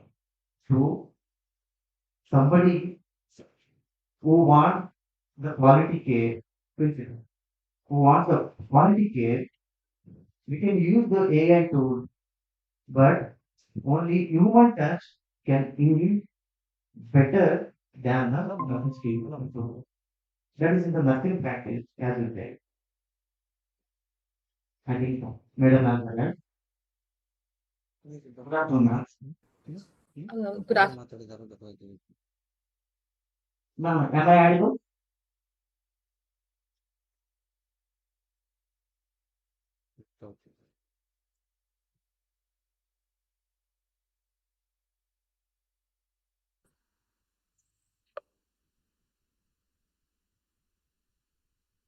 So are you able to hear me?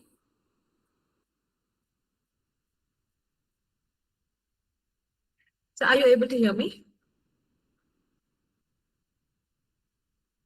Am I audible?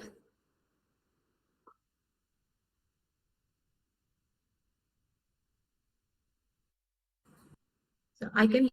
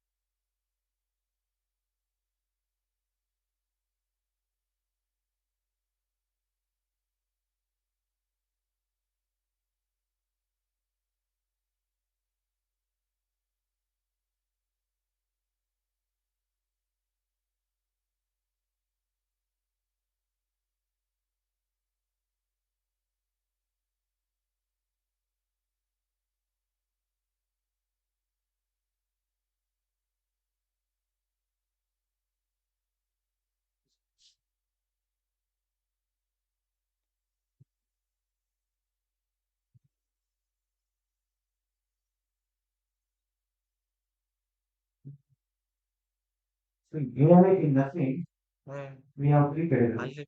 AI, machine learning, and deep learning, as well as generative AI. So here, the machine learning is what we use the prompts. Like, I think in your hospital, you might be using the describe, right? The tabs which are using for the documentation purpose. So the describe, it is an AI tool which minimizes time in documentation so that whatever we early used to have the burnout, because after giving the care to the patient, the same procedures and other things to be entered in the paper. So nowadays, in many hospitals, they are using the describe so that everything is going to be paperless. So whatever the quality care we give, and the same thing will be documented in the describe. So that we can focus more on the quality care.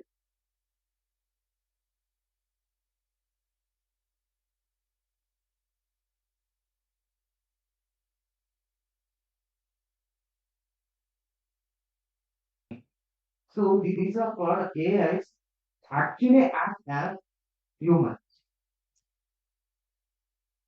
AI by using the intellectual and cognitive growth risks, and which are historically implanted. I mean, the designer who brought the software so that whatever the decisions we need to make, actually AI will come in and give the suggestions. This is the better way to control the patient so that we can ease the illness. For example, you might be knowing that robotic surgery and the one of the major, I mean, the advanced technology which we are using, the AI with the help of the generative AI, the deep learning, which is going to be really helpful for your medical personnel. Even though by using all these artificial intelligences, can we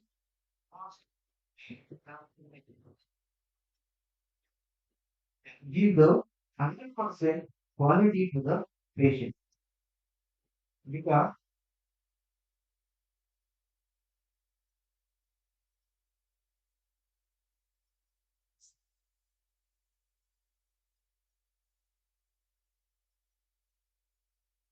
so these are the AI tools which we are using in nursing education and nursing. The Synex, Quizlet, Anthropic, Elicit, Grammarly, Go, which is more oftenly we use for the essay type answer along with the grammatical mistake. It gives the correction. When we use this Grammarly Go, which gives the corrections independently. And also these correct as you are using and most logic 3.0. So this is the application which helpful for the NHS. Those who want to go for higher studies, I mean to go abroad and do the study. So this nurse logic 3.0, I think in your library you might be uh, having the book called I Target I. So with the multiple choice questions, you can go through this nurse logic 3.0, which is really helpful. And also ChatGPT, which is commonly, regularly everybody is using, irrespective of the stream. The common people also can be accessible to the ChatGPT. And one more is perplexity. Perplexity, it is very good for research work because it gives the precise citations and articles who are published and when it was published along with the author's name. So that you can use this perfect perplexity AI tool for your research work. And the chatbot, I think yesterday Dr. PT ma'am was telling you how to handle the psychiatric patient by using the chatbot.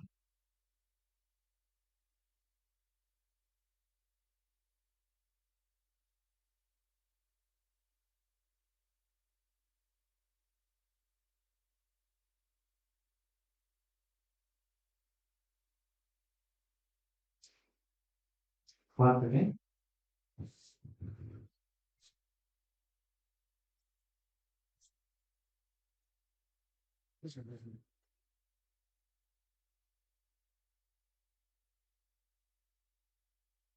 Please, please open. It's a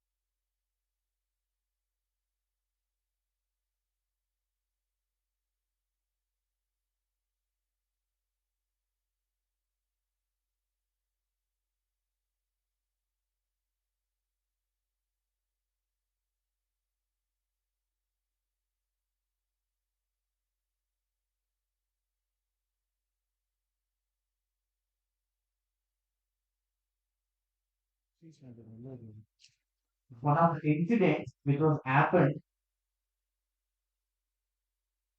in PS in a remote area.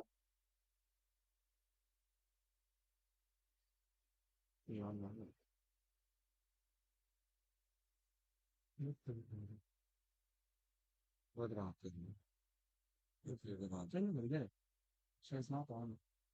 We can transfer that top. Hello. Yes. Sheila ma'am. Yes, sir. Are you able to connect now? Yes, sir. Yes, sir. I don't know. In between, it gets Your disconnected. voice I'm is not not sure audible. what is wrong because Wi-Fi, everything is intact here. I'm really It's okay, sorry. ma'am. Now we can hear. We can able to hear you, ma'am. Okay, sir. Should I start or wait? Yes, ma'am. Yes. Please go. Okay, I sincerely apologize for the technical glitches which has happened, and sorry to keep you all waiting.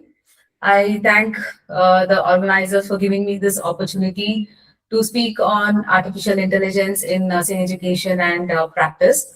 So I'll not drag much, and you all know that how AI has already been impacting our lives, nurses' lives globally as well as in India. So I'll just quickly present my screen and just let me know if you all are able to view it.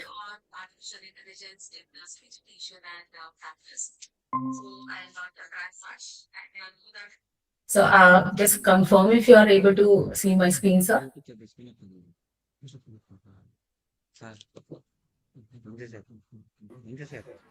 Ma'am, just a second. Ma'am, just a second. Wait a minute. Yeah.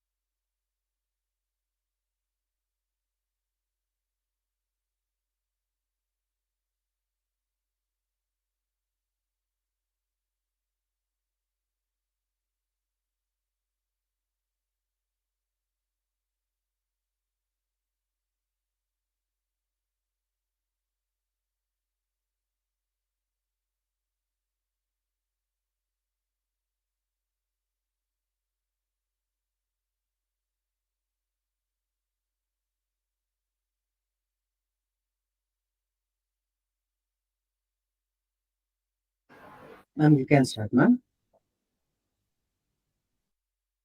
Sir, so could you please confirm whether my screen is visible?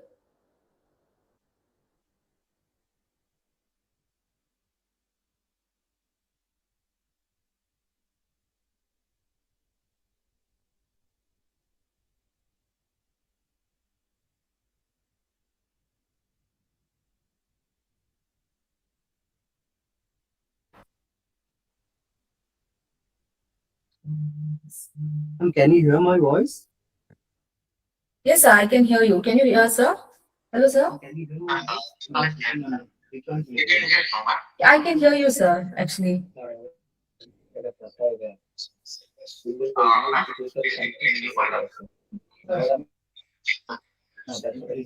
Okay, sir.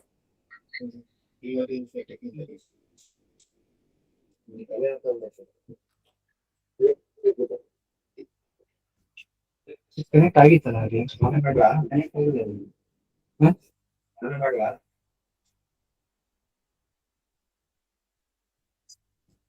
ಇದು on ಮಾಡ್ತೀನಿ connect ಬೇಡ connect ಮಾಡಿ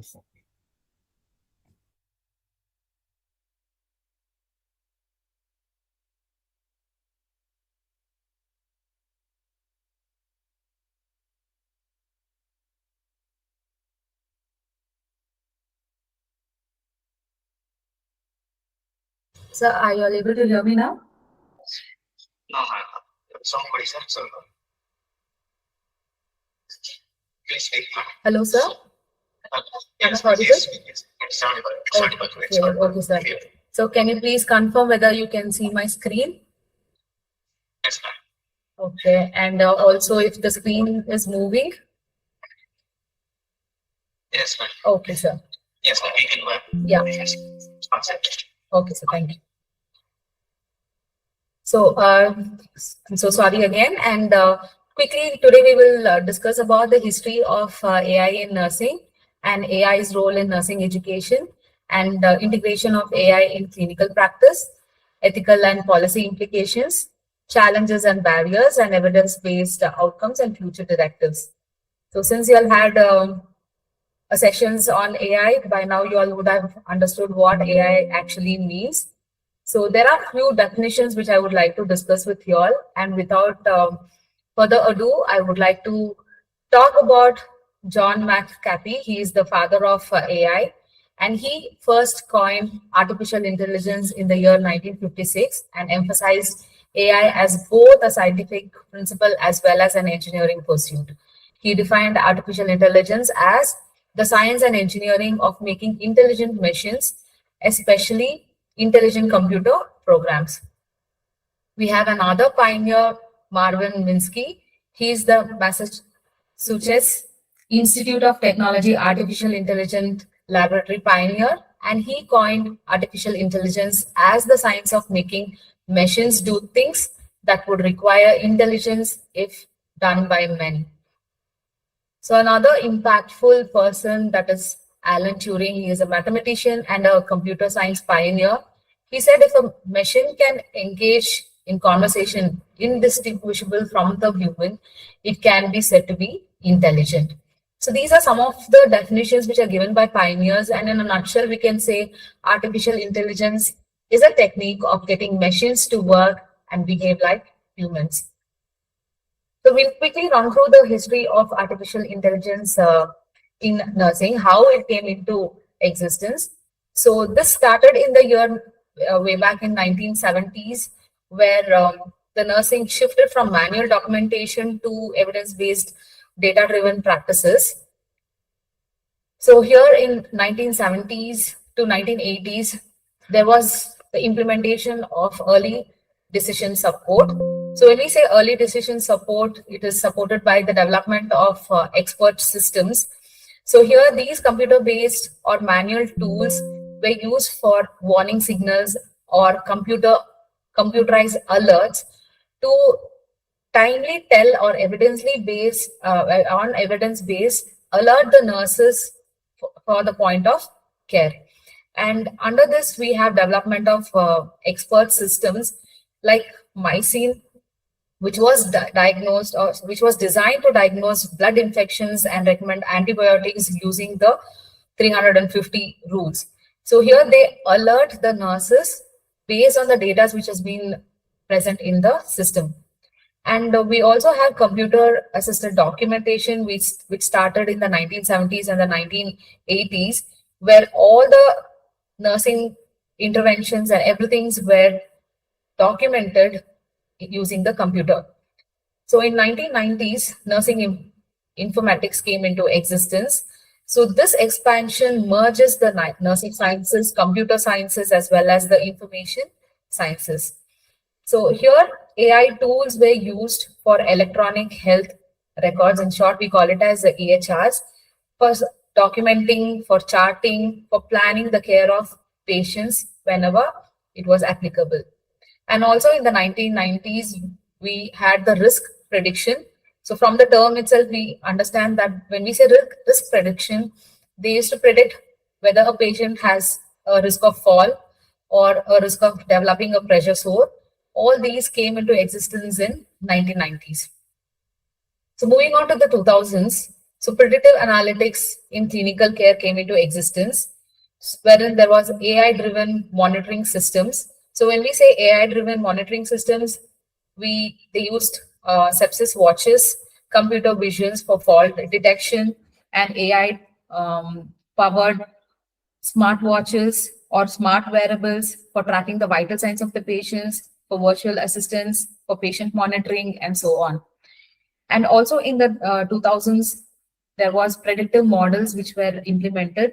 So from the term predictive models, we understand that there was a prediction done if this patient is going to develop a sepsis, or is there a risk for readmission for this patient, or is there any medication error for this patient. Such predictive models were implemented in the year 2000. Then also staff scheduling and resource allocations were also done using the help of AI. So in the 2010s, integration into nursing practice came into existence, wherein we started using machine learning models. So when we say machine learning models here, they do not require explicit informations like how we provide all the data which is required. It follows the algorithm. So you all use social media platforms. So when you look at one particular reel for quite a number of times or for a particular period of interval of time, so it detects or gets all the algorithms of what is your interest, and it starts showing you the reels which you are interested in. That is an algorithm. So machine learning is similar to that, wherein we need not have to give sophisticated informations to the system, but the AI detects the algorithm and starts giving us the decision-making models. So also the virtual assistants using AI came into existence. When we say virtual assistants here, voice assistants or chatbots or remote nurses that enhance patient care were used. So everything was to reduce the staff burnouts. Yes, sir?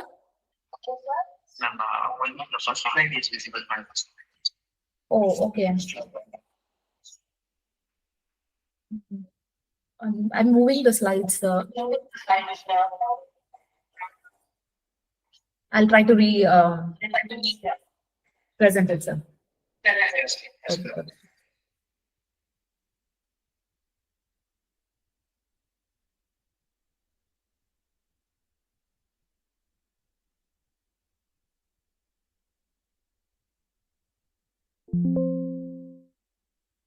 So can you please confirm if the slides are moving?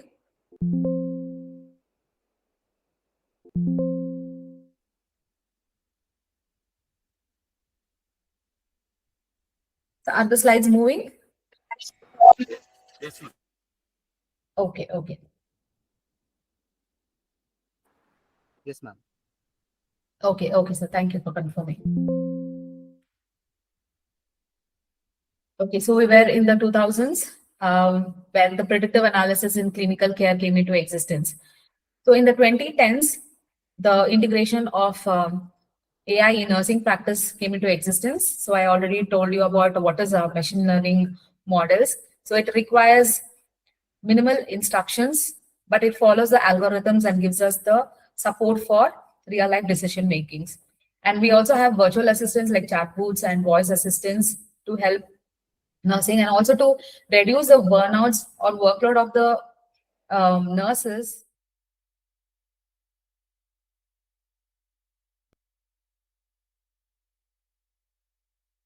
So training for nurses was a part of the integration here, wherein they had to interpret the outputs which is given by the AIs so that they can use it in their care plans.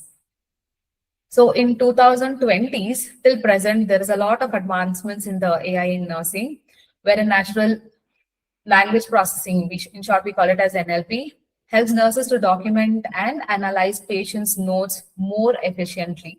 For example, the nurses can use voice to text notes, identifying the patient's risks, like if they are required to have a readmission, looking at the reports or the text. And also it helps in mining the nursing notes for quality improvement.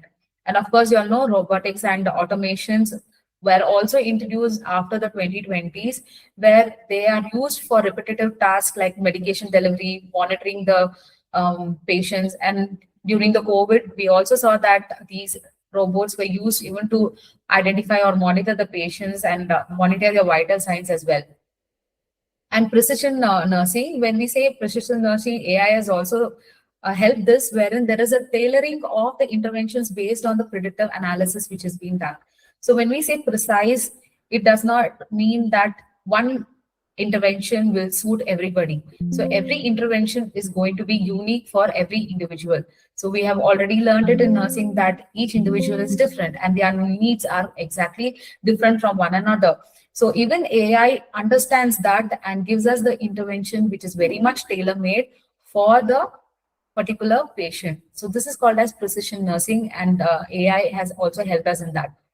And also after the 2020s, AI also are used in the education system, wherein we use simulation, we use it for patient communication, and so on. So this was a quick review of the history of artificial intelligence in nursing. So we'll see how this has impacted the nursing education. So since we are running short of time, I'll quickly run through all the areas where artificial intelligence can be used in nursing education, and also some of the tools which are used in the education. So first is personalized learning. So from the term itself, it is understandable that when we say personalized learning, it is a learning program or the nursing tailor education, which is based on the individual students' needs, their pace of learning, their competencies, their gaps in technologies. All this is assessed by the AI, and it gives them the customized or tailored education modules which is required for them.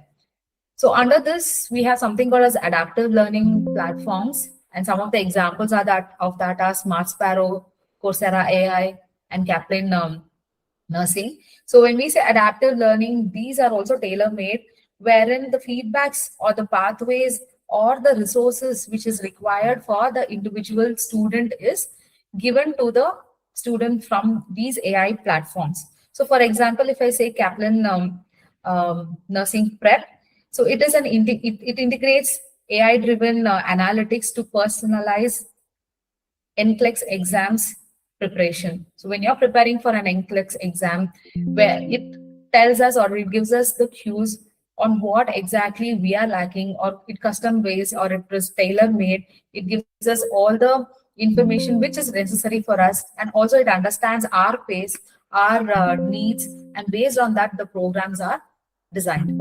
So these are adaptive learning platforms. And next is intelligent tutoring systems. So from these terms itself, we know that tutoring means there is an emulate of a human tutor by providing a personalized interactive instructions which is given by the AI.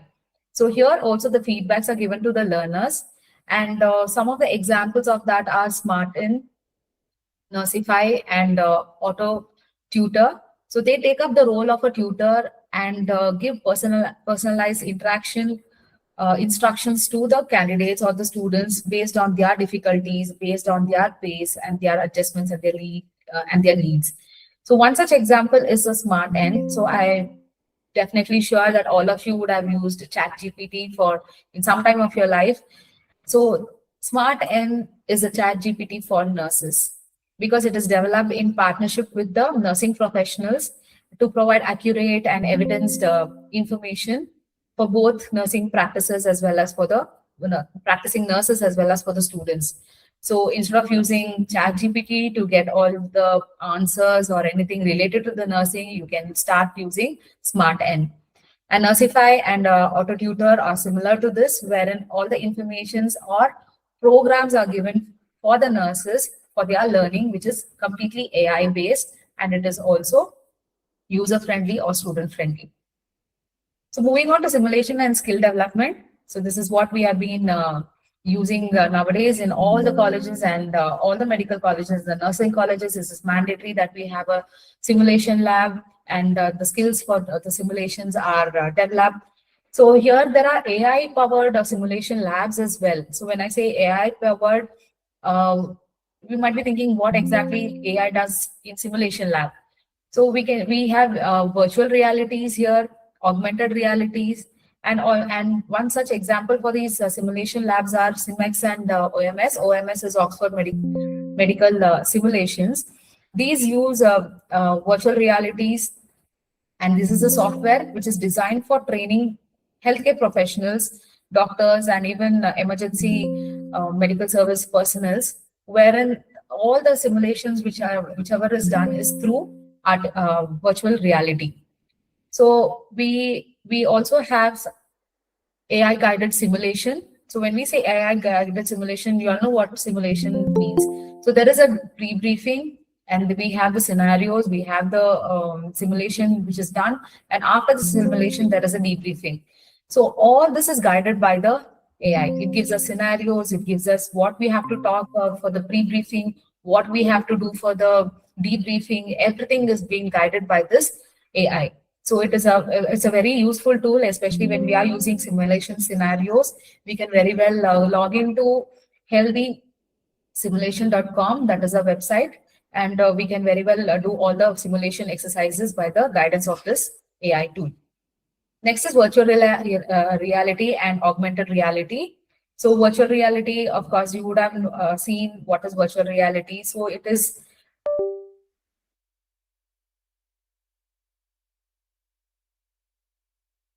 virtual realities. So students can learn about wound care or IV insertion or for patient assessment. We can use this virtual reality, which is a risk-free environment, wherein we can do everything.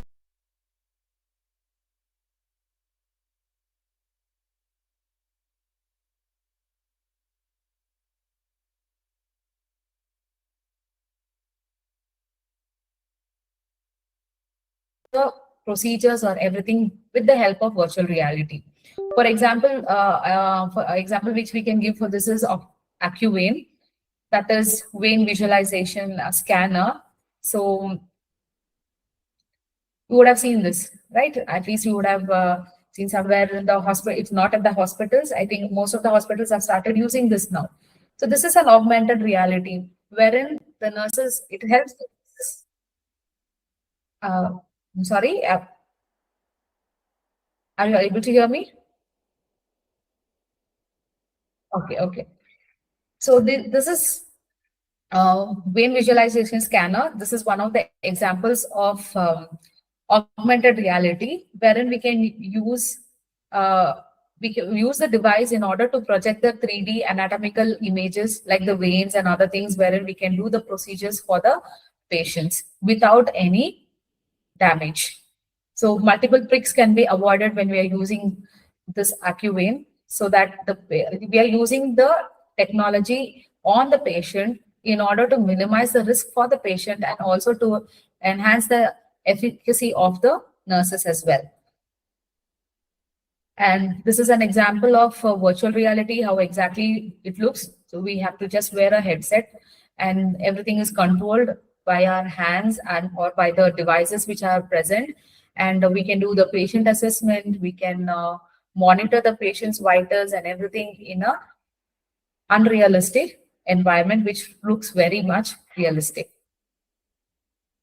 So here is one of the virtual realities also. There are apps, there are softwares where we can scan the wound and also understand what type of wound it is, how deep the wound it is, and based on this, the care can be given to the patient as well. So this is about the simulation and the skill development, wherein AI plays a vital role. Moving on to the assessment and the feedback. So when we say assessment and feedback, there are automated grading systems like Gradescope and NPrep. So they are AI-derived or AI-driven platforms to help seamless administration of grades or assessments for the students. Sometimes we can use it in the classrooms also by using these softwares. So Gradescope is a US-based platform, whereas NPrep is an Indian platform. So here it was founded in the year has specialized tests for the preparation for the platforms for nursing exams like NORCET, then RRBs, and also CHOs. Here, this AI assisted platform has many study plans. It has multiple videos, MCQs, and study guides, case studies, and everything, which helps the students to prepare for higher competency examinations. And also there is intelligent feedback mechanisms wherein there is AI assisted mini clinical evaluation exercises. So we are using mini clinical exercises nowadays, but it can also be used with the help of AI, which helps to give proper feedbacks, and it also helps us to understand the clinical skills very thoroughly, and also the assessment can be given very objectively. So we can use these AI tools for assistance as assessments as well as for the feedback of the students. Moving on to the next is evidence-based practice integration. So there are AI tools like Merative. This Merative was earlier known as IBM Watson, and it was taken over by Meratus. And later on, we have other AI tools like Clinical AI, Elicit, and Consensus. This help the nursing students to assess and apply the evidence-based guidelines. So these softwares are used to improve the healthcare by analyzing the complex data and also generating insights and supporting evidences-based decisions. So whenever we are doing any procedure for the patient, or whenever we are skeptical of doing anything, we always look for the evidences. So these AI devices or softwares will help us to understand or give care to the patients based on the AIs. And especially for the clinical decision supports and for drug information and for patient care management, these evidence-based practice integrations can be utilized in our practice.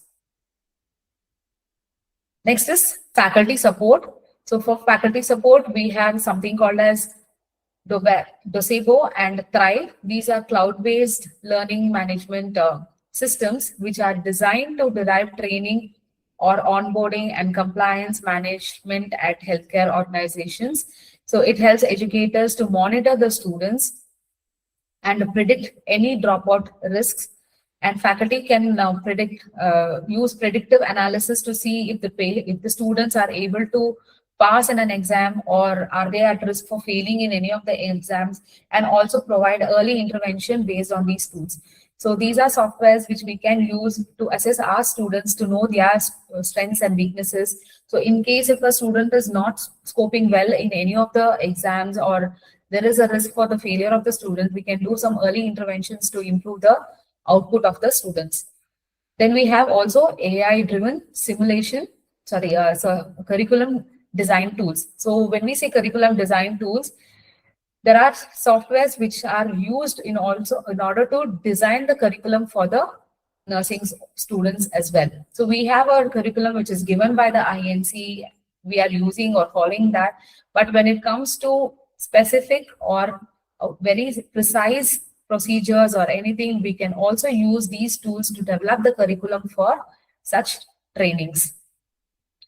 So I would also like to specify, so already AI has taken over many of the software companies. I mean, it's been implemented in every areas of our life.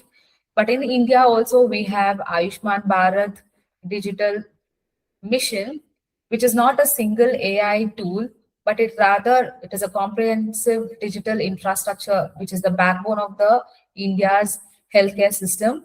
So it facilitates digital records, their interoperability and services, and also the government is taking steps in order to make everything more digitalized. So moving on to the application of, I hope the application of AI in nursing education is understandable. There are 5 points which we had discussed, like personalized learning, and any doubts in that, simulation and skill development, assessment and feedback, evidence-based integration, and faculty support. So we'll move on to the application of AI in the nursing practice. So in nursing practice, we'll be discussing under these headers. First is clinical decision support, patient care assistance, predictive analytics, workflow optimization, remote patient monitoring, and medication management. Moving on to the first thing, that is the clinical decision support. So it is a tool in nursing which is used for digital system integration into the electronic health record. So these AI systems act as a second eye or second set of eye, which is used for the analysis of vast amount of patient data to recommend evidence-based interventions. So just like how we had discussed in education, we will be also using certain AI tools wherein we may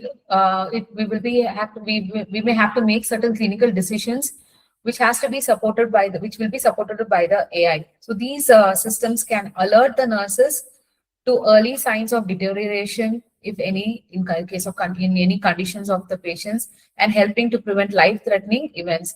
So we can also detect and also understand if the patient is deteriorating or if he's not coping well. Such alerts can be given to the nurses so that they can make clinical decision making.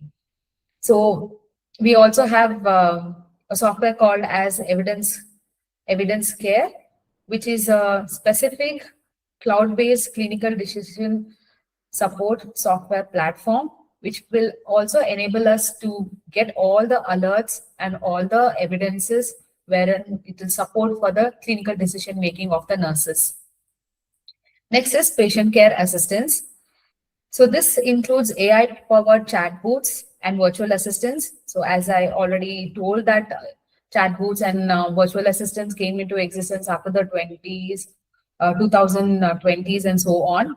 So these are used to answer patient questions, provide personalized health instructions, which is done 24/7, allowing the nurses to focus on the more complex tasks. So nurses need not have to spend their time in answering all the queries of the patients even before their admission.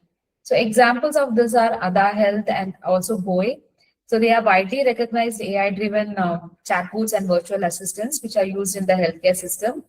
And these are specifically used for checking the vitals like patient triaging, then assisting nursing staff for providing preliminary diagnostic and care guidance. So there is not much time spent on all these preliminary things, and the nurses can focus on a much complex task so that the AI can take over all these simple ones.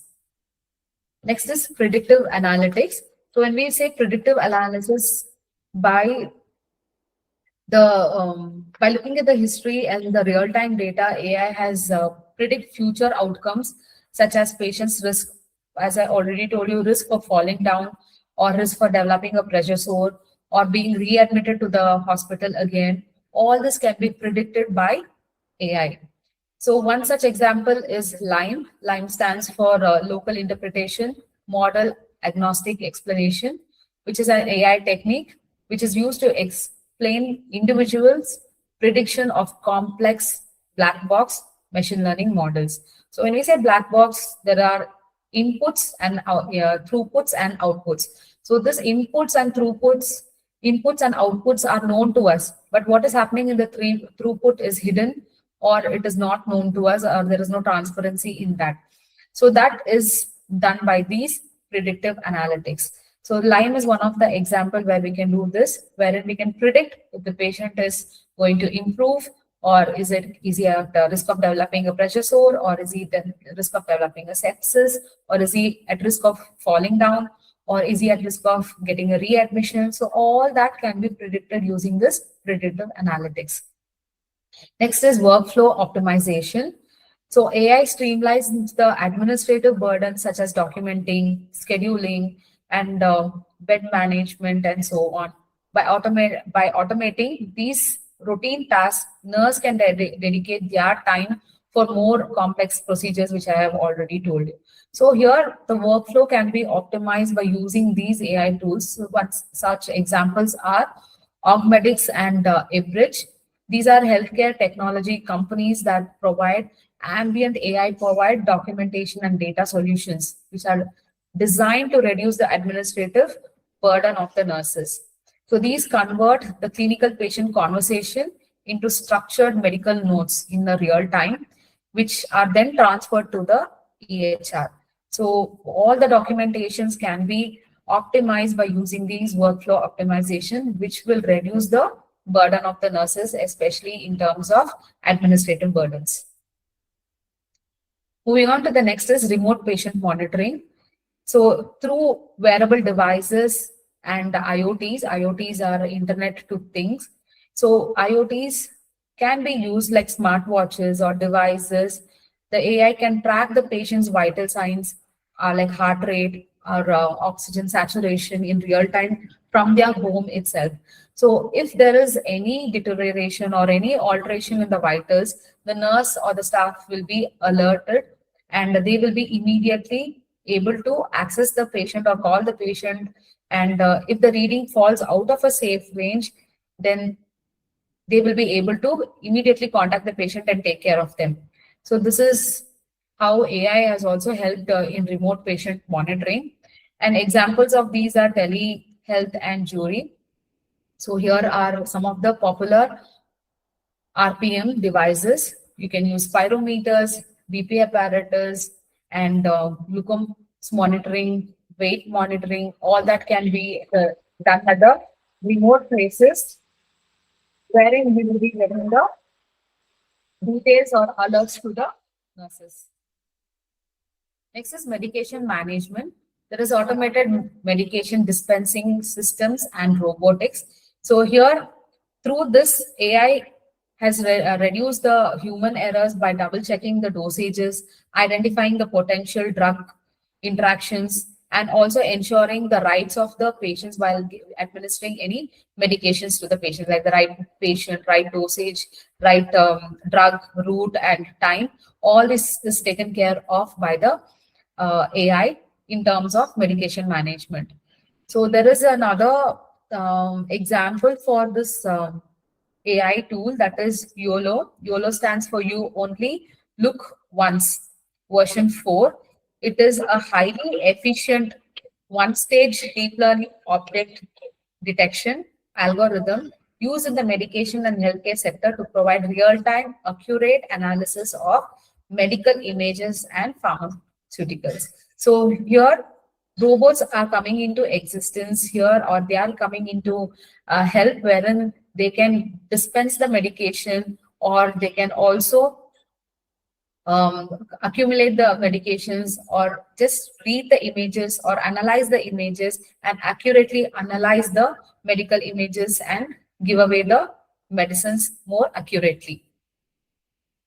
So you can see here, this is one of the images where the robot is helping to dispense the medications without any errors. So moving on, I hope how AI in nursing practices and what are the tools which are used in AI, AI tools which are used in nursing practices are understandable to everybody. So these are those were the areas in which AIs are used in nursing practices, like clinical decision support, patient care assistance, then workflow optimization, remote patient monitoring, and medical management. So moving on, we'll discuss about the ethical implications of this AI. So when AI is used, there are going to be ethical implications, because the humans are not, there is much of accountability when the humans are doing things, but when an AI is involved in it, there are a lot of ethical implications.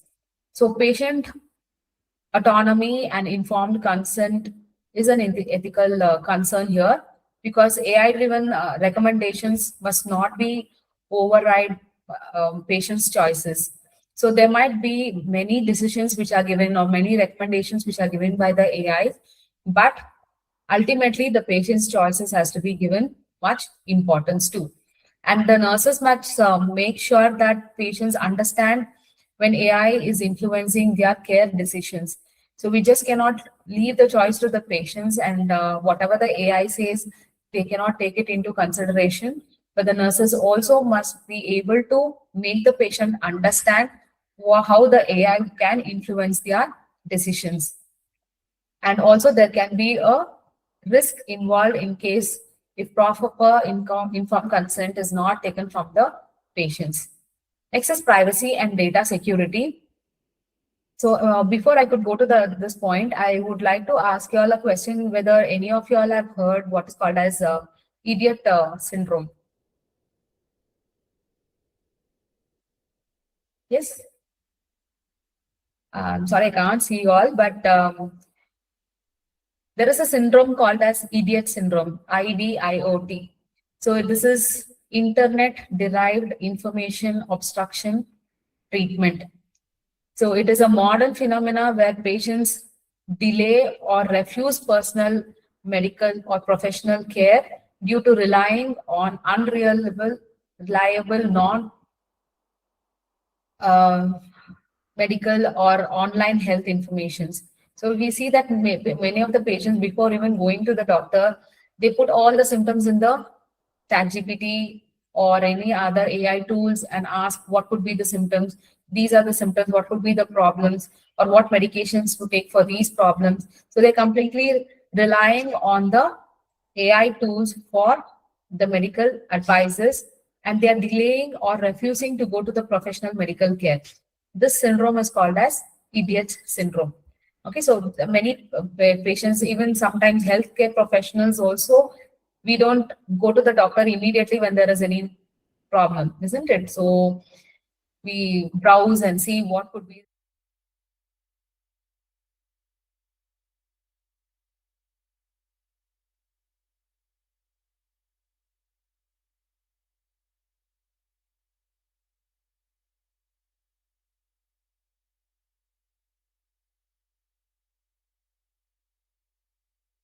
As well. So there should be policies to protect these data of the patients.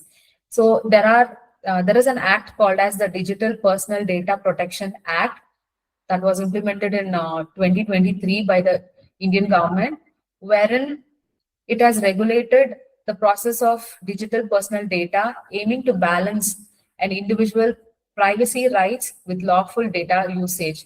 So whenever the data is required, it has to be used. And once the purpose is done, the data has to be deleted. And also the accuracy of the data should be maintained. There should be a secure storage for this, and there should not be breaching of any security in terms of leakage of any of the information of the patients. So in case if such things are not looked into, or if there is a non-compliance to this, a penalty of 250 crores also will be implemented on the person. Okay, so this is about privacy and data security. Bias and equity. So how can AI have biases? So the algorithms, so I said it can follow the algorithms, and algorithms can perpetuate biases if trained on incomplete or skewed data sets are being given. So I told you AI is completely dependent on the data which we feed or the data which it is receiving. So based on the data, the AI can also have some biases while implementing the care, and also there can be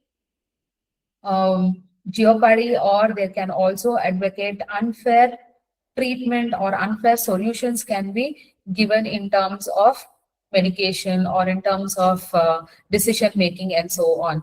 So there are vulnerable populations which may face inequitable care if AI tools are not carefully validated, and not everybody will be able to access these AI tools. So there cannot be an equity which can be maintained in this. So nurses must advocate fair and inclusivity in AI adoption for all sorts of people. Next is transparency and accountability. So AI decision must be explainable to both the nurses as well as the patients. So whatever the AI decisions are there, or whatever AI tools you're using, you should be able to understand it, and also you should be able to explain that to the patients. So that transparency should be there. And when it comes to accountability, there has to be clear policies on to say like who is accountable for it. Suppose if you're using an AI-driven tool, you have got some interpretations and you have started some interventions based on that. Who's going to be accountable in case if something goes wrong? So if it's causing any harm to the patient, so who is going to take the accountability for it? Is it the nurse, or is it going to be the AI tool? So that could be an ethical problem here. And moving on to the next, human touch and trust. So of course, when we rely on AI, the human touch will be missing there, the empathy will be missing there, but nurse should be able to balance it. Though she is using tools, AI tools, like for example, I told you about AccuVein. So when we are using an AccuVein, what are we doing? We are using a device so that we do not prick the patient multiple times. But what happens? It reduces the patient and the nurse contact, the time, the emotions, the compassion which they share with each other. That human trust and touch becomes less when we are using the AI tools. So the nurse must act as a bridge between the patient as well as the AI and see that the compassion, the emotions, and the empathy which she has does not ward off. And no AI can replace the place of a nurse. So these are the ethical implications. Moving on to the policy implications. So every hospital should have professional guidelines for using these AIs. So without those guidelines, it will be difficult for regulating the or implementing the AIs in the healthcare setup. So regulatory oversight, AI is in healthcare must align with the national digital health policies. Okay, so this has to align with it. So in some cases, AI might be implemented in some hospitals, but if it is not approved or if it is banned in our country, we cannot use those AI tools. For example, we all use ChatGPT, right? So the government of India has banned ChatGPT in use by the Ministry of Finances. They have strictly prohibited the use of these advanced AI apps, including this ChatGPT as well as DeepSeek, for any official computers or devices which are used in the government setup. And not only our country, countries like Australia, Italy, and US Pentagon and NASA has restricted or banned the use of DeepSeek. DeepSeek is also similar to that of ChatGPT, but this was introduced by the Chinese.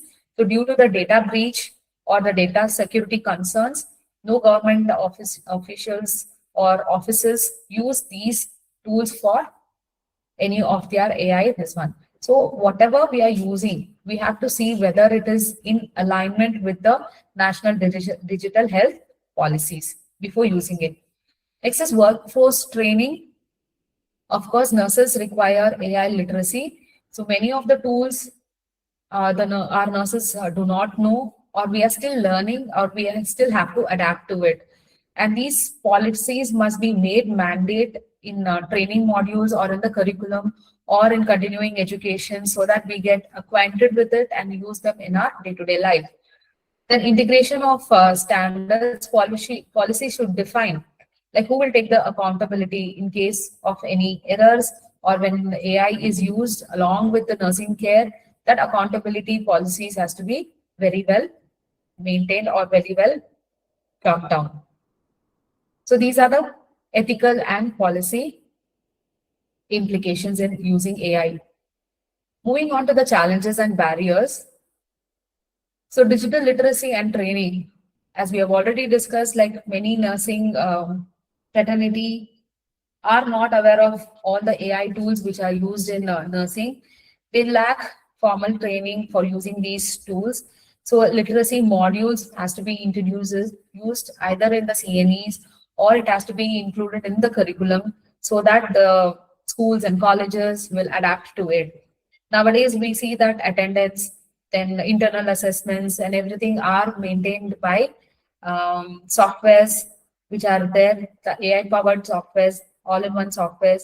So even at our college, we use something called as an EduMerge, wherein everyday attendance, any leave has to be applied by the students will be applied through this software, and also in any internal assessment, marks, their progress or communication, any sort of communication to the students will be done through this AI-powered all-in-one education ERP softwares. I think many of the colleges and universities are also using this.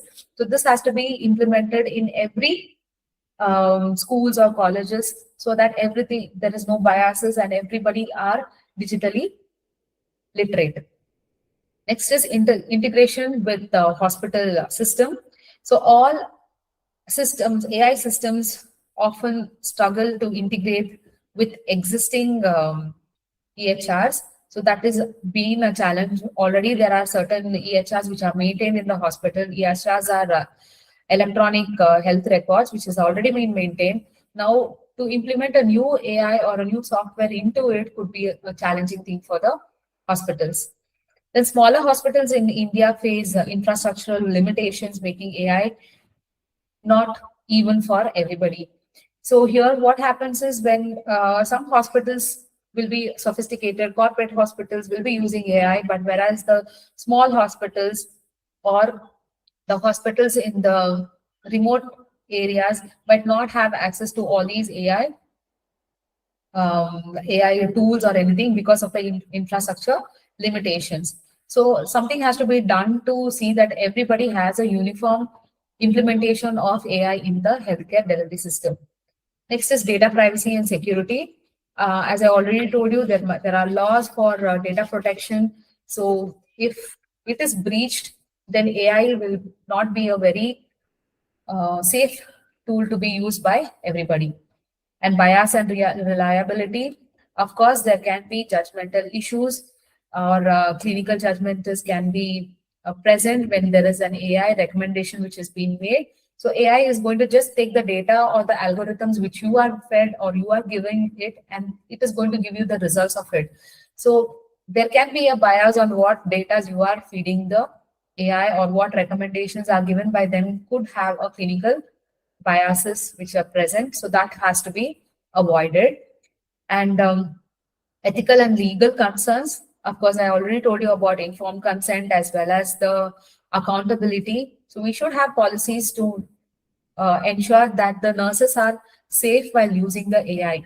So if there is no accountability, so the patient's health or the patient's what to say, the patient's life could be at danger if the accountability is not there. So when we are using an AI, we should have policies to safeguard the nurses as well as the patients, so that what is the limitation for the nurses and what is the limitation of AI has to be very well defined, so that there are no much legal and ethical issues. Then resistance to change.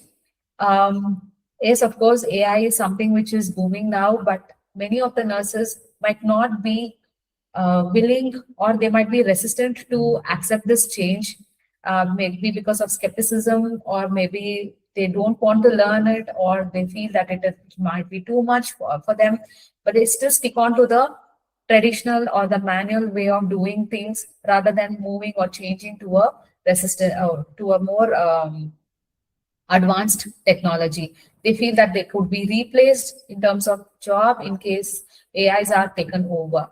So these are some of the challenges and barriers which can be faced while using AI in the education system as well as in the nursing practices.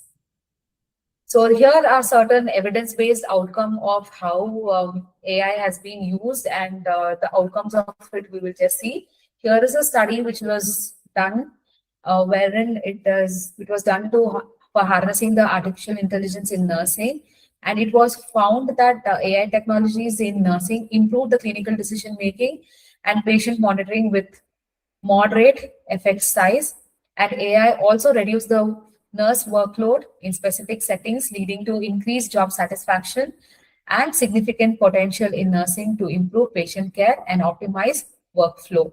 So though it has a positive impact, you can see the challenge here.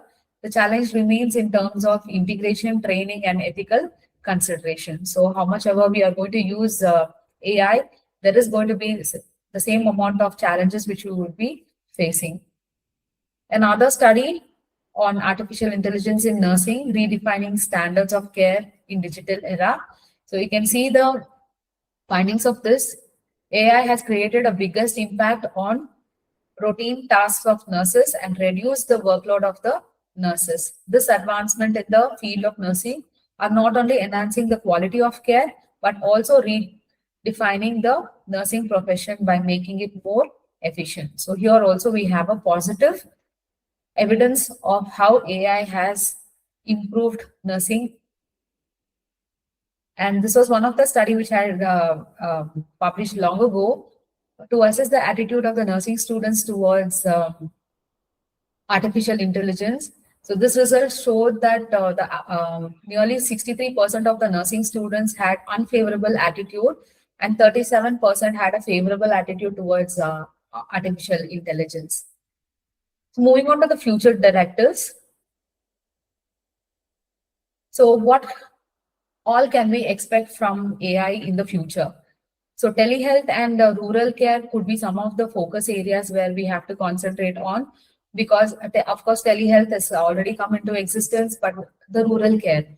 So as we discussed, even the rural areas should be able to have an access to all the AI powered telehealth platforms to expand the access to all. So everybody gets equitable care or equal care. So this has to be taken care in the future. Then in coming to nursing education, integration of AI modules in the curricula, simulation-based training. Of course, we have simulation-based training. Of course, we have nursing informatics in our curriculum, but that is not sufficient. We have to have modules which emphasizes on the tools. So how we can make simulation even more better by using simulation-guided softwares, everything virtual realities, augmented realities, all that has to be implemented at the college level or at the educational level itself. Then cost-effective AI solutions. So as we said, public hospitals or government hospitals must also have affordable AI tools. As of now, we can see there are bits and pieces. We do not have one particular software which can be used by all the public hospitals. So something has to be introduced wherein there is this inequity can be reduced and everybody is having an affordable AI tool even for the public hospitals. Coming to the legal and ethical frameworks. So as we have already discussed, there are still certain there is no clarity in some of the ethical issues or the policies which are there. So there should be development of clear policies on patient data privacy and AI accountability. So such policies must come in place so that it will be more safe for us to use the AI tools in our day-to-day life. Then workforce training. So there should be a nationwide program to build digital literacy among the nurses. So there are programs, but it is not mandatory. If whoever wants to take up, they take, and they can be implemented in the CNE programs or in the school, collegial levels like FDPs and so on. Like how you all have prepared for this national conferences, we are spreading awareness and training based on all this. But there should be some nationwide programs which should be implemented and made mandatory for the nurses to adopt it so that they can be used more effectively in the nursing. So these are the future directives of nursing. So far we have discussed about the history of AI in nursing and also the implication or application of AI in nursing education, AI in nursing practices, what were the ethical and policy implications, the challenges and barriers of using these AIs, and what could be the future directives. And also we saw certain evidence-based outcomes of AI. So to conclude, we know that AI is going to take up the future, but it is not going to replace the nurses. So we should be best assured that nurses are not going to be replaced by AI. We are going to work along with AI in order to give a better care to the patients. So never be skeptical about learning these AI tools. These are going to help us and also going to reduce our workload in terms of patient care as well as the student management. So these are some of the references. So I can share it with Mr. Mallikarjun sir, and he can also, I will also share you the PPTs if you require. You can have a look at all the tools which have been used. And I urge you to use these tools at least for your personalized learning. So some of the tools might not, all the tools might not be applicable to you, but for personalized learning as students, as ones who are preparing for the exams, you can use these tools to improve your knowledge as well as the skills. So quick questions, if any.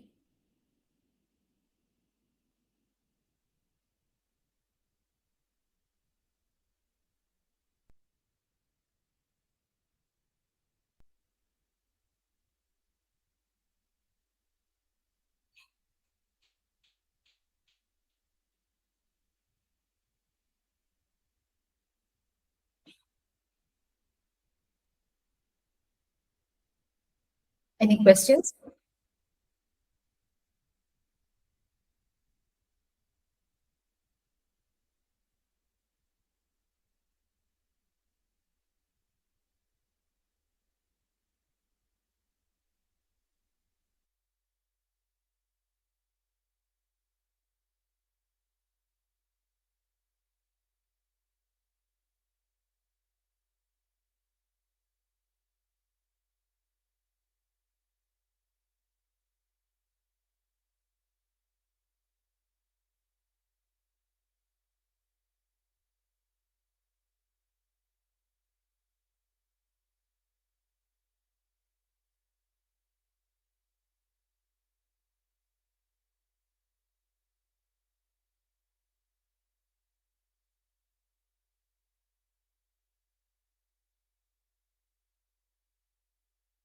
I'm looking for a treatment.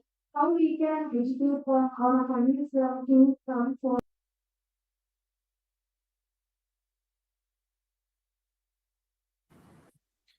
Yes. So that is going to be a little difficult task for us. The reason is everybody has smartphones and they have a quick access to it. So everybody wants to get quick information. So don't want to come to the hospital. They don't want to wait until and unless they are very serious. Only then they turn up to the hospitals. So education is what we can do to give them awareness about how dangerous this could be on using ChatGPT and so on. So education is the only way which we can give them this answer to this. This is just like any other diseases. So there some they do not know. Like we educate them, right, for some of the diseases. What are the signs and symptoms, and what care has to be taken when they have to come to the hospital. Similarly, this is also that's what I told you. There is a syndrome called as idiot syndrome. So this is something which is very dangerous, wherein the patients on their own they take self medications also. So only education can help them to come to the hospital, and we have to spread this awareness to all the patients.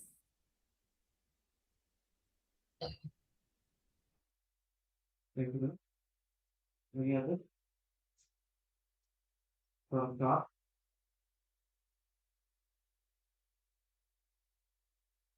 Okay, now my one question,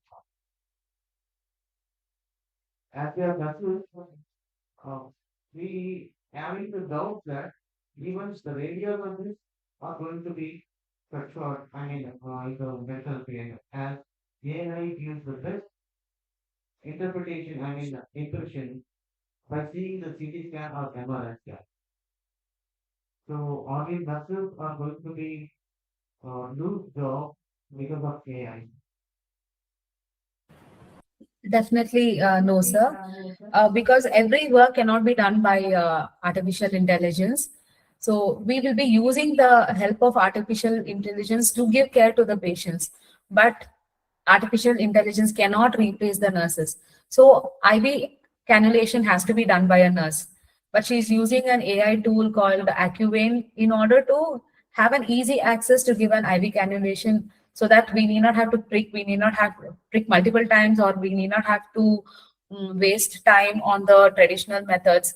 So it is no way going to replace the nurses, sir. So we are best assured that we are safe, and this is an extra tool which we can use to reduce our burdens. So for example, to prepare this presentation, I took the help of AI tools. I had to refer so many things, but the presentation is done by me. It's not done by any other AI tool or any robot or anything. So of course we will be using all this for having a better outcome of our learning, or better outcome for the patients, but it is not going to replace the nurses or the nursing educators in any ways. That touch and that compassion and that empathy cannot be replaced by a AI or by a robot.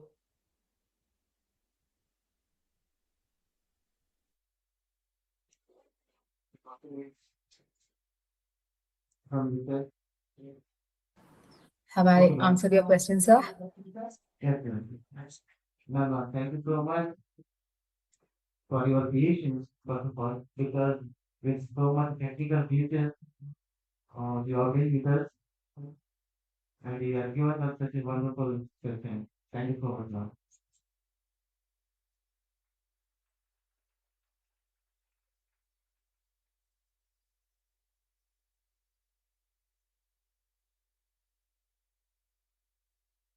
Thank you, ma'am, for the very informative and thorough. Hello, our Uh, students in Kindly unmute. I can't hear you.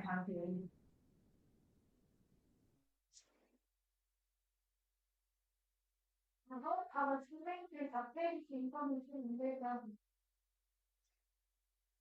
Now, it is the time to express our appreciation to the small token of respect and gratitude. I request our respected leaders to kindly come forward and facilitate our honorable speakers as a mark of love and respect.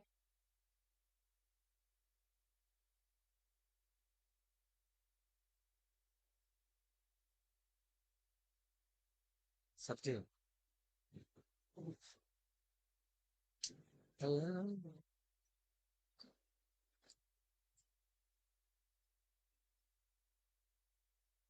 Hello, can you able to hear me?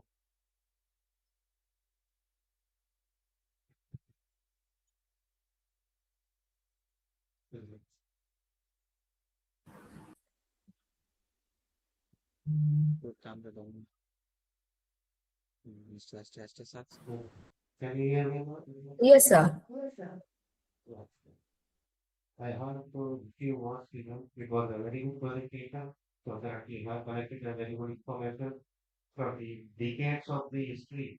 So since from 1990s, 1980s, you have collected all the information and you have given a very good knowledge to the students and how the artificial intelligence does not impact the jobs of the nurses or any healthcare professionals. It only uses the job of the healthcare professionals.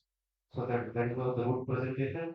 And meanwhile, doing the policy decision making when we are implementing this artificial intelligence, that we need to look very carefully that does not affect the healthcare delivery system, like for how you said that AccuVine.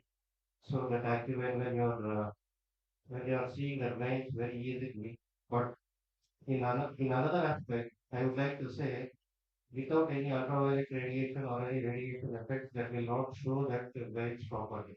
So once again, if you are going to the X-ray room or any CR machines when we are using the operation theaters, we will be completely protected from the photons. But in this condition, how does that affects? So that is what we need to concentrate when we are using any artificial intelligent machines or any robotic learners. So that is what I'd like to say to all. Thank you. Thank you, ma'am. That was a very good information from your end. Thank you. Thank you, sir. Thank you. I'm honored.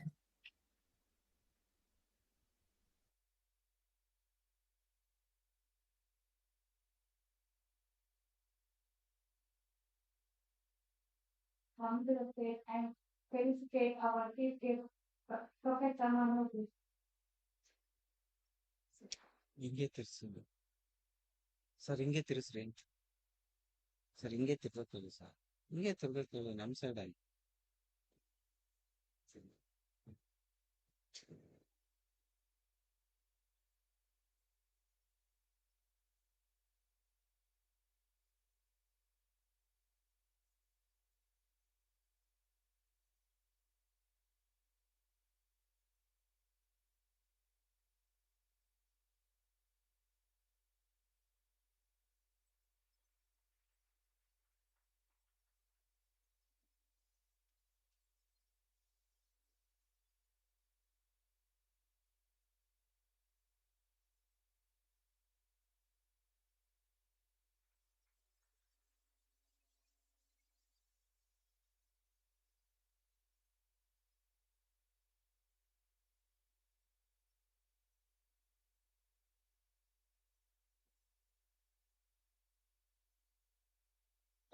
ಮುರಿದು ಬಿಟ್ಟಿದ್ದೀರಾ?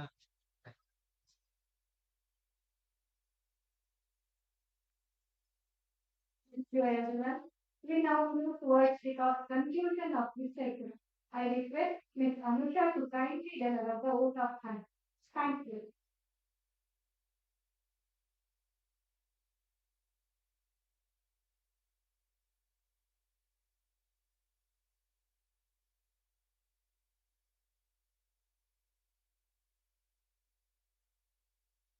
Good afternoon, one and all. I feel truly honored to stand before you all. I am Anusha, yes, lecturer Department of Nursing, Kateel Ashok Memorial Institute of Nursing, Shimoga. As we see the close of this enriching session, it's second year of our National Conference 2026, centered on artificial intelligence, interdisciplinarity, and the future of higher education. It's my pleasant duty to render the open thanks for the beautiful and meaningful session. First and foremost, I extend my heartfelt gratitude to our esteemed chief guest, Professor Manovi, Principal of Surya College of Nursing, Shimoga, and academic Archie's handler for gracing this occasion. We thank you, sir.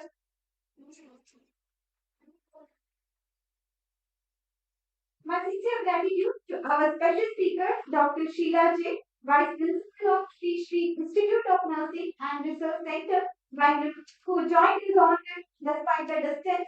Your words connected with us deeply. We thank you, ma'am. Thank you. So, our guest of honor, Dr. Rajni Paima, Dr. Preeti Vishamba, and Vaman sir, Managing Trustees of Manasa. Their support and guidance are always with us, and we express a deep sense of gratitude to all of them. We thank you all. We would like to thank Professor Rajendra Chendi sir, our academic advisor. We thank you, sir. We extend our gratitude to Professor Ramachandra Padikkal sir, our administrator. We thank you, sir. We would like to extend a sincere gratitude to Dr. Sandhya Kavirima, Principal of KAPMI College. We thank you, ma'am. We extend my deep sense of gratitude to our respected principal, sir, Mr. Professor Mallikarjun, sir, for presiding over the session and leadership. We thank you, sir.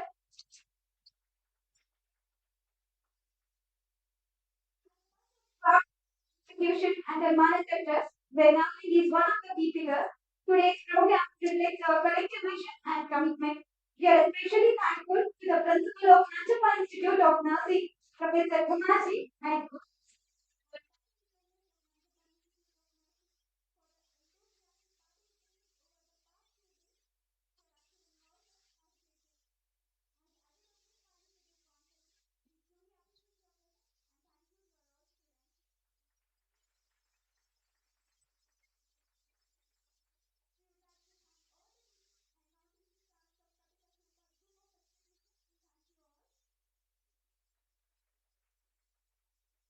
yes, last but not the least, a special note of thanks for the organizing committee for their unwavering support and well organized planning throughout the conference. We thank you all. Once again, we come to the end of the section. Thank you.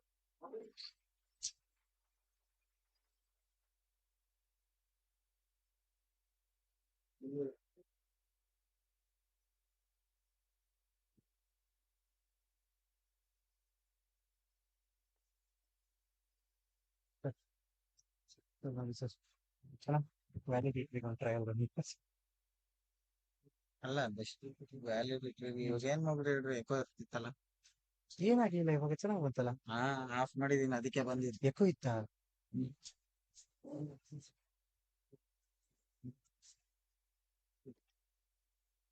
The valedictory session will commence from 4 o'clock. You can take a break for a while and come back once again. Thank you.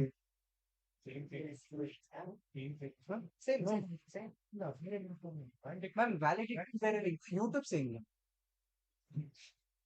ಯೂಟ್ಯೂಬ್ಗೆ same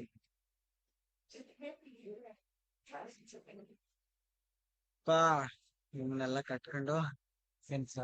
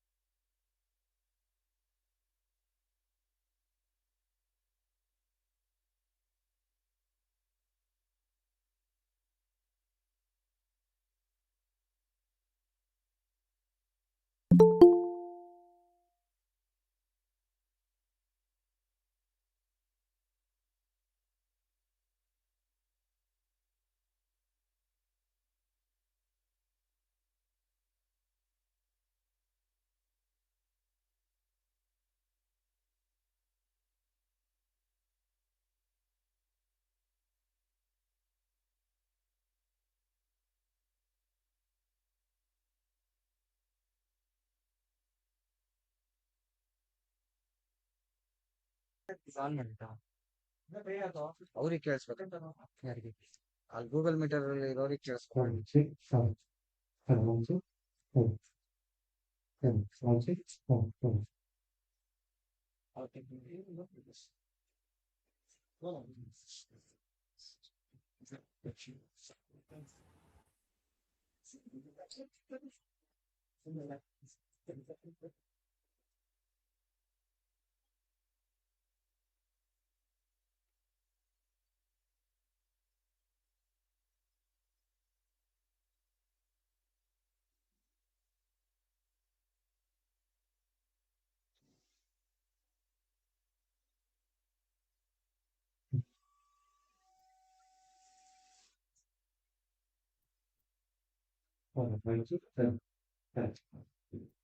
ಏನು ಗೊತ್ತಿಲ್ಲ ಬಿಡು, ಸುಮ್ಮನೆ ಕಮ್ಮಿ ಮಾಡಿದ್ರೆ ಜಾಸ್ತಿ ಮಾಡಿ ಅವ್ರಿಗೆ ಒಂದು ಸಮಾಧಾನ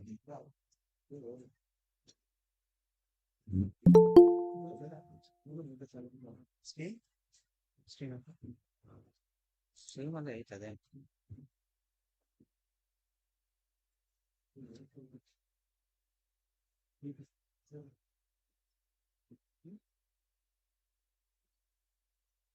Where knowledge converges, wisdom emerges, and the future begins to take shape. With this thought, I extend a warm and gracious welcome to everyone present here for the valedictory session of the National Conference on Artificial Intelligence, Interdisciplinarity, Sector in Higher Education. I am Manasa, Assistant Professor from the Department of Psychology. It is my privilege to be the host for this afternoon on the occasion of the valedictory session of a two-day national conference on artificial intelligence, interdisciplinarity, and the future of higher education.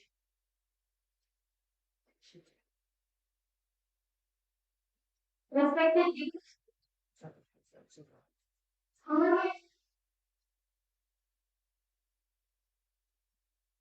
respected dignitaries on the master dais, ಕಮ್ಮಿ ಮಾಡ್ರಿ master guests, members of the organizing committee, master ಕಮ್ಮಿ ಮಾಡೋಣ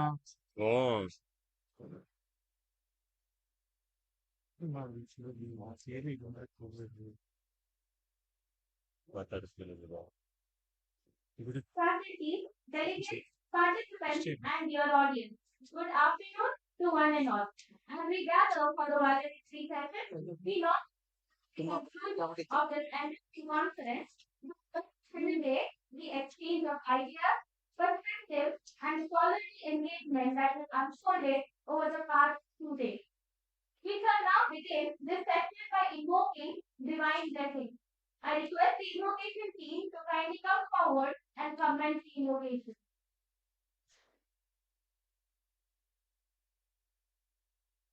sir screen ಯಾಕೆ ಉಲ್ಟಾ ಬರುತ್ತೆ screen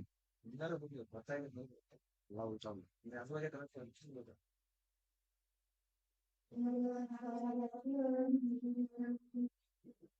ಯಾರು ಶ್ರದ್ಧಾಂಜಲಿಗೂ ಇದೇ ಆಡ್ತೀರಾ ಅಂತ ಯಾವ್ದೋ ಹಾಡು ಕಟ್ಟೋಡಿಸ್ಬಿಟ್ಟವ್ರೆ ಇದೇ ಹಾಡು ಆಡಿಸ್ತಾರೆ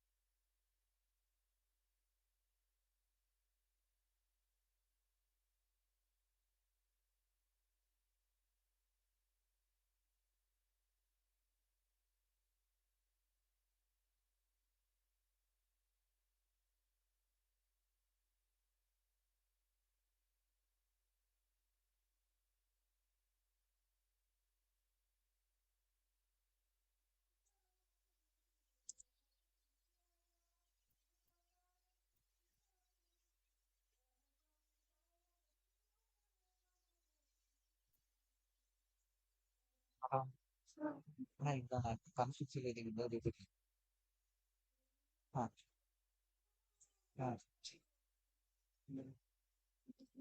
సరే sir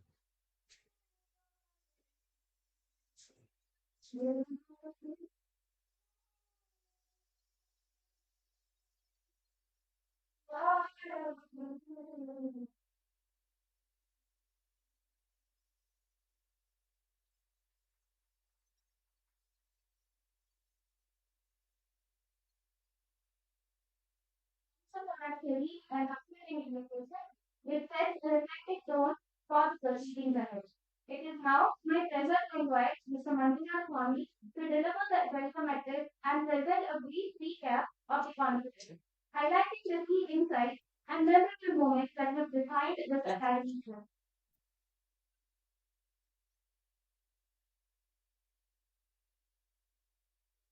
One morning, honestly, I'm hustling. Conclusion of the intellectual stimulating to the national conference that has opened Memorial Hall. It is my distinct honor to welcome you all to this valedictory session. I extend a very warm welcome to our main speakers, students, Mr. Ashok, sir.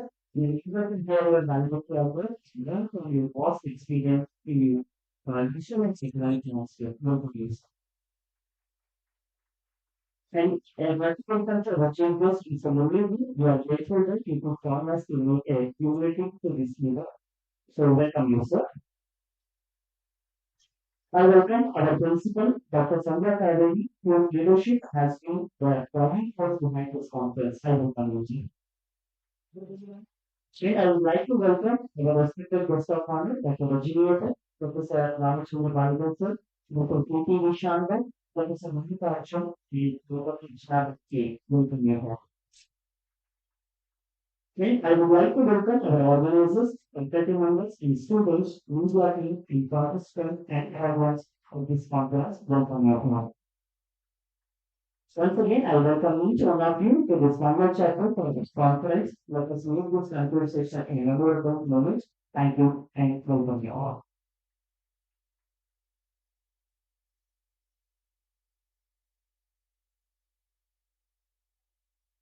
Thank you, sir, for the pleasant welcome.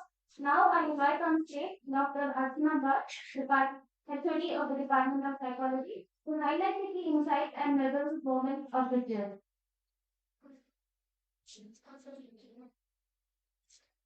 Good afternoon, ladies and gentlemen. The participants sitting live in the auditorium today, and dear participants who have joined us online, respected dignitaries. I stand over here as the convener of the conference, presenting the brief recap of the journey. You have all been a wonderful part of the journey. Thank you everyone for being here. Over the past 2 days, we have embarked on a journey exploring the transformative power of artificial intelligence. We began with a powerful inauguration session that challenged us to rethink the boundaries of higher education. Through various technical sessions and paper presentations, we have witnessed how interdisciplinarity is no longer just an option, but a necessity of the age of AI. From ethics in technology to the future of classroom learning, the diversity of the thoughts shared here have been really remarkable. This session is particularly special as we look forward to the best paper and the best folder awards. It will be announced shortly. This is the moment to recognize the hard work, research, and innovation that our delegates have brought to this platform. As we prepare to hear the final insights from our esteemed speakers, I hope the spirit of curiosity and collaboration that we have built over the past 2 days continues long after the session ends. Thank you.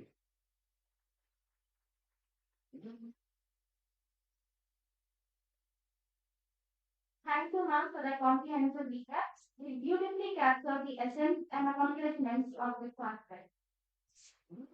We now move on to the most important segment of this valedictory session. It is indeed my honor to invite our distinguished speaker, Professor Rajendra Seni, the Director of Manasa Center for Cultural Studies, who is also an eminent literary critic, bilingual writer, and a scholar activist. We look forward to your words of insight and inspiration as we conclude this significant academic gathering.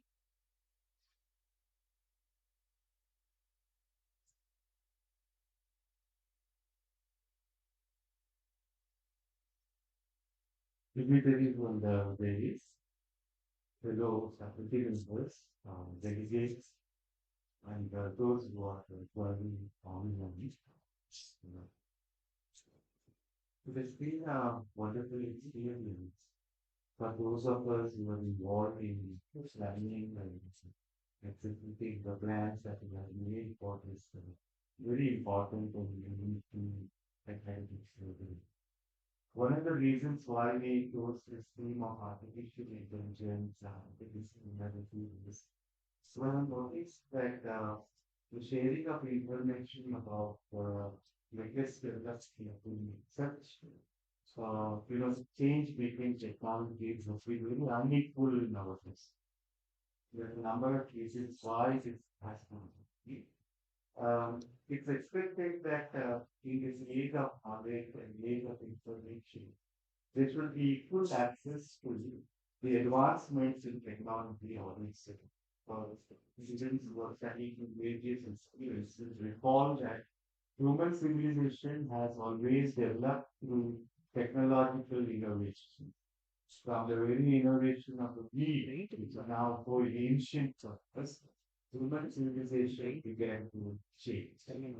It's not just ideas which bring about the change in the real world. Technology has a very great contribution to make. It not only changes our way of life, but also the frameworks through which we begin to understand the world around and the society around us. As one of the technological revolution, it has shaped our century.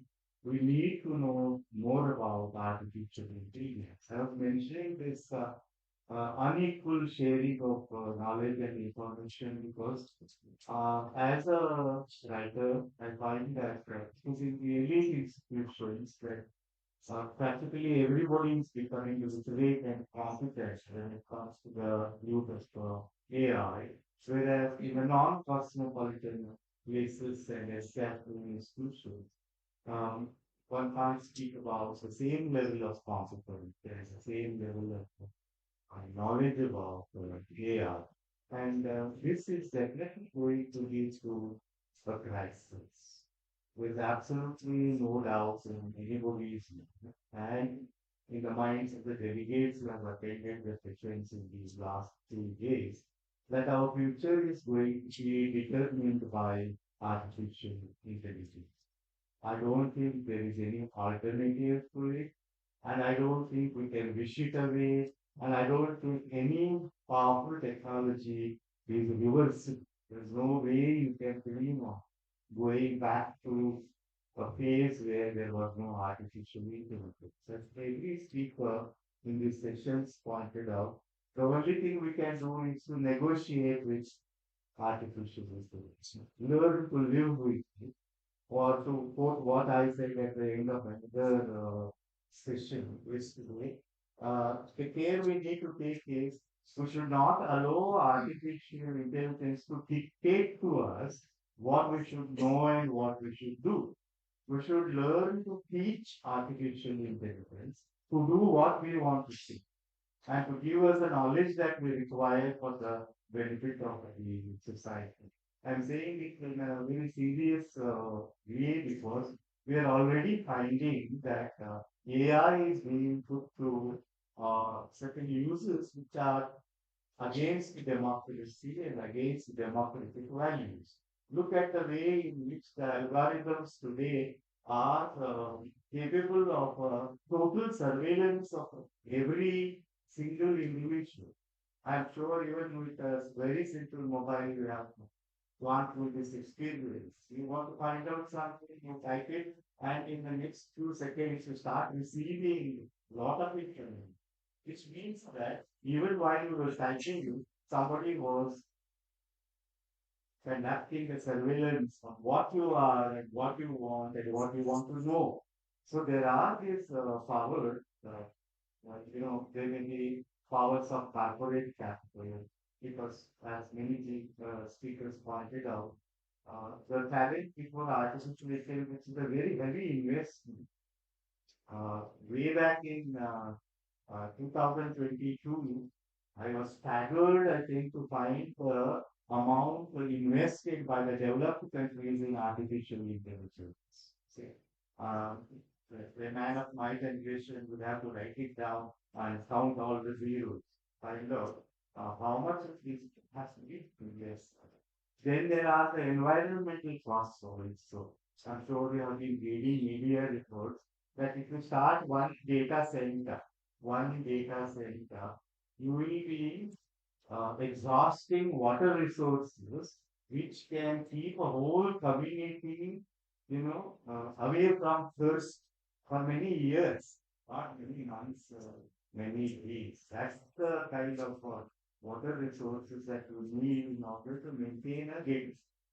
And now imagine when this has become such a powerful technology and data centers are competing with one another. Companies are competing to establish the data centers. It only means that we are going to pay a heavy environmental cost for the establishment of data centers.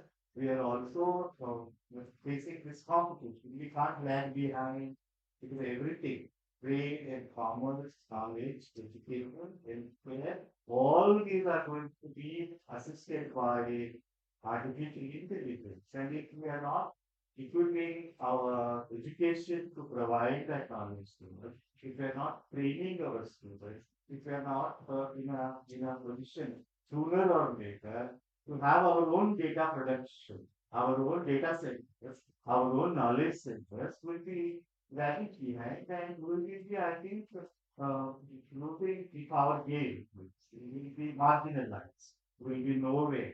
The question before us is, are we in a position to make such an intellectual investment, policy investment, and also the funds which need to be invested in this? These are some of the things we have been trying to understand here. But it all begins with a simple question: how soon are we going to become AI literate and AI confident?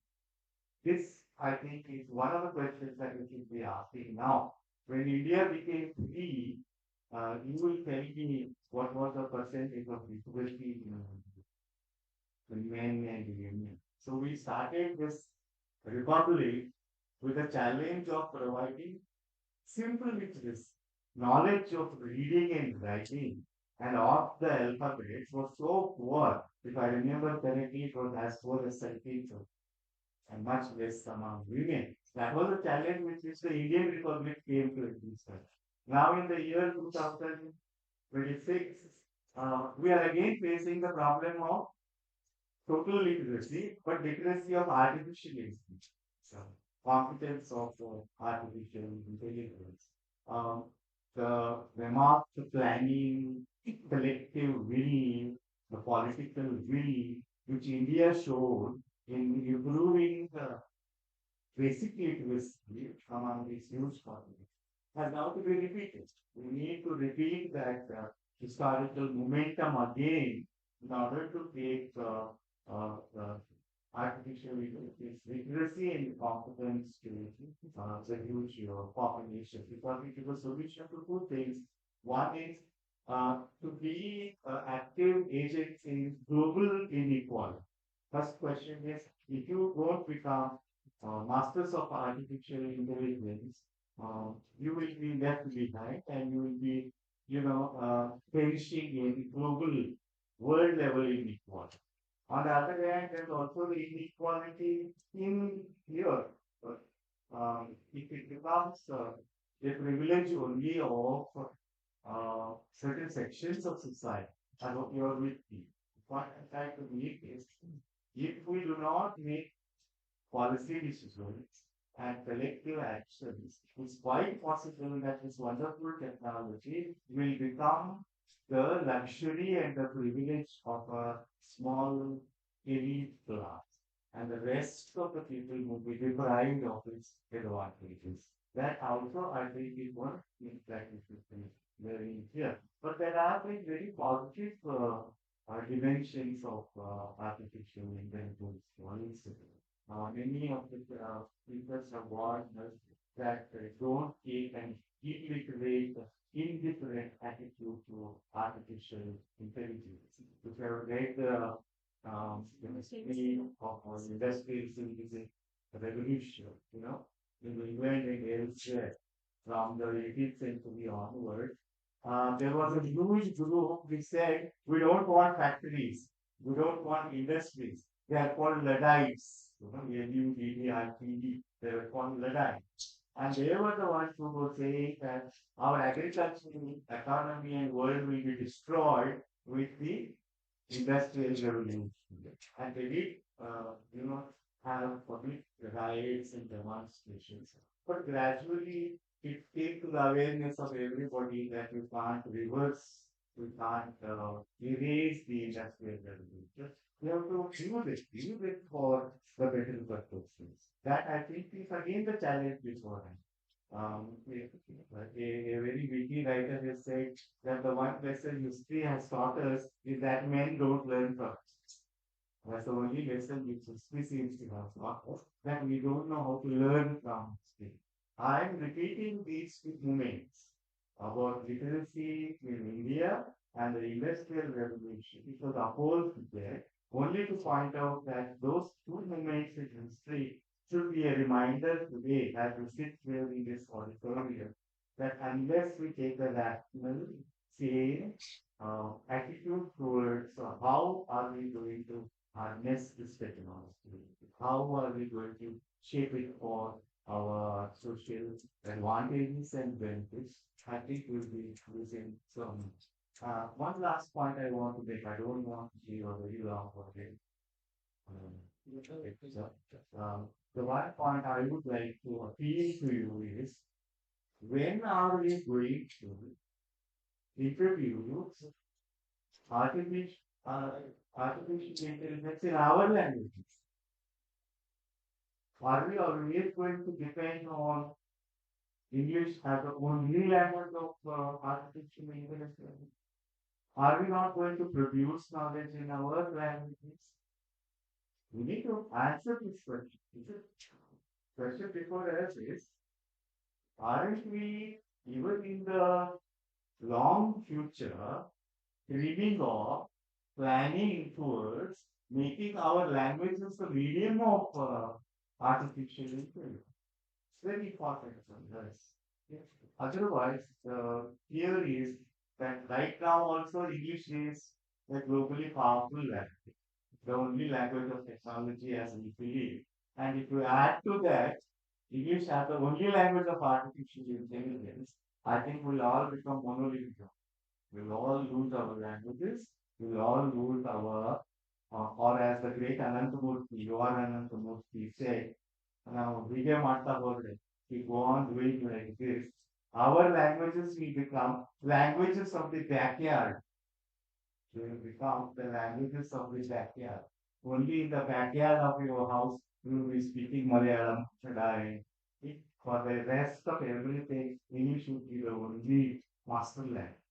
That can happen if we don't start now to make our languages also the medium of artificial intelligence. This is what I wanted to share with all of you. And apart from choosing this theme, the purpose, the objective we had in mind was a very selfish one. And the selfish objective was to once again create a sense of community among ourselves. And in that, I think we have succeeded also.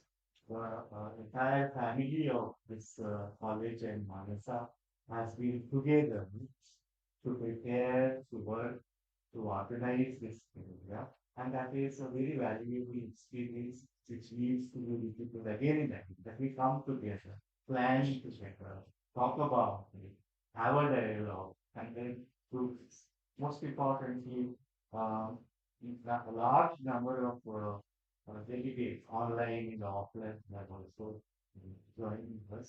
So I believe this is a small step. We're not making a big scale. It's a small step of expanding that community teachers, of researchers, of those who have concern for the society. So So with these words, I would like to first of all thank the delegates you have been with us for all these sessions. We owe a debt of gratitude to all of you, and especially to your faculty and your management who permitted you to spend these 2 days with us. We are grateful to all those resource persons and in a way, I give you a very shocking fact before I conclude. In another 1.5 months, I'll be completing 50 years of teaching.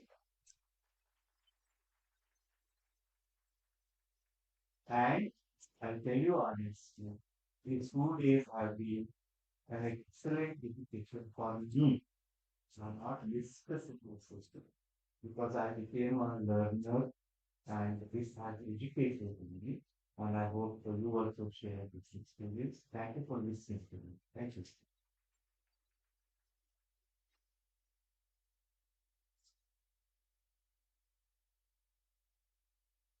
Thank you, sir, for that enlightening and controversial statement. Your works have indeed provided us with meaningful reflection and a forward-looking perspective on the evolved relationship between AI and the higher education. We shall now proceed to recognize and celebrate academic excellence. I invite Dr. Archana Bhatt to kindly present the Best Paper Award and the Best Poster Award to the deserving participants. Black table ಹಾಕಿದ್ದೀನಿ ಗೊತ್ತಾಯ್ತಾ Good afternoon. We have two categories of awards here. ಹಿಂದ್ಗಡೆ ನನ್ನ camera One is also a surprise award that we had spoken about. Identified British Star of the Best Paper and Poster Award. Please note that the Best Paper Awards will be in the fund category. That is social work, humanities and social sciences, commerce and management, computer science and sciences, science and technology. Apart from this, we also are very happy to announce that there will be a cash prize in the honor of late Mr. Joseph B., who was a great teacher of mathematics, and the awards have been sponsored by his family members, and these would be awarded to overall 2 best posters and 2 best papers. So to start off with, we have the Best Paper Award in Psychology. And the first prize goes to Sarvati Mishra from Roshni Vinaya College. Research perceptions of AI-based therapy compared to conventional counseling, quantitative analysis of client satisfaction. The second prize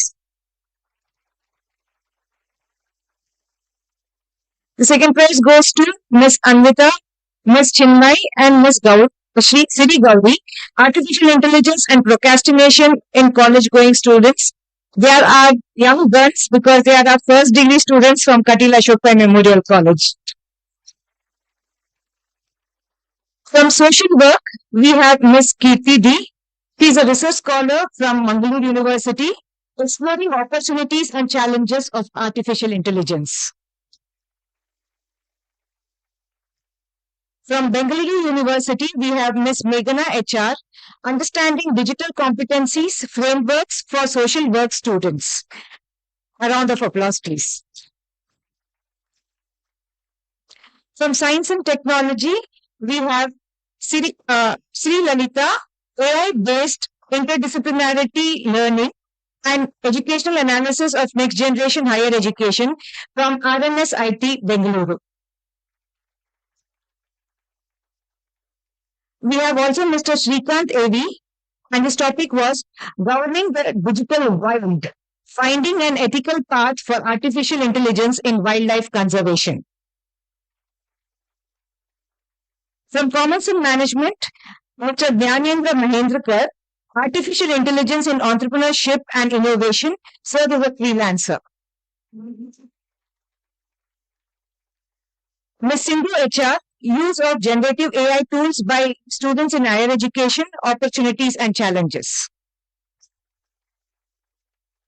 In Humanities and Social Sciences, we have Dr. Bharati Anandam, AI-generated illustrations in Victorian novels, advantages and potential challenges. From Srinivasa University, we have Ms. Pragna. ಸೃಜನಾತ್ಮಕ ಬರವಣಿಗೆ ಮತ್ತು ಓದುವಿಕೆಯಲ್ಲಿ ಕೃತಕ ಬುದ್ಧಿಯ sorry, because it's all typed in English, it is more difficult to read it. ಕೃತಕ buddhi mateya patra.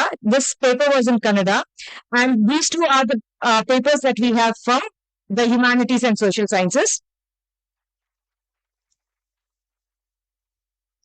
And for the best poster award, where I request Rajendra Chenni sir to be awarding, because one of the winners is here with us, Miss Aseed from Nanjappa College of Nursing.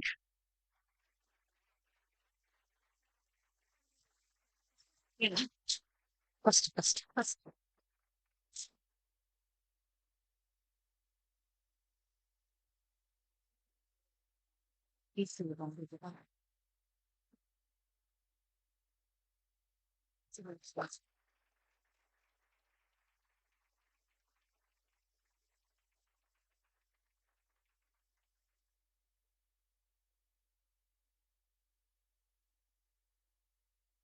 The second prize goes to Mr. Kishore and Preetham from BCA Department, Kateel Ashok Memorial College.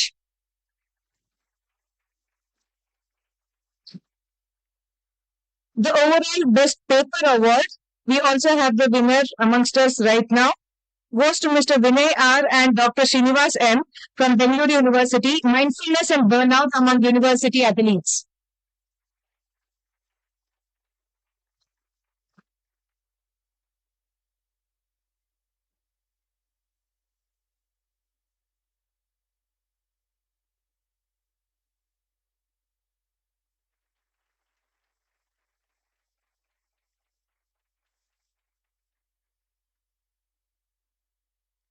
The second best paper award goes to very young BCA students from JCBM College Sringeri, KM Kartikeya Shastri and Tejas KS on their work on artificial intelligence driven adaptive micro-learning in India and LLM-based approach to personalized education.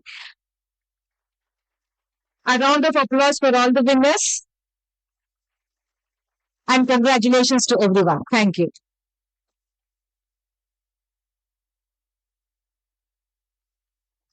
Congratulations to all the awardees for your commendable work and contribution. At this moment, we would like to share a message from our chief guest, Mr. Muralidhara, Director of Sono Consulting Services, who could not be present with us today. I now request Dr. Archana Bhatt, HOD of the Department of Psychology, to kindly read out the message.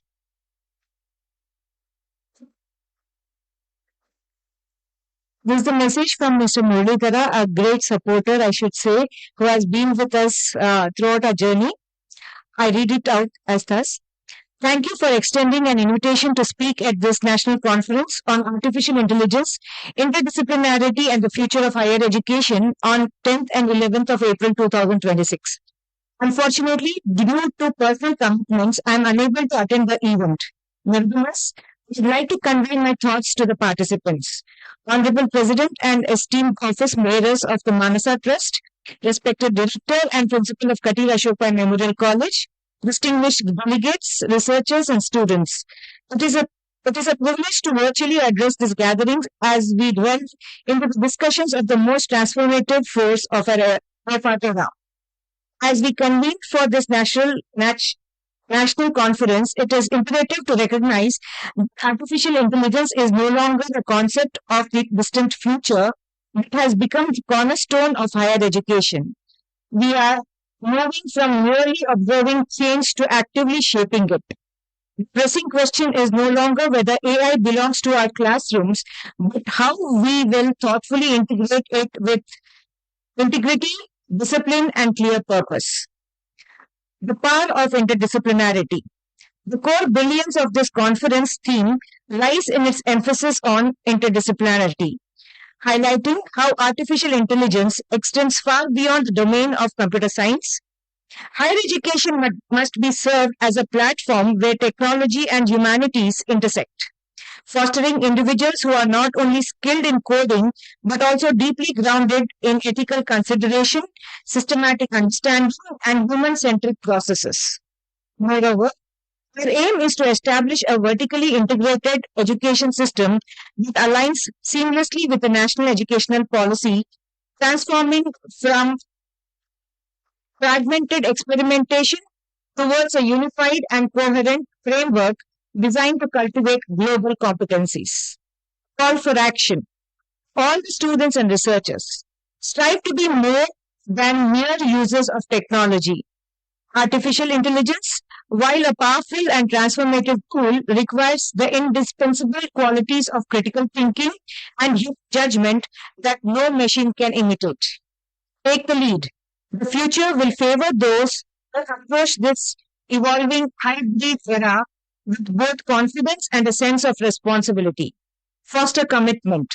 Let us dedicate ourselves to creating an intelligent and equitable future where AI serves to enhance our accountability and uphold ethical principles. I highly recommend the book Artificial Intelligence in Higher Education and Scientific Research by Ms. Fatima Remit, as it provides an in-depth examination of the interplay between artificial intelligence and higher education.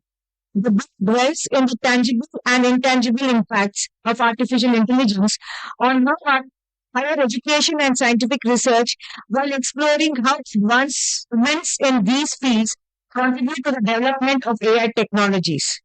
I congratulate Kateel Ashok Memorial College and KAPMI for creating this innovative hybrid learning platform and look forward to the insightful papers and posters that have been presented over the past 2 days. The future is not simply approaching, it is being actively shaped through the efforts within its framework. Thank you. Mulidhara HM.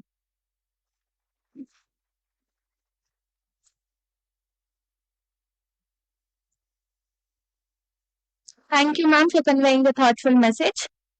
I now request our respected principal, Dr. Sandhya Kaveri, to kindly deliver the presidential remarks.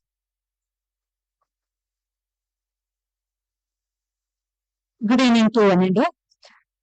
Respected Dr. Rajendra Chinni sir, Professor Ramchandra Baliga sir, my friend convener of the conference, Dr. Archana, co-conveners Manjunath Swami, Reshma Madam, Mandish Pai sir, and Dr. K.T. Shweta, all the members of the organizing committee, dear colleagues, friends, the students from different colleges, students of Kateel Ashok Memorial institutions, and all the delegates and participants of this beautiful national level conference.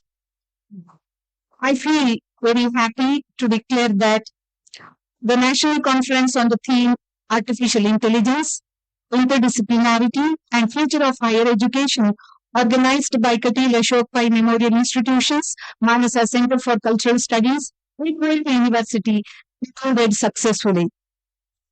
Honorable Vice Chancellor, during the inaugural speech, explained the need and contribution of research in higher education. He also cautioned that artificial intelligence should be applied as a tool to bring quality to education. It should supplement or support the methodology and pedagogy. Dr. Deepti Ganapati highlighted the need of interdisciplinarity, inculcation of values, along with the wise use of technology to build a good leader or an artist or any good professional for the future world.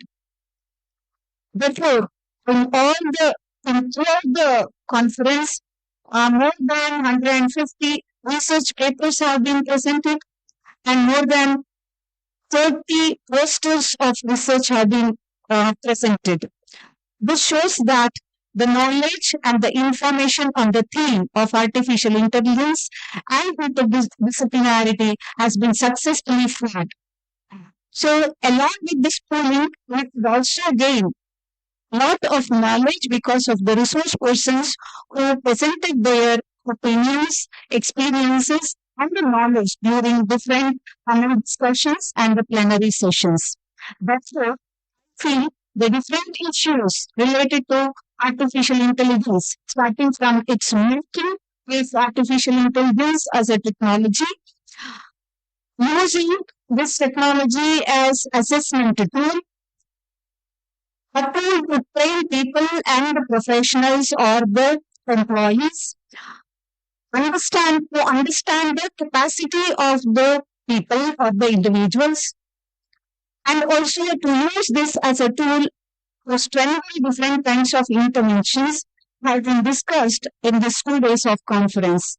A lot of discussion happened regarding the ethical and regulatory principles and its necessity also. Therefore, I feel very proud to say that the 2 days of National Conference on this artificial intelligence, interdisciplinarity, and future of higher education has ignited the minds of the scholars, academicians, and the students to think over how the higher education make the best use of artificial intelligence to incorporate interdisciplinarity and carry a resilient with highest quality. At this moment, I am very happy to convey my gratitude to Manasa Trust, our management, who supported to organize this 2 days of national conference. Also convey my regards to the Honorable Vice Chancellor of Kuvempu University, who encouraged and supported us. Keynote addressee Dr. Deepthi Ganpati for coming over here and addressing the students with valuable information. I also thank Dr. Rajendra Chinni sir for guiding us throughout our academic endeavors, Professor Ramachandra Baliga sir, who support us. I should congratulate again our convener, Dr. Archana Bhatt, and the whole team of Kateel Ashok Memorial Institution, family members. I can say family members because they have worked in a team and tirelessly for the success of this conference.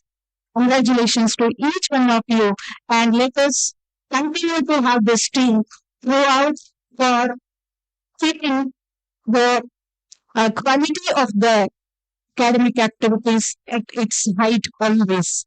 I also should thank our volunteers, the students of MSc Psychology, students of nursing, and students of all our undergraduate programs who volunteered and worked with us throughout the formulation and execution of this conference.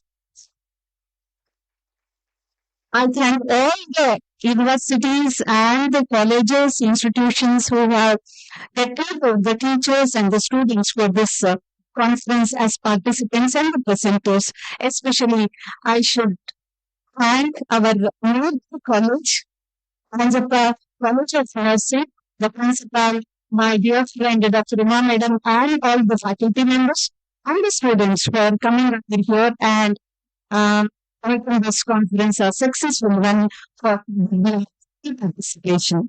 So I hope I have conveyed my best wishes to all of you with the very hope that let us collaborate each other, promote each other, and continue to have such kind of more and more activities and make the education in India a very fruitful one to reach the goals of education.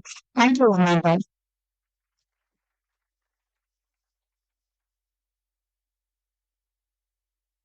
Thank you, ma'am, for your valuable words and guidance. As we approach the conclusion of this program, I invite Dr. Archana Bhatt to propose the vote of thanks. Thank you, Miss Alia. I think I'm the most climbed up person on stage today. It's a touching farewell, I should say, for months of hard work that all of us have put in. A round of applause to everyone present here. Also remind ourselves that it's not done. We still have the certificates to send. So to begin with, there are a lot of things that I need to undo. When I said in my introductory session, when I said we started the work in 2005, many of you were not even born. It was by 2025 that I was supposed to say. The reason being, for a long time, we wanted this conference. We were planning for it.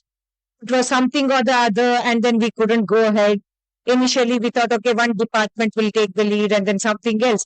But it had to take Rajendra Chenni sir to come up with a brilliant idea, to come up with a brilliant theme, I should say. I should first thank sir because you made it happen, sir. Thank you so much for it, sir. And when sir brings it up on the table, we have our ever-helping management, led by Rajni ma'am, Preeti ma'am, and Vaman sir. Today I will not be very formal because I think this is where we really need to thank. Thanking is not something that I would want to read out. Thanking is what I would like to convey. So my heartfelt gratitude to our whole management who has been behind us, not behind us in making us work, but behind us in telling that we are there for you. Because right from the day one, when Rajendra Chenni brought this idea up and we had a discussion with Sandhya ma'am, and Balika sir and Sandhya ma'am said, yes, we will do this. And it was at the it was at the end of probably our academic session also, where we had to get into the examination environment. But everyone in the college said, yes, we will do it. And I would really like to, my heartfelt gratitude to all the three members of our management who have been with us throughout, not just emotionally telling, yes, yes, we'll be there on in words, telling, even physically being present here. Because we all know they are very busy doctors. And Manasa Hospital is run by these pillars. We are learned by those pillars. It's like the oil that they put in the gear which has to move. Without them, we can't move. And then in spite of everything, every Friday, when Preeti ma'am used to come to the meeting and Rajni ma'am used to come to the meeting and update that used to take conference ಬಗ್ಗೆ night and the smile on their face when we tell ma'am ish registration ಆಯ್ತು ma'am ish registration ಆಯ್ತು ಬೇರೆ ಊರಿಂದ ಯಾರು ಬರ್ತಾ ಇದ್ದಾರೆ. So this, it is not, they could have just kept quiet and said, okay, these people in the college are doing something, so let them do it. No, they were involved with us. And they were involved with us for everything. They were involved with us for all sponsors that we have. We can see over here, we have Elite Pharmacy, RKG Pharmacy, Arihant Steels, NS Gangadhara and Sons, Shomu Consultancies, Ilyas Kumar, Vishwa Manava Sports. Everyone who have been with the Manasa family. Everyone who has contributed to us. We have had Mr. Muralidhara, we have Professor Rayappa's family which contributed to us. And everyone who has been with the management, I would like to extend my gratitude to everyone over here. And speaking of Sandhya ma'am, whether she was in the cabin or on the phone, we have seen her in whatever state that she was in. I think, ma'am, we all respect you for that one thing, that in spite of everything, because I think there's a lot we learned from her, that once we have taken responsibility, I'm going to be there. Thank you very much, ma'am. Baliga sir. ಏನಾಗಲ್ಲ ಕಣ್ರಿ ಮಾಡೋಣ. From his cabin when he starts, ನೋಡೋಣ, ನೀವು ಕೊಡಿ letter ಕೊಡಿ, ನೋಡೋಣ, ಚೆನ್ನಿ ಹತ್ರ ಮಾತಾಡೋಣ. So these words are not mere words for us, but in the absence of physical presence of our leader, these meant a lot. Thank you very much, sir, for being there for us. I should say that one of the new members for our family is Mallikarjuna sir. This institute itself is a baby of the Manasa Trust, and this is the newest member of the family. And Ilinda sir used to come there. Madam, yen bekittu? It is just not that we have the name of Kateel Ashok Institute of Nursing on the invitation. Sir was with us, and I remember even when we had the poster thing. Madam, ide chennagide, yochne madbedi, namdalli agutte. And when Abhilasha ma'am and Madhu sir was like, where should we put the posters? Yen madbeku? Anni madam, karkondu hogtini. These are not things that are just, said because I have to tell this, but these are the things when people speak, this means I'm there, I'm with you. Don't worry, we are all together in this. Yeah, so I would have take over the medicine.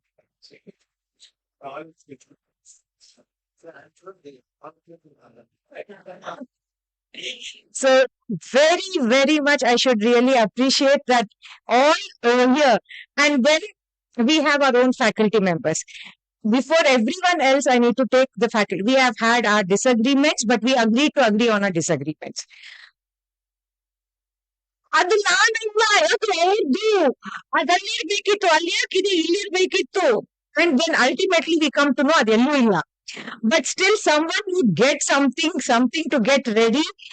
And beauty, I think, in like how we have India is a diverse country, but we have unity. At times we were I shouldn't be using this, but like sometimes we were like headless chicken. We are going live on YouTube, but still, because when you don't have a leader sitting right there, sometimes we act like that, and all of us are, banging into each other, hitting each other. But in spite of everything, it was in unison. We were together, whether we are going up, we are going down, we're like, we are going to do it together. And whichever floor, whichever staff room, whichever building, because the nursing family is a very new family for us. And I would really appreciate in our colleagues, we have the young ones. There are some of them who have joined us not even 4-5 months back. And in spite of that, there are such young ones, the older ones who are with the college is one thing, but the younger ones, takes time for anyone to develop feelings for a place where they work. It takes time for them to develop a feeling of belongingness. But in spite of that, where they themselves are new and they don't even know the names of the fellow colleagues, we had these young ones.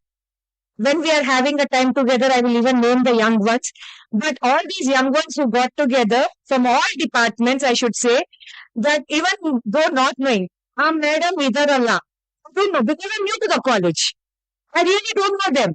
But even though they didn't know us, they've worked with us. I really appreciate our older employees, our newer employees, all the employees, everyone. We had our alumni working with us. We had our ex-students working with us. And we had our ex-employees working with us. Our students who are gone out and working elsewhere sending, because Kuvempu University, the whole crowd was sent by our alumni who are teaching there. So Bharti and Surekha, both are teachers. We had around almost 20 students coming from there. So I think when we give the best to our students, they will ensure that they will remember the college. And it is not about one department. Whenever and wherever we have had alumni working, and they have always said, yes, ma'am, I will see whom I can send. Ma'am, I'll see if I can come. It has always been there. So I'm really thankful to all our alumni. In addition, I'm thankful to all our resource persons, starting from the Honorable Vice Chancellor, because our Vice Chancellor is busy. And we saw our Vice Chancellor not just being present, but being really present. And when the Vice Chancellor himself says, no, I'll take the coffee later because I want to sit in the panel discussion. I'm interested. I want to know what people say. Now, this talks a lot about how invested a person is in the college run by the university. We belong to Kuvempu University, and the trust that the VC has on us, I think somehow we have managed to make the university proud, Kuvempu University proud, and we have taken leadership in getting things done. I thank the Vice Chancellor, and I should also thank his office, which has been constantly in touch with us and ensuring that there's a smooth flow of communication. And then talking about Dr. Deepthi Ganapati. For many, it was a surprise that someone from IIM is trying to speak on artificial intelligence. And the person who's speaking on artificial intelligence is also speaking on climate change and agricultural and all these things. But I think when she stood here and she spoke, it spoke a lot about her caliber, and it spoke a lot about what we as learners, because even if we are teachers, whatever we are still learners. What is the depth and the width of the subject that we can go into? And it was beautifully put across. I think the humbleness which was reflected by her, and the humility with which she took up the task, the simplicity with which she came here and spoke. I really would want to appreciate ma'am's presence here. And in fact, she was not keeping well yesterday. In spite of that, ma'am gave her best. I would really want to appreciate ma'am and my sense of gratitude, the gratitude to her. Thank you very much, ma'am. and the panel discussion by Cheni sir. Kumar Swamy sir unfortunately could not join us because of a personal emergency at home, but he was with us throughout, and in fact he was also coordinating the Cheni sir over a lot of things, guests, everything included. My thanks to Kumar Swamy sir and Dr. Preeti. Ma'am could have just told I have OPD and gone, but she said, no, I will be here. And not just be here, I will be also sitting here as a participant. And for us, it is very difficult to get Preeti ma'am because she is really busy. But we really wanted to get Preeti ma'am because when you have, the jewel sitting next to you, we go we go searching everywhere for someone who can give us insight. That is not something that we wanted. So when we approached Preeti ma'am and asked her, she readily agreed. My gratitude to her too. And also we had Dr. Hegde with us, Shrikant Hegde with us. We could see the work that they had put in they're all busy practitioners. Work that even the PPTs were so clear. They were speaking not out of theory, but they were speaking out of their practice. Their own clients and what their clients speak to them and how AI has impacted the clients, how AI is also helping them. So, and then we also had Dr. Ashok D'Souza coming all the way from Belagavi. Now we had 3 people sitting over here and we had Dr. Cheni over here. The number of questions that were coming up. So participants were totally involved in it. I would deeply want us to appreciate the involvement of all the participants, not only those who were offline, but also those who were online, because they were sending us questions, they were sending us queries. So my gratitude to all the panelists and all the participants in that session too. We know it was difficult for Dr. Prithvi to come online because he was not based in Bengaluru like how he always is when he had agreed to come here. He was traveling to Chennai, but in spite of that, he kept his word. He said, no, I will come online. If nothing works, I'll at least come online. So my gratitude to Dr. Prithvi, who put an extra effort to log in from Chennai where he had already gone for work, and then he made time for us, ensuring that the whole schedule is not disturbed. My thanks to him also. And then we had the chairpersons of all the sessions. The chairs who readily agreed to be with us, and all the teacher volunteers and the student volunteers who are there with them, ensuring that everything works on time and it ended on time. Everyone went happy over here. We had all the committee members, right from the registration committee to the food committee. I think the food committee, everyone, sir, really appreciated the food.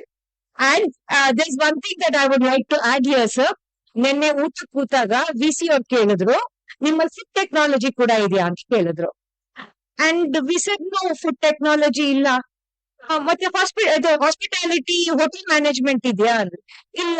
ಇವರೆಲ್ಲ ಯಾರು? Because the way the students var dressed, the professional way in which they were handling things, impeccable, clean, with a head cover and the gloves and everything.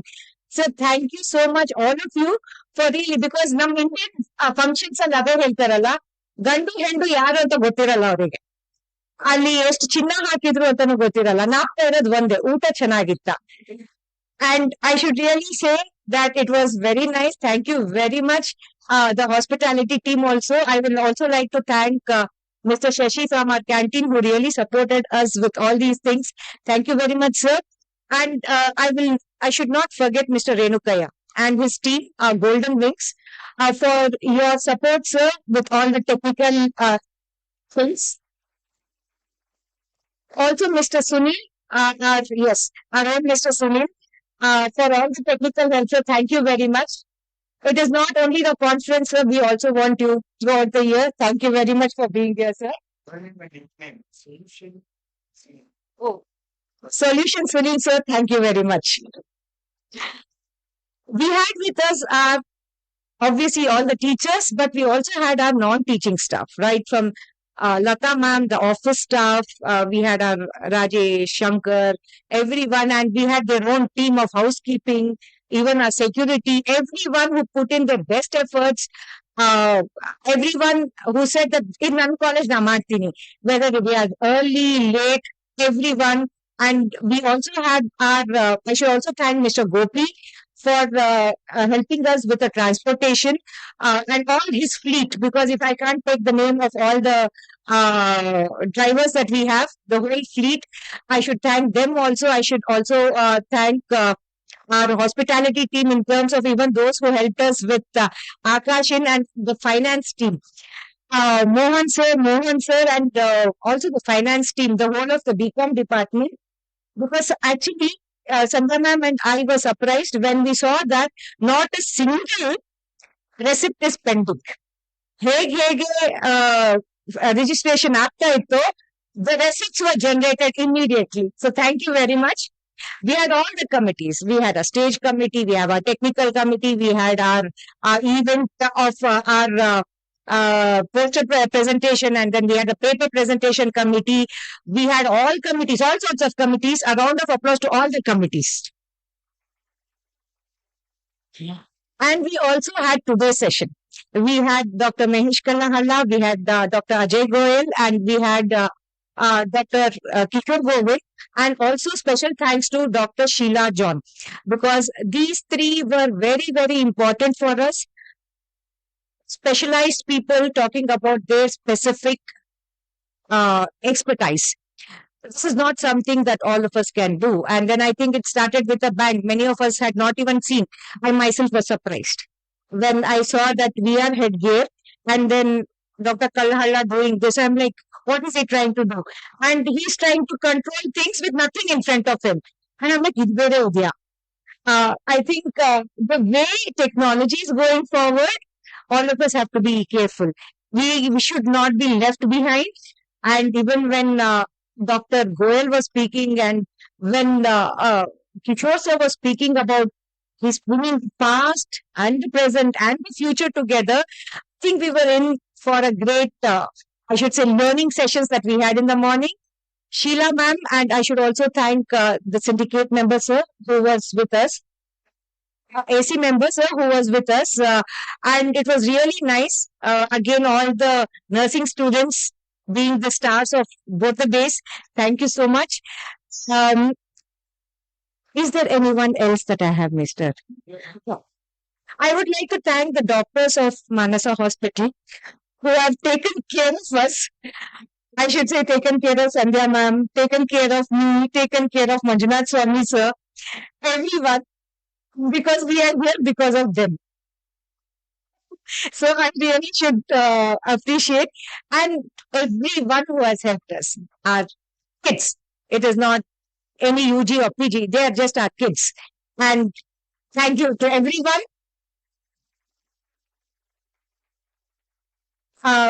I'm sorry if I have left out anyone. Please pardon me. I have not made a list. I just am speaking from my heart. And if I've forgotten anyone, I would definitely. Yes, another very important person that I forgot, Mr. Ajay and team. Mr. Ajay and team, because they are the ones, they are our students who run their own event management company. And they have taken, till what time have they worked on 9? Yeah, because we got the photo at around 2:33. They have worked at around till 2:30. We felt our college looks so good now. I think it does look good, but it looked even better. And I should say my heartfelt gratitude to all the team members. Anyone that? Yes, all the chairpersons of the online and the offline committees, and if anyone I have left out, please remind me. I think there was a heartfelt gratitude, and thank you very much everyone for making this a very memorable day. Our third national conference, the second being the international conference. Let us have many more. Let us all work together, and let's make the KAPMI family proud. Thank you very much.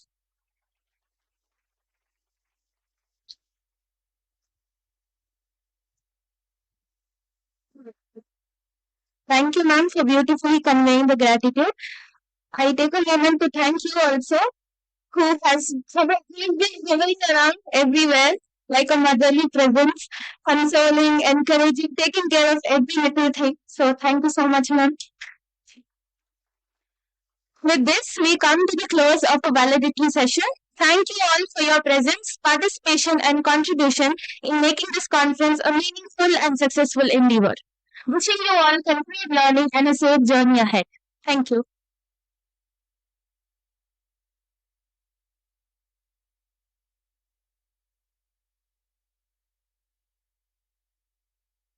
Thank you, everyone.